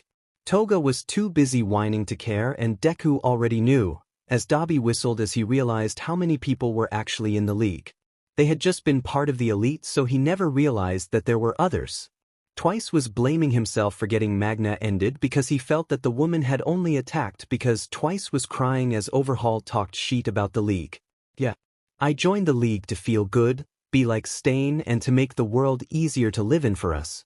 Toga added and demanded to know why she has to do such an unpleasant thing. The anger of Magna was still too fresh, but Tamura sighed before surprising everyone, as he took off the father's hand from his face. This for the sake of the entire league. The Shai Hasaikai are looking to overtake us as the pinnacle for villains. They haven't viewed us as equals and, Twice if you feel guilty then take responsibility for what happened. Twice went silent as he nodded and Deku smiled as he saw Tamura change in attitude. He's becoming more like the master now. Yeah, it's a good thing, it means he's finally over it. I trust you two to do what you think is best for the league in this situation. Despite their hatred toward Overhaul, Twice and Toga nod and Tamura smiled as Kurogiri opened the gate. With one last hug for a while from Deku to them both, Toga waved as she and Twice became temporary Yakuza. They stepped into the Mafia territory and was greeted by Overhaul apologizing for ending Magna and asked that the new recruits share their abilities up front. Without consent, both Toga and Twice explained their quirks. How did you? You can't lie with me, Shin Nemoto spoke as he used his quirk to make sure they don't plan on betraying the Yakuza. As wanted criminals, both of you will stay in base for the time being. Toga shivered and nodded as Twice both agreed and disagreed. They both really didn't want to be there. 2 weeks pass as Twice and Toga got used to pretending to be Yakuza and there was information that the heroes wanted to invade Overhaul. Deku was pacing back and forth, absolutely restless from the sudden decrease in people who require his attention. Although it was only 2 people, without the constant need to make sweets for a certain blood-loving girl opened up a feeling he didn't know he had. And it was weird to not hear Dabi starting pointless arguments over birds or Oreos every few seconds, only to be separated by Twice and sometimes Magna as the fight got heated. And Dabi was also angry as he didn't have someone to give the birds he caught out of habit too. Here. Dabi put the 3rd bird of the month on the counter and Deku smiled as he chucked the bird inside his space. Izuku automatically placed it in its own space among the roughly 600 bodies he didn't know where to bury. Dabi watched as Deku then emotionally deflate again before sighing and rested his chin onto Deku's hair. I want an Oreo milkshake. Deku turned around and Dabi smiled as he saw Deku's shoulders relax at the request. Of course. He watched at the green head happily bounce around the kitchen counter, splitting his favorite biscuits and crushing the biscuit itself into chunky pieces. The cream was put into a blender along with the crumbs and Deku mixed vanilla ice cream inside before turning on the blender. His hair casually fluffing as he went about getting a tall glass. So this is what you would have looked like if we didn't change colors? Dabi was staring intensely at the mass of forest green hair that he was so used to being white and Deku shrugged his shoulders. Looks the same to me like always. Dabi smirked and ruffled the fluffy locks before sighing again. With how you act, I keep forgetting you can't see color. Deku grinned and the atmosphere became lighter as Mr. Compress walked up the stairs. We got the information, let's go down to review, okay? With his milkshake in one hand and Deku's hand in the other, Dabi slurped obnoxiously as they went down to see Tamura in front on many papers. What's up, Tomura? He greeted as he sat down and the boss glared at him. Deku sat in between Dabi and Tamura as he looked at the plans before patting Tamura's tangly hair. This looks amazing. You're doing well. Slightly annoyed at being treated like a child, Tamura just grumbled before turning to the others as he explained the situation. The heroes were planning to invade the Shai Hasaikai's hideout, and it was to be expected that Overhaul was going to order Toga and Twice to help the 8 bullets cover his escape. Because their lives don't matter to him. And the statement was wound, so the League kept silent as Tamura carried on. Twice and Toga were being forced to work under Mimic, and the most likely squadron they would take would be Sir Nightie's squad. After talking over how they were to help the Airy girl if they were to see her again, Tamura then sat back as he explained their next move. We're not going to do anything till last second. But why? Shouldn't we be creating a stronger alliance? Spinner asked, and Tamura shook his head. The outcomes are that either Overhaul wins or the heroes. If the heroes do, then we no longer have anyone worthy for competing for Master's position. Deku nodded. A bit of pride swelled in him as Tamura was healthier than ever and walking forward. And if Overhaul wins, we then have to change plans and create the strongest bond. So it's a win-semi-win scenario? Mr. Compress asked, and Tamura nodded. If we get the chance, I'm so stabbing them in the back for ending Big Sis, though, Spinner added, and Tamura agreed. Of course. Revenge must be paid in full. The week later, their predictions came true as they watched through Deku's clairvoyant sight. Toga took down the lockdown hero, Rock-Lock, and ambushed him alone. The League panicking a little as Rock-Lock disarmed Toga and appeared to defeat her, only for it to be a clone. Twice's clones are too realistic? They cheered as Toga then got behind Rock-Lock and stabbed him. What are the League of Villains doing, here? He stammered, and Deku strained as he tried to amplify the sound. His training on this section of his power only had a week's worth of development so far. I'm a Yakuza now. She huffed, slightly annoyed as she incapacitated the hero and readied herself to take on his appearance. She then threw up a little blood as she made a horrible face, having to digest so much. She was fully capable of drinking the iron-scented liquid, but the Yakuza had forced her to drink so much. Her stomach had no food otherwise except blood, and her body was starting to feel the backlash. Toga! Deku panicked, and Mr. Compess was also in a bit of a panic as he saw how pale Toga looked. Go teleport in there and help. Come back immediately though, okay? Tamura was clearly extremely worried too, and Deku nodded before Izuku teleported them away. Toga! The blonde looked at Deku, and a wide happy smile appeared weakly on her face as she threw up another mouthful of blood she didn't want to consume. Hush, it's okay. Opening space, there was some warm porridge, and Izuku concentrated as Deku looked into Toga's body. Her stomach was inflamed to a pink as her quirk was being overused. With a couple strains later, Deku had teleported chunks of blood out of her stomach, covering himself in the red stains as he teleported in the food. The blonde looked better already as her body started to function properly, and she hugged Deku, breathing in his scent heavily, replenishing herself with her crush before sighing. I'll be home soon. I'll be home soon. Deku nodded, and just as he hugged back, Eraserhead ran onto the scene to see Toga hugging the blood-drenched boy. Without warning, the teacher leapt forward, separating the two as he recognized Deku as definitely the older version of the demon child from the infection incidents. He frowned as he didn't know whether to fight or capture the green head and went with his guts, grabbing the boy and leaping backwards. Toga became furious as Deku was taken from her, and with an animalistic screech, she stabbed Eraserhead with a glare before pulling at Deku's hand. However, with the hero's scarf wrapped around her body, she was pulled away and thrown down the hallway. The capture scarf then wrapped around Deku, encasing the villain, and flashbacks of when they first met ran through his mind. Stuff. It hurts. Deku, calm down. I can't function if your mind crushes me. Izuku yelled, and Deku calmed down, waving at Toga, who was going to attempt to run back, and gave her a smile. She calmed down too as she glared at Eraserhead, knowing he was physically stronger, so she growled before retreating. In another concealed room, Twice had began his fight with Sir Night-Eye and ordered the Rappa clone to attack. Sir Night-Eye easily predicted the clone's movements and evaded them before kicking the clone onto the floor. The clone grazed Sir Night-Eye, and in response, the hero threw an item called a hypermass seal at the Rappa clone, which smashed it into a wall.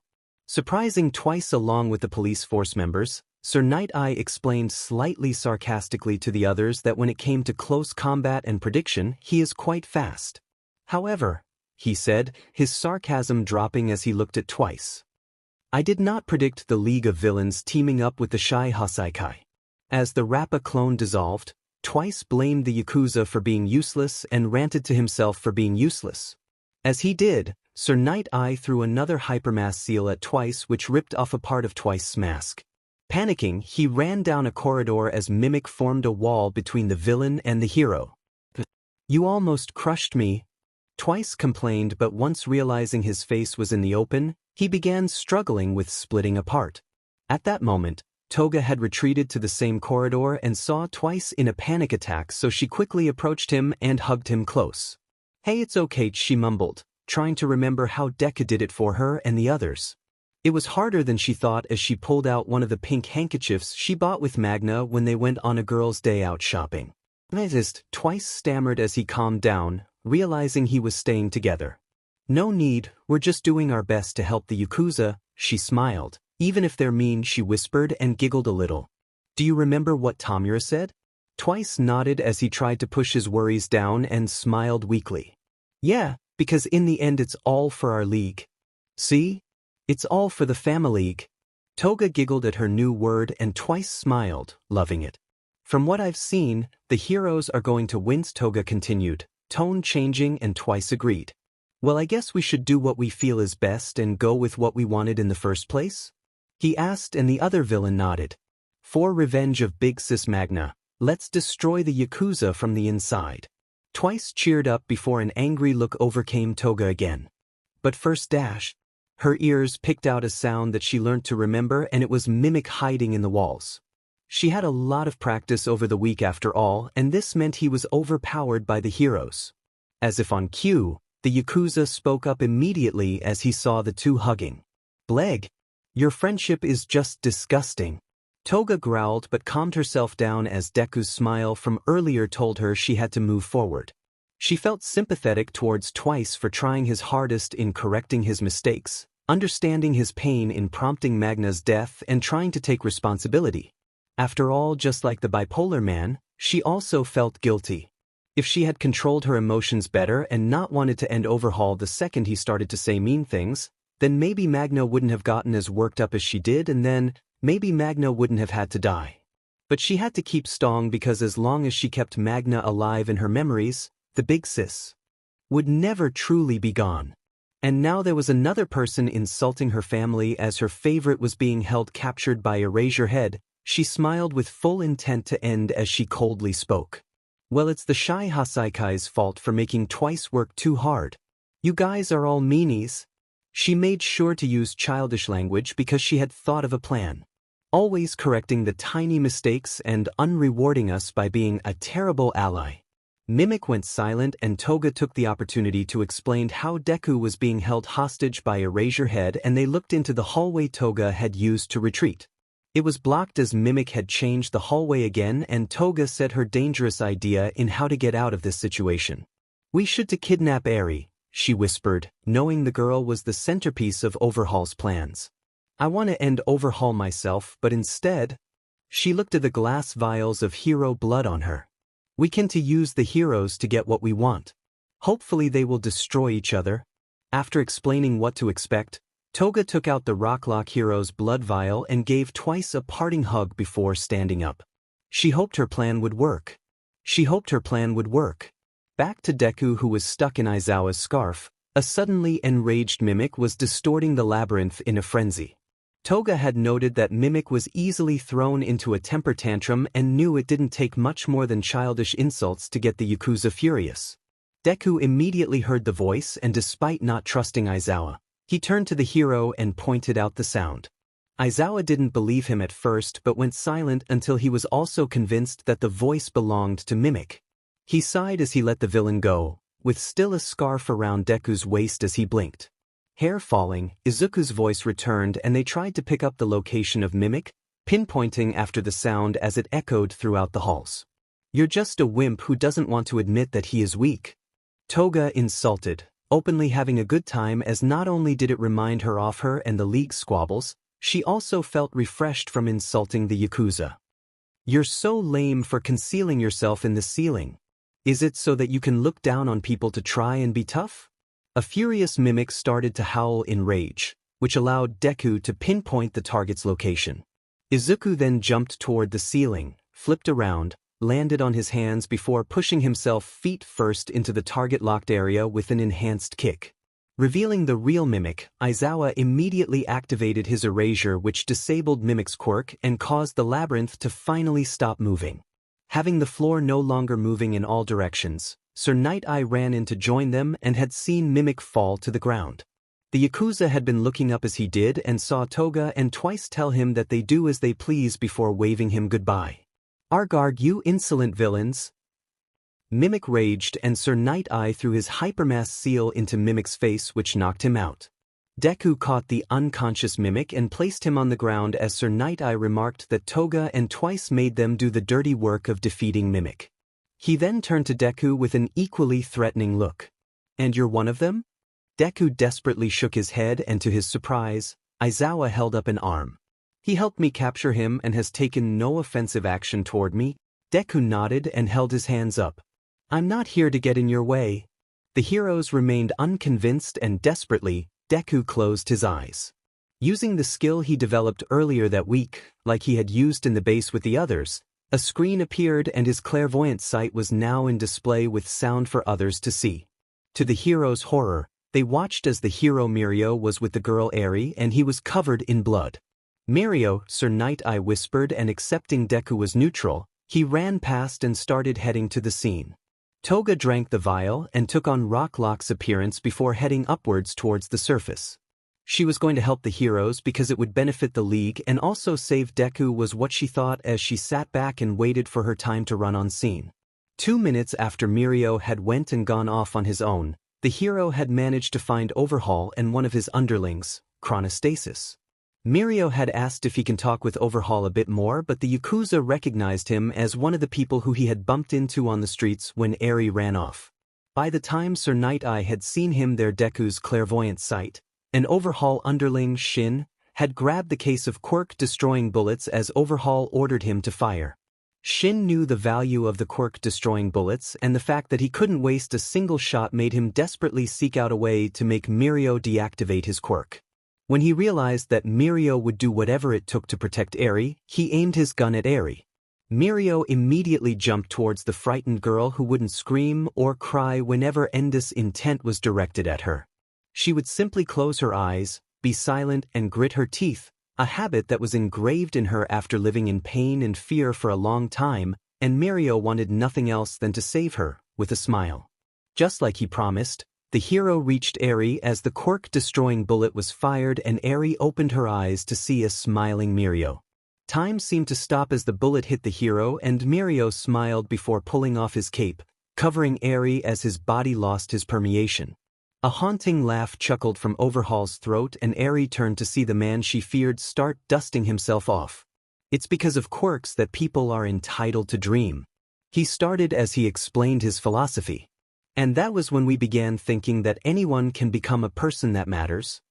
He made a disgusted face as he looked at Mirio, an example of his hatred. "Like you Lemillion, you're all sick in the head." As Shin celebrated his triumph, Overhaul laughed at Mirio's efforts and mocked the fallen hero for smiling because everything you had worked so hard for, to cultivate, has been reduced to naught. Boom. Mirio turned to see Sir Night-Eye along with the others crash through a nearby wall and Overhaul scowled as he saw the hero's reinforcements arrive. He sighed before looking at Eri. "If you keep thinking you can be saved, then sit back and watch these heroes die." The girl shivered in fright as the thought of all these heroes dying and she looked at the cape that enveloped her. It was nice, but she didn't want more people to die because of her, and as a result, she got up and Overhaul smiled at her reaction. "Good. Now return to your room and no one else dies." "Good. Now return to your room and no one else dies." Ignoring Mirio's desperate cries telling her he was fine, Eri closed her eyes and made a dash for the hallway Overhaul pointed and disappeared around the bend. "Please don't die for me," were her thoughts as she wobbled forward, her small legs shivering in fright as she made her way towards. She had never known the taste of what it meant to be saved, and the feeling of Mirio hugging her felt like a whole different world. It was a world that was warm, kind, and a place she could only dream to be in. "But if I do, people will die." Once again, she didn't cry as she kept pushing herself to go forward. She climbed up the stairs towards her room before looking down into the place where everyone was fighting. Mirio was being treated as Sir Night Eye and Aizawa stood there facing Overhaul. Deku was standing by the entrance and he didn't know what to do. Do we help the heroes? I think. I can't tell if Toga was helping the heroes or us. But it's Toga. She either helps us or helps the League to help us. And if we take Overhaul out, we help everyone emotionally. True. So, we had this conversation before. We did? Yes. We help. Nodding, Deku let Izuku take over and he took the back seat within his mind. With his whole body losing color, he once again became what he could see, monochrome. Ha! It's been a while since I've had full reign. Last time was… Izuku frowned as he remembered how Muscular was put into prison. Right?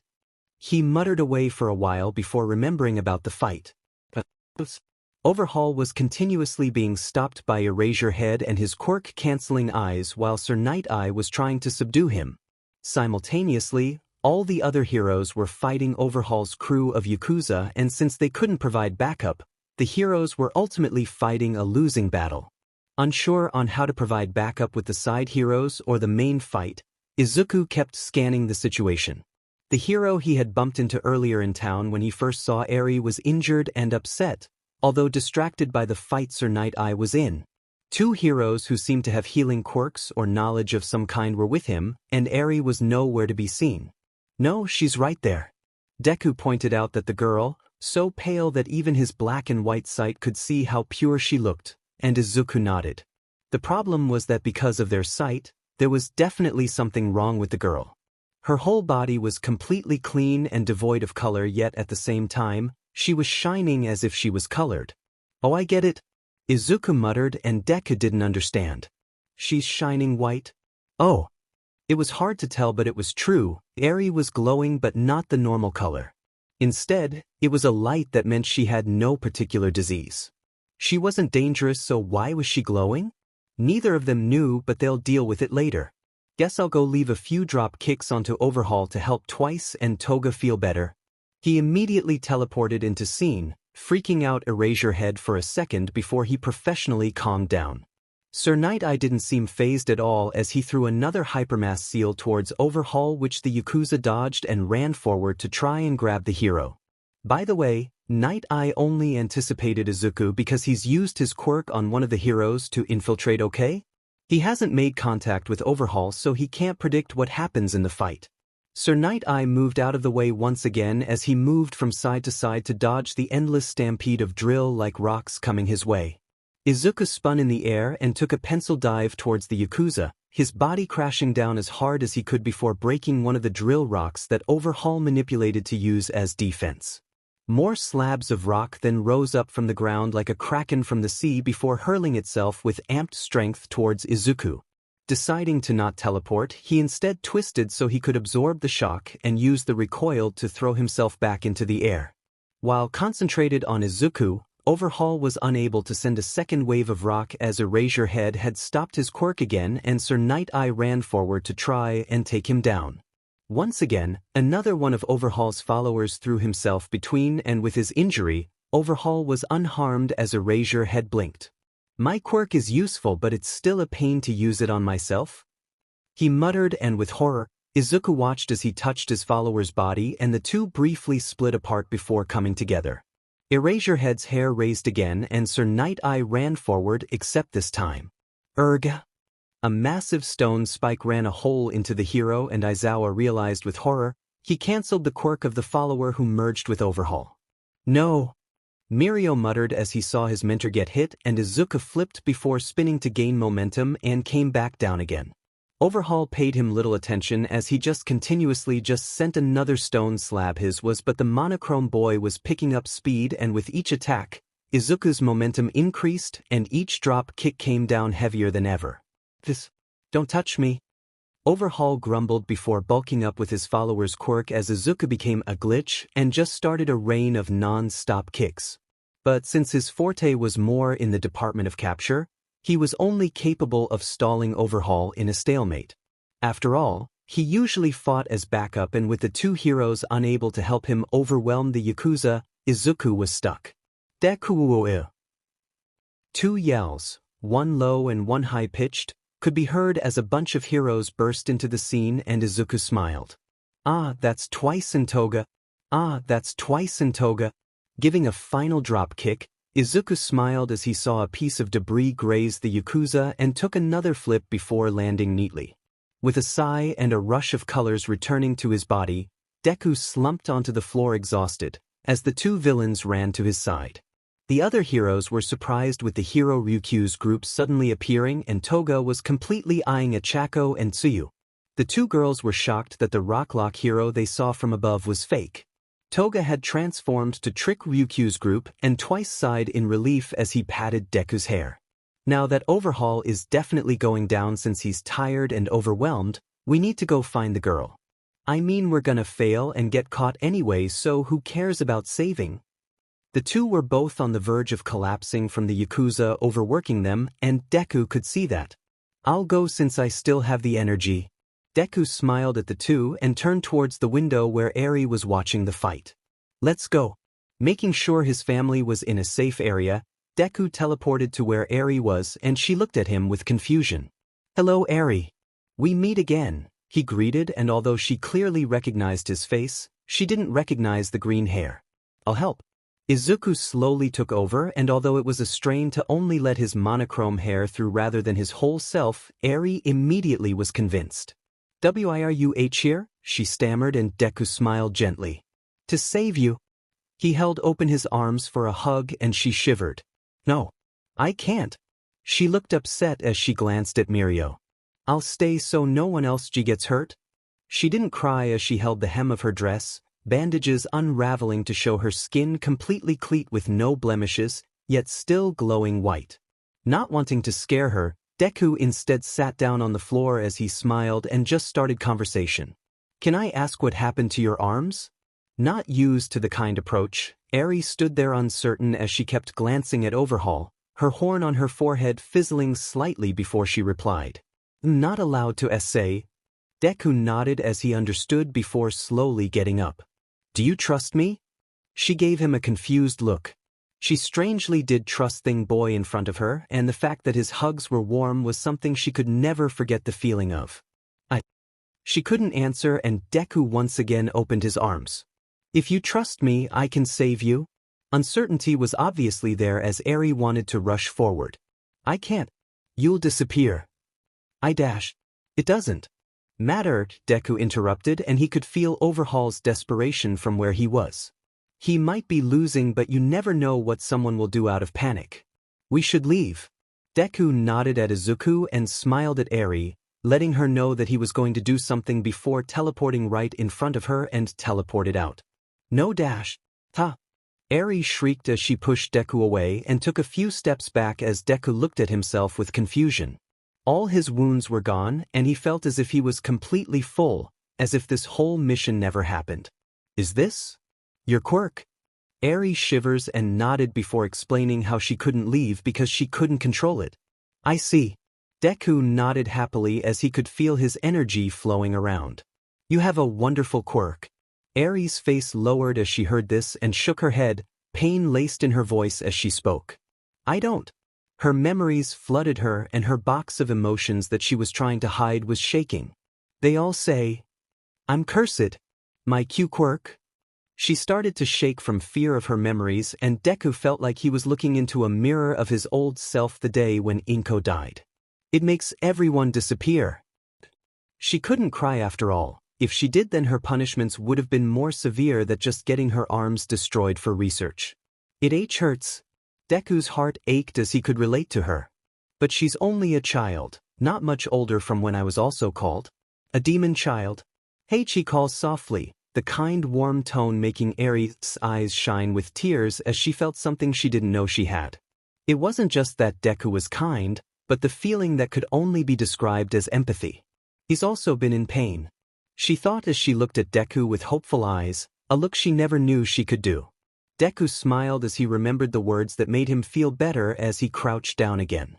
I don't know what your quirk is, but look at me, I'm saved because of you, see? Eri nodded and Deku smiled. So you're my hero?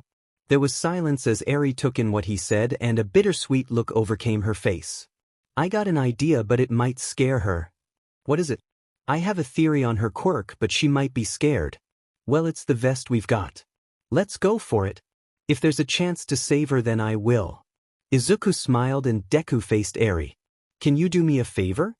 Wise. Eri stammered, still happy over being called a hero, and Deku helped open his hands. I'm going to use my quirk and pull out a body. I want you to know and not be scared. Eri nodded and Deku smiled before opening his space as slowly pulled out the body. The girl was scared when she saw that it was dead and kept quiet. There was something terrifying about how she felt compelled to listen to the kind voice even though she can clearly see that he was a ender. The feeling wrapped around her in a way she never felt before, and she started like a deer at headlights. Can you try and use your quirk when you touch this person? What? What? It will be okay, Deku reassured, and although she was nervous, she gingerly touched the bleeding body. Deku never used perfect stitches on the victims he had to end since it was a waste of power, and power was used for his family. He watched as the dead body's wounds all healed up, and Deku saw the organ that he ate had not returned. So she's either option 1, a healer, because the organ had not returned, or 2, she rewinds time because I feel as full as when we first started this mission. It's probably the latter because the person is already dead here. She can't bring a person back to life, so instead she ends up healing it instead or something. Are you okay, Mr. Deku? She asked, and Deku smiled at her as he put the healed body back and took out another. She repeated it and Deku watched as her horn shrunk a little. Is it okay you repeat what you're doing a few more times? He asked, and Eri gave him a skeptical look. Why? He then smiled as he held open his arms. So you can hug anyone you want without them disappearing. There was silence as the girl, who always thought contact would be impossible because she was cursed, tightly gripped the hem of her dress. They do this a lot. Then I feel the kind warmth. Without them disappearing? Eri asked, her voice crackling a little with hope. Deku nodded gently. Yeah, I think so. One by one, it was a strange process as Deku pulled out bodies from his space, and Eri repeatedly used her quirk, her horn shrinking each time until it became less than a nub. Getting a little hard to use it now. She panted as she now taking almost triple the time it took to heal the body when she first started. That's okay, let's see if you can do another, Deku said as he pulled out probably the 80th dead body. Eri nodded, and by the time she finished, she felt her body slump forward from exhaustion, and before she fell, Deku caught her in his arms. Wait, she yelped with panic before realizing nothing was happening. Huh. Eri looked at Deku with wary eyes as she confirmed her quirk wasn't activating at all. And seeing Deku still smiling at her, Eri felt relief overcome her as she could hear Deku's heartbeat through his warmth. Tears that weren't allowed to be spilt before were now coming forward again, except this time, the tears streamed down her face as Eri threw her arms around his neck and hugged him, her sobs echoing down the corridor. Somewhere within the building, Overhaul was overwhelmed by heroes, and Twice was dancing with Toga at the downfall of the Shai Hasaikai. They called Kurogiri to tell the others the news, and their next plan of action was how to escape the area and go back to base. Oh yeah. Toga smiled as she chatted to Dabi. Overhaul is being transported to a villain hospital by the freeway. Twice could hear Dabi and Tamura snickering at the nickname before Dabi casually said, your room kinda has a couple burbs. Traps are superior. The phone hung up as Toga flew into a rage. I don't like dead birds and hunting is superior, Beach. As Twice tried to calm down Toga, back at the base, Tamura organized another team. Me, to Beach, Mr. Compress, and Spinner. We're going to attack the convoy to properly return the debt the Yakuza gave us. They agreed, and next thing they knew, they were wildly riding a lorry to hijack the convoy.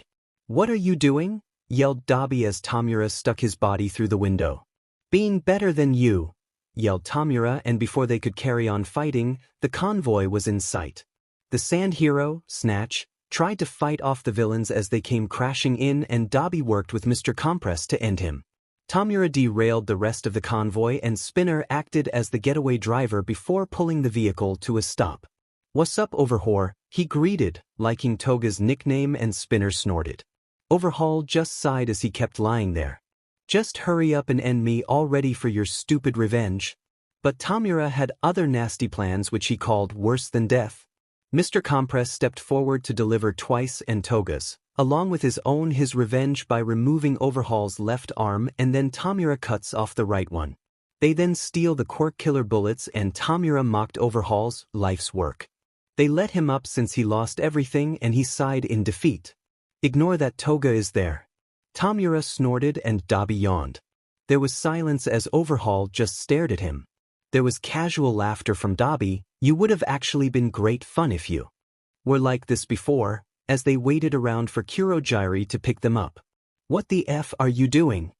Asked Dabi as he held up his phone to Tamura. None of your business, speech. Bry you extra cunt? He cackled loudly as Toga replied, ask him is he needs a hand-down face with tears of joy, and Tamura pulled out his own phone.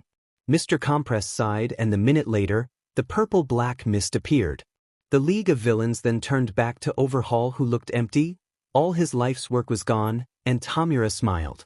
We are the ones who are going to be the next Kings of Darkness. He smiled and Mr. Compress clapped at the performance before they all dramatically exited the scene of chaos. Goodbye. They then teleported to where Toga and Twice were and saw that they had reunited with Deku, who was holding a crying girl. Is this Eri?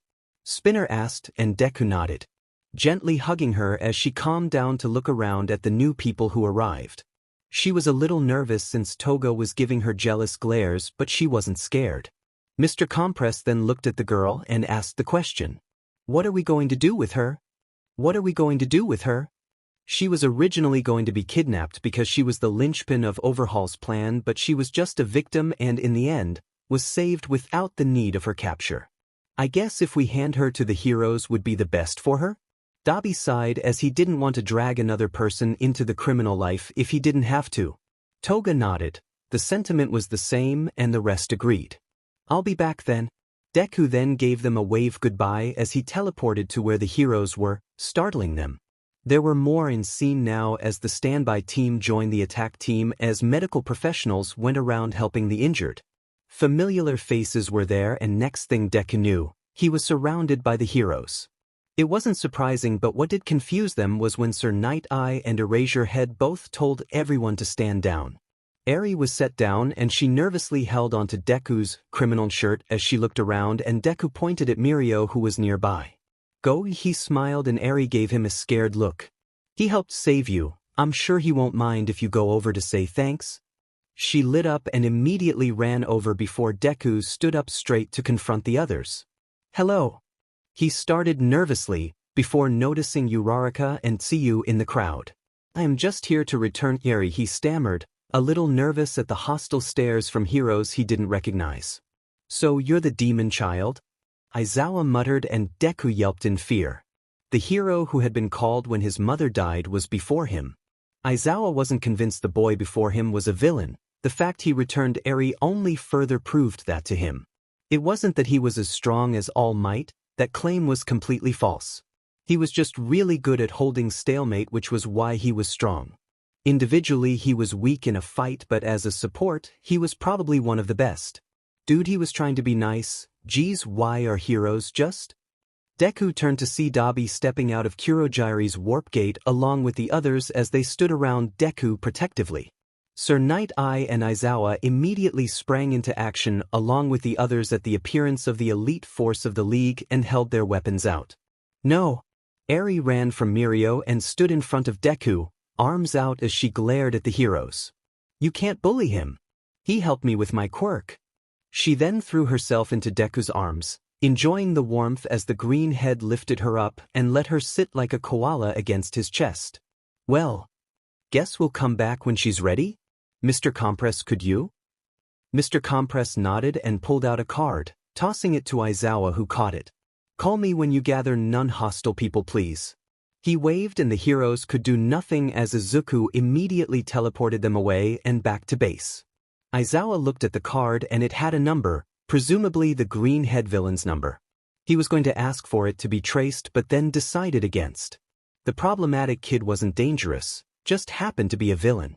With the LOV, Eri watched happily as Deku busily went back on schedule and made dinner preparations, and she decided to speak up. She finished eating one of the apples Deku had brought back and felt comfortable enough to speak up around the green. I help. Deku smiled as he nodded and gave her a makeshift apron before handing her a whisk. Sure. You can mix the brownie batter for Toga's after-dinner snack. Eri smiled as she nodded and stepped up on the stool and started to whisk. The scent of chocolate making her happy as she had no idea what it was. It smells good. Deku smiled as she happily whisked and nodded. They taste good too. Is there a dessert you like, Eri? She thought for a minute before pointing at the plate where she had finished the bunny apple slices. They were the first things sweet that she had eaten as far as she could remember, and they were now her favorite flavor. Deku nodded and smiled as an idea popped in his head before going back to focus on making dinner. After they all ate, Deku looked at the time and sighed before crouching down before Eri. I need to go to bed early because I'm going out, okay? Eri looked at him with her head tilting. What are you going to do, Deku? The green head awkwardly laughed before opening his space, and Eri remembered the endless stream of bodies that were pulled out. I'll be back soon, okay? She nodded and Deku called over to Dabi, the only one free that evening. Look after her, okay? He then hugged Eri before returning to his room and fell asleep. Dabi finished his meal as he looked over at the little girl who now sat on a stool watching the brownies bake as Kurogyari washed up the dishes. His mind still wasn't over how he had to look after baby Deku and Toga the other day, so he silently died inside as he tried to figure out how much he had to deal with. I can deal with Yakuza. He sighed and got up to put away the lemons, learning that those make kids cry, and thought about how to make the scared girl in front of him no longer scared. Girls. Like pink? He didn't know since Big Sis liked brown and Toga liked crimson red. Well, I like pink, so maybe she does too. He then ran upstairs really quickly to his room, and a clatter or two later, he ran back down. Hey, Eri. She looked over him as he beamed happily. How do I look? How do I look? Eri looked at the villain she thought was the second most scary, the first being Tamura, as his hands creeped her out, and she couldn't help but giggle. Dabi grinned as she giggled and started to high kick around the living room and stomped his pink heels in the air. They played around for a bit before Toga walked in. Dabi, what the F dash? She then saw the giggling Eri and her eyes lit up. Be right back. She excitedly ran to her room and put all the birds she just caught in a cage before running to her cupboard. The birds tweeted in confusion as she then immediately ran out and slammed the door behind her. Let's get this off. Oi beach. And this on. What-esh? Oh, I like this. I know, right? It's so cute. What's this? Trust me, you burnt croissant. Whatever, I look fabulous. Okay, Barbie, you ready? Eri watched the whole time as Toga changed the scary-looking man into a sight she couldn't help but smile at. Oh wait, Eri. Toga then pointed at Dabi. Beach is a bad word, okay? Don't say it, or Deku will yell at us. She nodded and Toga grinned. Okay, let's carry on. Hit it, Barbie. I'm a Barbie beach. Sucking mad dye. You can brush my hair. Undress me everywhere, oh. Imagination. This beach is my creation. Oh. Eri and Toga were left laughing into oblivion as Kurogyari snickered in the background. Dabi was having the time of his life as he danced around, and Tamura came upstairs because he finished checking the Nomus downstairs. What the F dash? Eri slept in Toga's bed that night, and when it hit midnight, Deku woke up. He waved goodbye to Kurogyari, who was always last to sleep, to see him off, and the green head teleported away. The city was cold, and Deku let wisps of hot air escape his lips as he jumped from one building to another as Izuku helped scan the area. Careful, there's someone nearby. A color? No. A hero, I think? Wanna go see? They traced to where the hero was, and Deku's eyes widened as they saw it was Aizawa, once again on one of his night patrols. I'm still annoyed at how I still find him scary.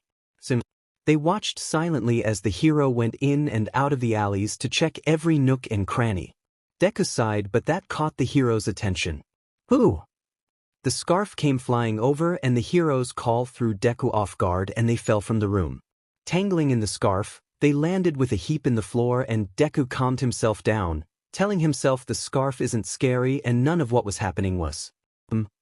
Hi. Aizawa looked at him oddly as he realized who he caught and sighed. It's you, the problematic kid? He didn't let him go but loosened to the point Deku didn't mind the scarf. Out on patrol, I see Deku started and Aizawa sighed before joining the small talk. Yeah. And you? Deku awkwardly laughed. Hunting? Aizawa wanted to turn the boy in but something was still nagging him. The nickname of the boy, Death Eater, was still on his nerves and he had to decide between logic and his gut. As a hero I should turn him in but my experience is telling me to let him go. He sighed as the turn to face the child. I'm coming to watch you hunt someone. I need to confirm something. He let the scarf free Deku and the green head looked at him funny. I mean sure but there's a high chance of end. The word end really didn't match the kid and it threw Aizawa into even more of an uneasy state. You're a villain, I knew that already. With that, somehow Deku was now searching for his next target with Aizawa watching his every step. I found someone, we need to teleport? Aizawa just nodded and Izuku grabbed the scarf and teleported them both onto a roof. There. Aizawa looked down to see a lady walking slightly odd as she clanked down the street. Her heels made it obvious she had a bit of a fever as the uneven tapping wobbled a bit. Deku lit up as he finished talking with Izuku and whispered to Aizawa. Come down when she's unconscious? The hero nodded and Deku stood up and took a graceful flip off the roof and sped down feet first towards his target. Landing a hand to her shoulder, the shock from his hand and the sudden contact knocked her unconscious and the lady fell to the floor. Aizawa jumped down and saw she was unconscious, but not dead. He then watched as Deku lifted her shirt to reveal her stomach and placed a hand over the area above the spleen to cool it down.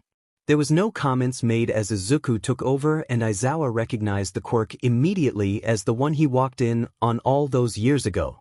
A knife was pulled out by Deku's free hand as Izuku kept cooling the area and it took all of Aizawa's self-restraint to not stop what was before him. My gut better be right? He grumbled as he grit his teeth when the knife made contact with the skin. The sight was grim and disturbing as a small shiver ran up his spine as a neat line was precisely cut open. The blood dripped onto the ground and Deku casually put down the knife and with his clean hands, parted the flesh and exposed the spleen. He pulled and cut and sliced around the organ before removing it as blood dripped down his arm. With a grin that sent goosebumps down his arm, Aizawa watched as Deku licked up the trail of blood that flowed down before lifting the spleen to his mouth and let it slither in with a squelch. The hero felt like throwing up as Izuku closed the wound and cleaned the blood off the knife by licking it. It was horrifying but he just witnessed a perfect splenectomy done by a kid. There was no words said as Deku then lifted the lady into his arms and threw her over his shoulder and wiped his hands clean before holding it out to Aizawa. The hero sighed and let his scarf grab the hand once more and they teleported once again, this time to stand outside an apartment. Where? Her home. He had traced her home and they used the keys in her handbag to open the door. No one else was there luckily and Deku set her into her bed before quickly leaving and locking the door before slipping the key into the mailbox. And that's how I hunt, he said as he and Aizawa walked back towards the alleyways. Luckily today was the spleen. If it was a vital organ then I would have had to end her. Aizawa still didn't know how to react as he processed what he watched. Why did you send her home? Deku titled his head in confusion. Well, I couldn't just leave her in the streets. She could have caught a cold or worse, die from pneumonia. Deku shook his head at the thought. Then there would be no point in trying to save her. You have interesting morals, kid.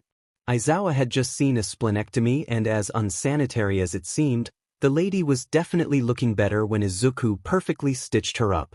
The fact that Deku also returned his victims home helped his case as it wasn't something necessary but since he did it anyway, it was probably out of kindness. And then there was just the fact that the target wasn't ended. There were so many people yet he chose her specifically, someone who looked ill. All evidence showed that this kid was a ender but from more research, he was also very kind. Two very opposing ideas. What about the bodies you have to end? Deku scratched the back of his head as he answered the interrogation. Well, I keep them so they don't cause panic. I don't have the time to bury them all so I keep them in my space until I can. Deku sighed as he thought about the hill. It took about a week to shovel out a hole for a body, which was the reason he had only buried about 100. How many are dead? Deku stilled as he looked away, pain in his eyes, and Aizawa knew the number was high, but he had to press on. This information was crucial after all. About 700 total. The number was very believable for a normal villain in the league, but it still took Aizawa off guard. A definite ender you are, kid, and annoyingly good morals too, sighed the hero as he pulled out the card Mr. Compress had thrown before. I'll call in a few days, kid. I need to have a word with the other heroes.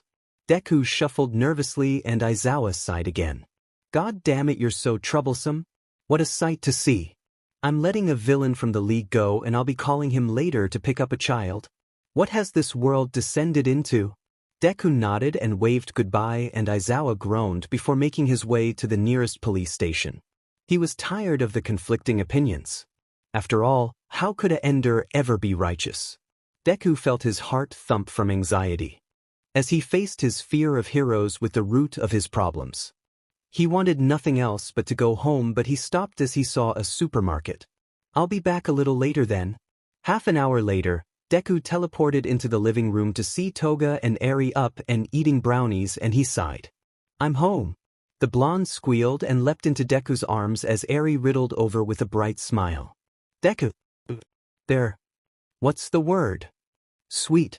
She had her eyes open wide and the corners of her mouth tilted upwards ever so slightly, and Deku smiled warmly before grinning. Go brush your teeth since you ate something sweet and have some proper sleep, okay? Eri pouted and was about to obediently go before she stopped and tugged at Deku's shirt. See, I sleep in your room? Toga immediately lit up and nodded.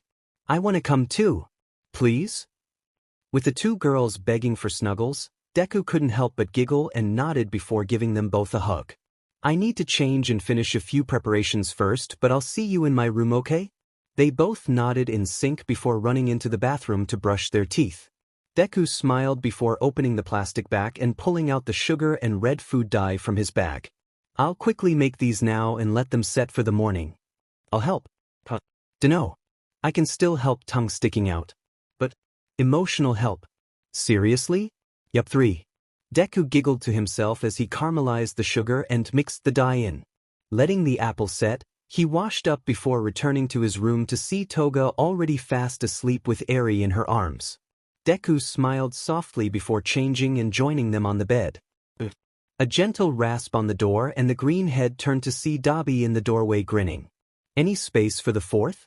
Deku smiled before opening his arms, and Dabi closed the door before snuggling with them all. We always got space for family. Eri made a happy mumble in her sleep and Toga grinned, the boys unsure whether she was awake or not but didn't care as they smiled too. It's been a while since you crashed, you okay? Dabi nodded as he hugged Deku's body closer to his as he stroked Toga and Eri's hair. Guess I just felt a little jumpy after that mission, I guess. Deku nodded understanding. Dabi had to watch through his clairvoyant sight and just wait around as Deku disappeared, with the last sight being Toga throwing up. The idea of having to not do anything gave Deku anxiety, and it was only fueled when he had to go with the others to hijack Overhaul. Well, it's okay. Deku sighed as he rested his chin against Dabi's bicep, caressing Eri's face before sandwiching her body between his and Toga's. Because I'm not going anywhere. Because I'm not going anywhere. A few days passed before Mr. Compress got a call and they established that they were going to meet the heroes in a neutral zone where anyone can come and anyone can leave with no violence at all. The terms were agreed to on both sides, and just like that, the day they were meant to meet had arrived. Where are we going? Eri asked as she twirled in her skirt that matched Toga's school uniform. We're going to see the heroes. It means you can see Mirio again. Deku replied, and Eri lit up before running to the kitchen as she heard the timer go off. Did you brush your teeth earlier this morning? Dabi called after Eri, and she popped her head back around the corner with a wide smile to show her pearly whites. Mr. Compress then appeared in front of her before crouching down to hand the girl her candy apple. The bright red treat was Eri's favorite, and Deku was more than happy to make them. I got the water. Toga shrilled as she packed a few snacks. A bottle of water for Eri when she finishes her treat, a flask with hot chocolate in, and a small cage for a bird. Are we ready? Asked Tamura, and Dabi nodded. You better be telling the truth, Leatherface, he grumbled and turned to Deku. I finished my breakfast, it was good. Deku smiled at the positive response and giggled as he remembered how he first tried to feed Tamura. The difference made him feel proud, but that feeling was cut short with Dabi arguing once again with Tamura. What do you mean I'm a liar, Crust Beach? I swear you have a piss-me-off list that you have to complete every morning, you built-in burnt mask. Wait, you knew? Wait, what dash? No, nothing. Eri giggled, now used to the chaotic behavior of the League and loving it, as she licked a sugar piece of her lips before grinning. She and Dabi was keeping a secret that only the two knew. That single fact making her extremely open to Dabi, and they were best friends. The secret she kept was that Dabi really did have a list to do every morning and she had seen it. So every morning when Dabi finished his breakfast, he would be ticking off his list. Dabi would grin as he took in the scent of the coffee beans Kurogyari was preparing before grinning. And as if on cue, Tamura would come in, still in his pajamas as he had just woken up. Dabi walked up to him. He had to do morning greetings after all. Annoyed, Tamura just sat down before Deku set down his breakfast. Can you pass a drink? Dabi asked and Deku nodded. Which one? Any, was the reply, and Dabi laughed before sipping his fizzy drink. Tamura just felt his soul die. Dabi left snickering and lately was to tell Eri his daily ways to annoy Tamura. What are you going to do next? Eri would ask and Dabi thought about it. He then lit up as he grabbed a box. This. Tamura glared at Dabi, who just started at him. Tamura had no idea what was happening as Dabi just straight up left. And there was nothing in the empty box except the words F you written inside. I think you should stop now, chuckled Deku as Tamura died once again inside, but the scarred boy only shrugged and ignored the warning before going up to Tamura again. But Tamura was done. I want ice cream, mumbled Tamura, and Deku nodded as Dabi groaned on the floor. Totally worth it. Eri giggled as she put on a coat to stay warm and ran over to hold Deku's hand. Well, are you ready to see Mirio? Asked Deku, and the girl smiled. Her face lately had not listened to her and it kept lifting upwards whenever she saw the League. Eri still wasn't used to the feeling, but it wasn't one she disliked. In fact, the feeling was so warm, funny, slightly chaotic and comforting at the same time that she felt like she was flying. I am. She nodded as Kurogyari opened up a gate and she took another bite of her candy apple before walking into the mist. Eri. Mirio was the first one they saw, covered in a couple bandages but most healed up now. Deku looked around and saw that he recognized everyone in the room. Mr. Aizawa had stood up and was walking over, and behind him, Deku saw Ida, Todoroki, Tsuyu, Uraraka, and Kaken. The blonde gave him a pained look and Deku waved, only for Dabi to catch the waving hand, pull it down and growl at the blonde. What's wrong, Dabi? Deku asked, and Tamura came over to glare at Bakugo with him. You might have forgiven him, but I haven't, mumbled Tamura, and Toga nodded before eyeing the girls. Sue! Achako! She ran over to the girls, who panicked but forced themselves to calm down. Todoroki walked up to thank Deku for the help in Hosu before lighting his right side. I remembered what you said. Thanks. Deku smiled, glad that Mr. I only use ice was now Mr. I actually use both my quirks. Dabi saw him before walking over. They just stared at each other and Deku giggled at their faces before Dabi held up a hand. I wonder if you'll recognize if you got burned, Sasuke? Toga landed neatly before skipping back over to the girls and Aizawa's side as he found more problematic children. Eri was with Mirio, Tamura and Bakugo were about ready to start fighting, Todoroki and Dabi were having a light-off with their fire, Mr. Compress and Spinner were with Kurogyari watching the other standby heroes, and the girls were together. Well then, like we discussed over the phone. Aizawa started, but the League was too busy arguing within themselves that he sighed and faced Deku. I want to discuss about you becoming a hero. I want to discuss about you becoming a hero. There was silence as the League clearly heard this and turned to face Aizawa simultaneously. Wait. What? Deku's eyes widened as the proposal of him becoming a hero was placed in front of him. Todoroki and Ida stepped forward and nodded. I'm unsure how to address you. Deku was the reply and Ida nodded. Like before, I must thank you for saving my life in Hosu as well as the lecture. Dabi snorted in the background, remembering how funny Todoroki and Ida's faces were when Deku gave them a healthy dose of his motherly love. I thought about it a lot, and my actions that day were definitely not becoming of a hero, and I am grateful that you set me back on the right path. Tamura turned back to Bakugo as the blonde stepped forward and nodded. You. Bakugo started but unwillingly calmed down when both Ida and Tamura told him to tone it down. Had always wanted to be a hero? Deku smiled at the person he knew the longest, but not the person who he had grown up with. The people he had grown up with were his family, and the League were there for him. I'm sorry I bullied you, he muttered, and Deku gave him a funny look. You did, Kaken? What the I told you. Dabi yelled, accidentally setting Todoroki on fire, who was then encased in ice, so the more burnt nugget had to unfreeze himself. Oops. Todoroki said as he looked at Dabi. The villain was annoyed that he had been frozen but had a somewhat soft look on his face. One that made the student stop in his tracks a little before turning to Deku. Dabi just kept looking at the ice chunks left on the floor before making a series of pained-looking faces, listening to what the student had to say to Deku. If it weren't from you, I don't think I would have used my fire. He slowly bowed his head in thanks, and Dabi suddenly stepped forward to face Deku and the League. You never harmed a soul without good reason. Seeing where this was going, Toga immediately grabbed Uraraka's hand and slapped her own mouth shut in case she wanted to scream. She didn't like the idea Dabi had, but the words Deku said before the mission were still in her mind. He wants to be a hero. Tsu was about to try and pull Uraraka's hand off Toga's mouth when the brunette shook her head and used her free hand to point at the villain. Tsu didn't know what to do as she turned to see Toga silently crying. You always wanted to be a hero, right? Dabi asked, and Bakugo nodded furiously as the other members of the League nodded too. They loved Deku like family, and because of that, they wanted to fulfill his desires even if that meant letting go. You will be better off there since you won't be targeted by anyone and can save everyone.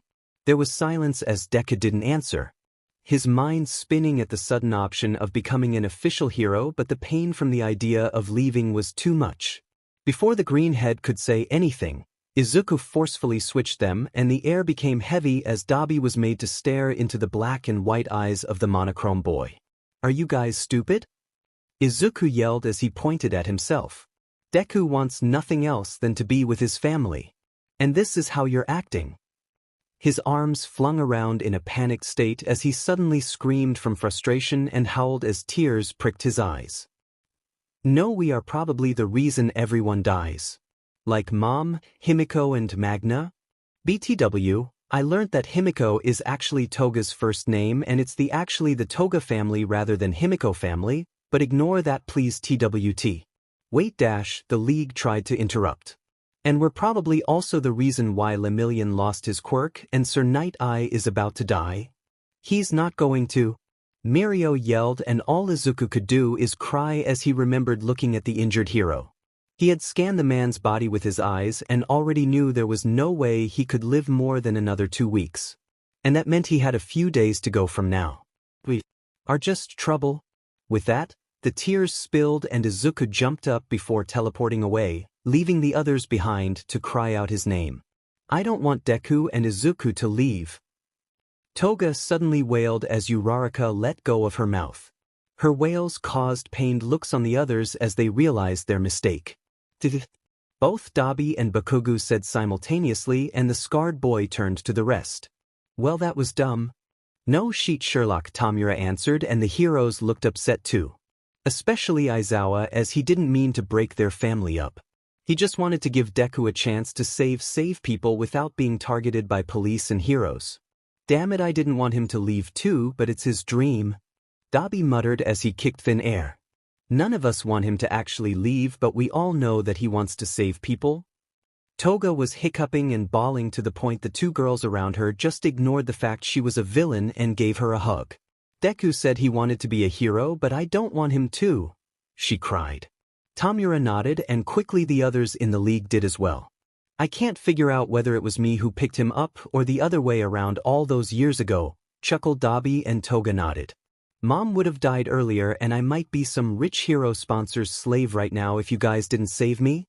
Aizawa looked at Toga in surprise when he heard that and the league kept going. He's a demanding kid who crashed as a trio with Burnt Eft and Blood Beach, but he keeps us healthy and together. Tamura added, and both Toga and Dabi shot him a death glare, earning a chuckle from the rest. I like his look after everyone and does it willingly attitude and attention.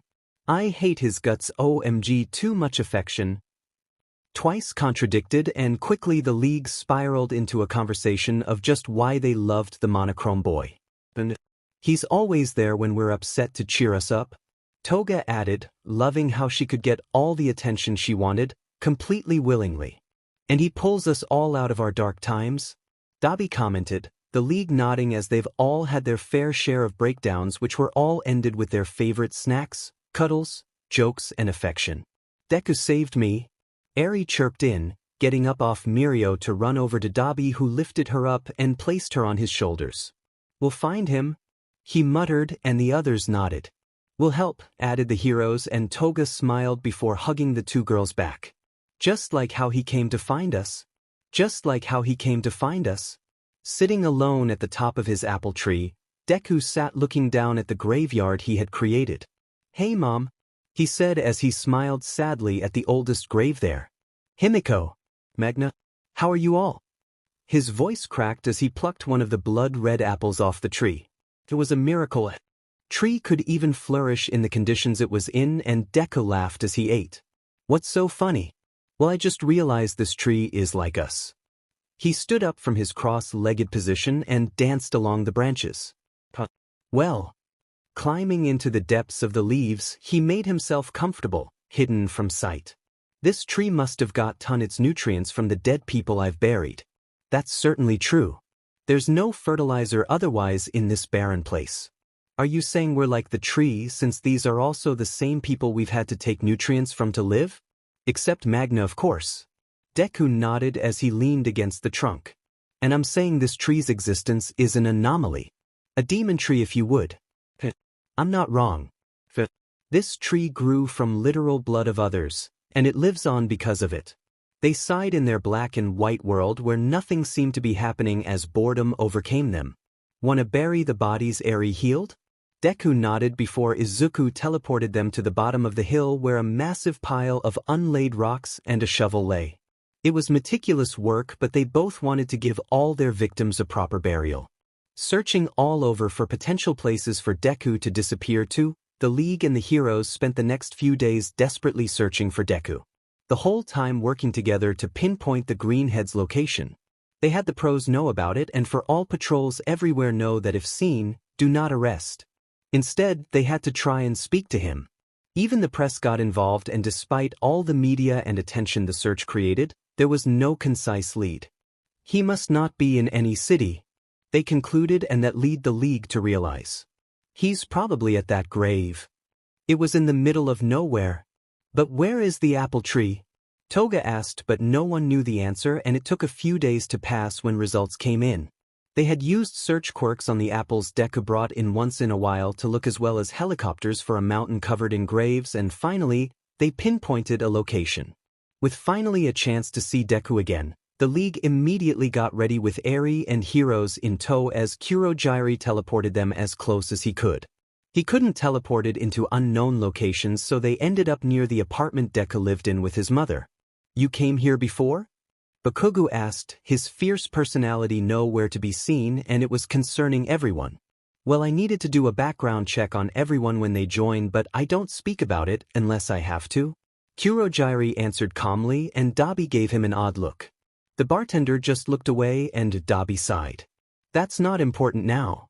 Anyway, he has to be there, right? They looked in the direction of the mountains and they nodded before making their way to Deku. Hours passed and it was evening when they finally reached the base of the mountain. There's more graves, Mr. Compress commented, and they nodded. These graves seem new. The stones are really clean, Spinner added, and the heroes didn't know how to feel. After all, they were surrounded by all sides with graves and they could only see half the mountain. There, Toga suddenly gasped as she pointed at Deku sitting at the top of the mountain, polishing the graves there. Its eerily haunting aura had the heroes stop briefly, but to the League, the sight was beautifully sad. Deku, the boy with forest green hair and perhaps the most morally challenging life as he had to cannibalize to help others, was sat on the luscious green tree surrounded by the crimson red apples. The very apples that were the fruit of all his victims' lives. Deku! Eri shrieked as the League made a sudden dash through Kurogiri's gate and came tumbling on top of his surprised green head. Deku's eyes widened and was about to teleport away when he felt his eyes warm up as they all hugged him. His voice cracked again as he looked at the villain family he had until recently all dogpile him. "Why?"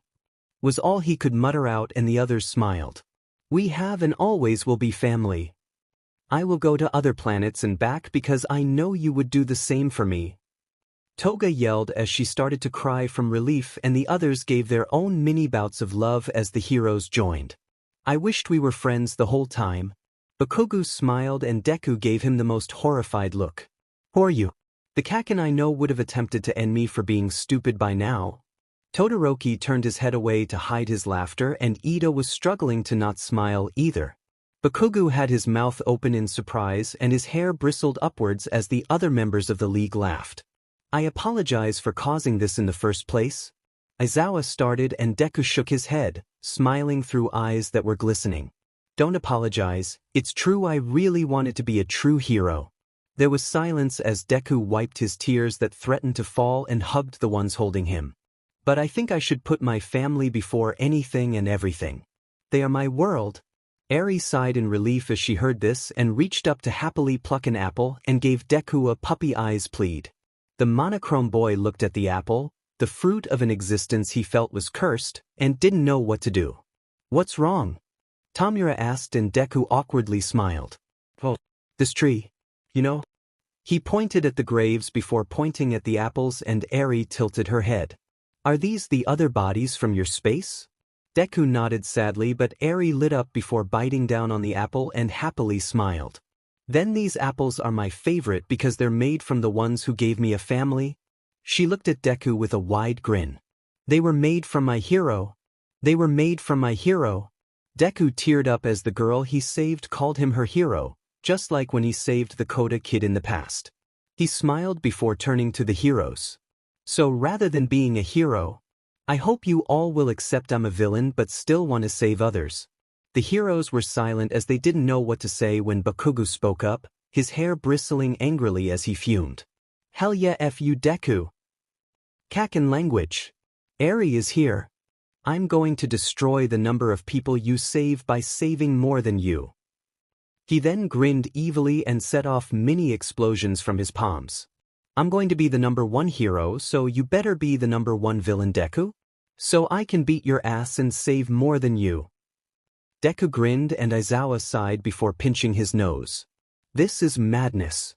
But probably the best outcome for you." "No, demon child?" Deku asked, and Aizawa scowled at him. "Shut it, problem child. I'm supposed to be a hero here." Deku giggled and the League stood up. "This will be an interesting game of cats and dogs," Mr. Compress said confusingly, and Bakugo grinned. Yeah, it is. I'll beat the number of people you save tenfold, you cowardly pussy." Dabi grinned before sticking his middle finger up, and Bakugo. "Try it, Beach." There was angry noises from Kurogiri trying to shield Eri's ears when the girl looked up at Deku. "I know I can't say Beach or F, but can I say pussy?" There was silence as the green head stopped laughing and slowly turned to smile at the two who argued, who stopped immediately. "Wait, I'm sorry, Dabi screamed as his voice escaped his lungs, and Bakugo didn't know what to say as he looked at the person who was aggressive to just a second ago. "Katsuki, I want a word with you both." A high-pitched scream ripped through the air as all three suddenly disappeared and left the heroes shocked while the villains awkwardly laughed. "I mean, he won't end them, I think," Toga mumbled, and there was just confusion as they waited to the trio to come back the few minutes later. Both Dabi and Bakugo looked like they had stared death in the face and were lifeless as they sat there silently. Toga and twice half-carried Dabi and Todoroki took Bakugo while giving way too many glances at Dabi. "You can come over whenever and ask," Deku said to the curious boy who nodded. "Aizawa, you have Mr. Compress's number, right?" The hero nodded and Deku grinned before taking a deep breath to make an announcement. It will take a while, but we, the League of Villains, will rule the underworld. You heroes better step up your game before we save more people than you. Mr. Compress got excited at the performance-like exit and gave a dramatic spin. Who will civilians rely on? The heroes or the villains? Who will save more people and resolve crime? He started to go off on a tangent and the Fami League smiled. That was just how Mr. Compress was like. Deku waved at the others as Kurogyri opened a gate for the heroes to leave since Izuku was taking the family. Well then, we're off. They all teleported away and in a heap, the League were thrown into a pile onto familiar floors. Deku! Toga squealed as she threw herself towards him and they tumble around. Mr. Compress ruffled the mass of green hair as Tamura smiled softly. I'm glad you stayed. How could I leave? Deku smiled as Eri giggled in Spinner's arms. You knobheads are my family. Knob? Dabi asked as he revived from the dead. That's what you are. Toga piped in and Tamura gave an odd look. What's a knob? Oh my gosh, I forgot you were stupid. Toga laughed and the scarred boy frowned. I'm not stupid, you're stupid, you silly hunter. Traps are superior. You stupid sandpaper face. The arguments immediately started again and Deku lightheartedly laughed. Even if his vision was black and white, the world around him seemed to be stained in a warm color and he smiled as he gave everyone a hug. I love you all, we're family. The others all looked at the smiling green head and laughed heartily. And family stay together. A few years had passed just like Deku said, society standards took a hit. There was a distinct difference between a criminal and a villain as villain was now seen as the underworld heroes, the ones more likely to save you when you've been trapped by society's rules. It wasn't easy getting here, but the League and heroes were working together. Ironically, the ones who became the voice for the cause were Eri and Koda, as the two kids were complete opposites. Eri wanted to live with her villain family and become a hero, so she was trained privately by Erasure Head to control her quirk. That was why the sleepy hero would come over as he trained her on the weekends too. Koda, on the other hand, wanted to live with his hero family, but ultimately become a villain as he asked to join the League for the second he will graduate UA. Although that conclusion was quite a while away as the kids were now in middle school, but they did help a lot. DKU, what are you doing here? Bakugo screamed as he reached the place where the criminal he was chasing headed to. Although instead, he found Deku casually capturing his target and giving a wave. Oh hi Kaken. This one is second in command of this recent criminal group who likes slaughtering married men that just popped up, so I'm here to either recruit him or ask the others to take out the trash. The hero sighed as he grumbled about wanting to be the one to capture the criminal and crossed his arms. What you on now, shitty nerd? Deku smiled as he asked Izuku and replied. Since I saw you last week, 42 people healed and I recruited 2 more small groups, so that's a total of 53 people saved. I win this week. I saved the burning building incident and saved 56. Deku laughed. It's only Friday, Kaken. I could still win this week since it's not Sunday. Deku smiled before his phone buzzed. Oh, give me a minute, hello? Bakugo glared at the criminal who was trying to escape Deku but really couldn't and smiled smugly at his confidence to win that week. Right, I'll see you later, Kaken. Stain wants to take down another hero. And with that, he smiled and disappeared with his target. Bakugo went back to his hero duties and with Deku he teleported into their base. Deku! Toga flung herself headfirst from the snacks she was eating into Deku's arms and she grinned happily. We're home. Eri skipped in along with Mr. Compress, who was the one who went to pick her up that day. Dabi yawned and came down the stairs to join the chaos as Toga held Eri's hand and the duo went sweet hunting. The burnt boy stuck his middle finger up at Tamura, who was coming over as well, and like any other day, it was chaotic. And that wasn't all that changed, as since they were now trusted, Deku laughed as he hugged back before pulling away to turn on the kettle and smiled to himself as he made a cup of tea. 2 sugars. Kurogyri. The mist man then popped his head through the door before smiling as he saw the 2 drinks.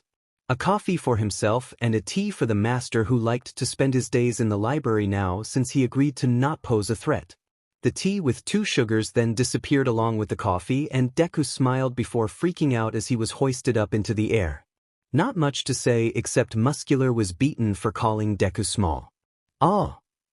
A scream from downstairs echoed upwards was followed by Mustard panting as he ran up the stairs to explain Moonfish lost in a video game and was now rampaging.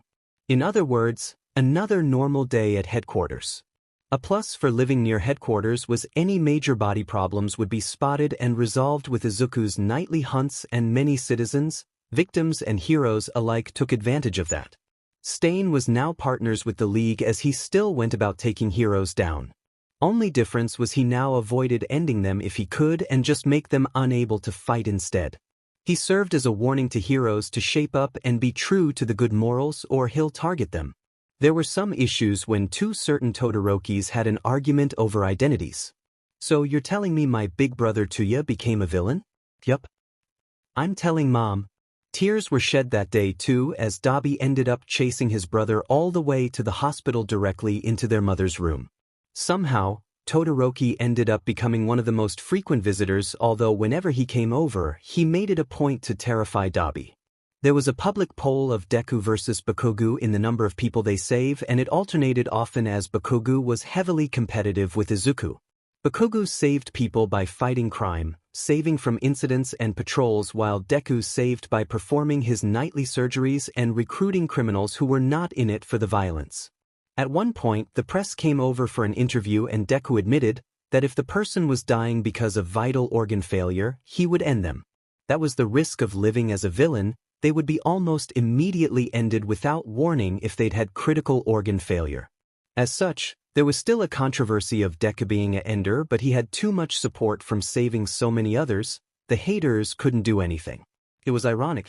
Really, as the villain known as the Monochrome Glitch was given a second name by the public press, and he was quite famous because of both his morals and his crimes. The righteous ender. Mommy. Yes, Izuku? Inko asked her 4-year-old son as she took a pause from making dinner. What's a color? Okay, sadly the chapter is over. And if you enjoyed the video, just leave a like and subscribe with post notification. So when the next chapter is ready, you will be notified. Okay, see you in the next video. Bye.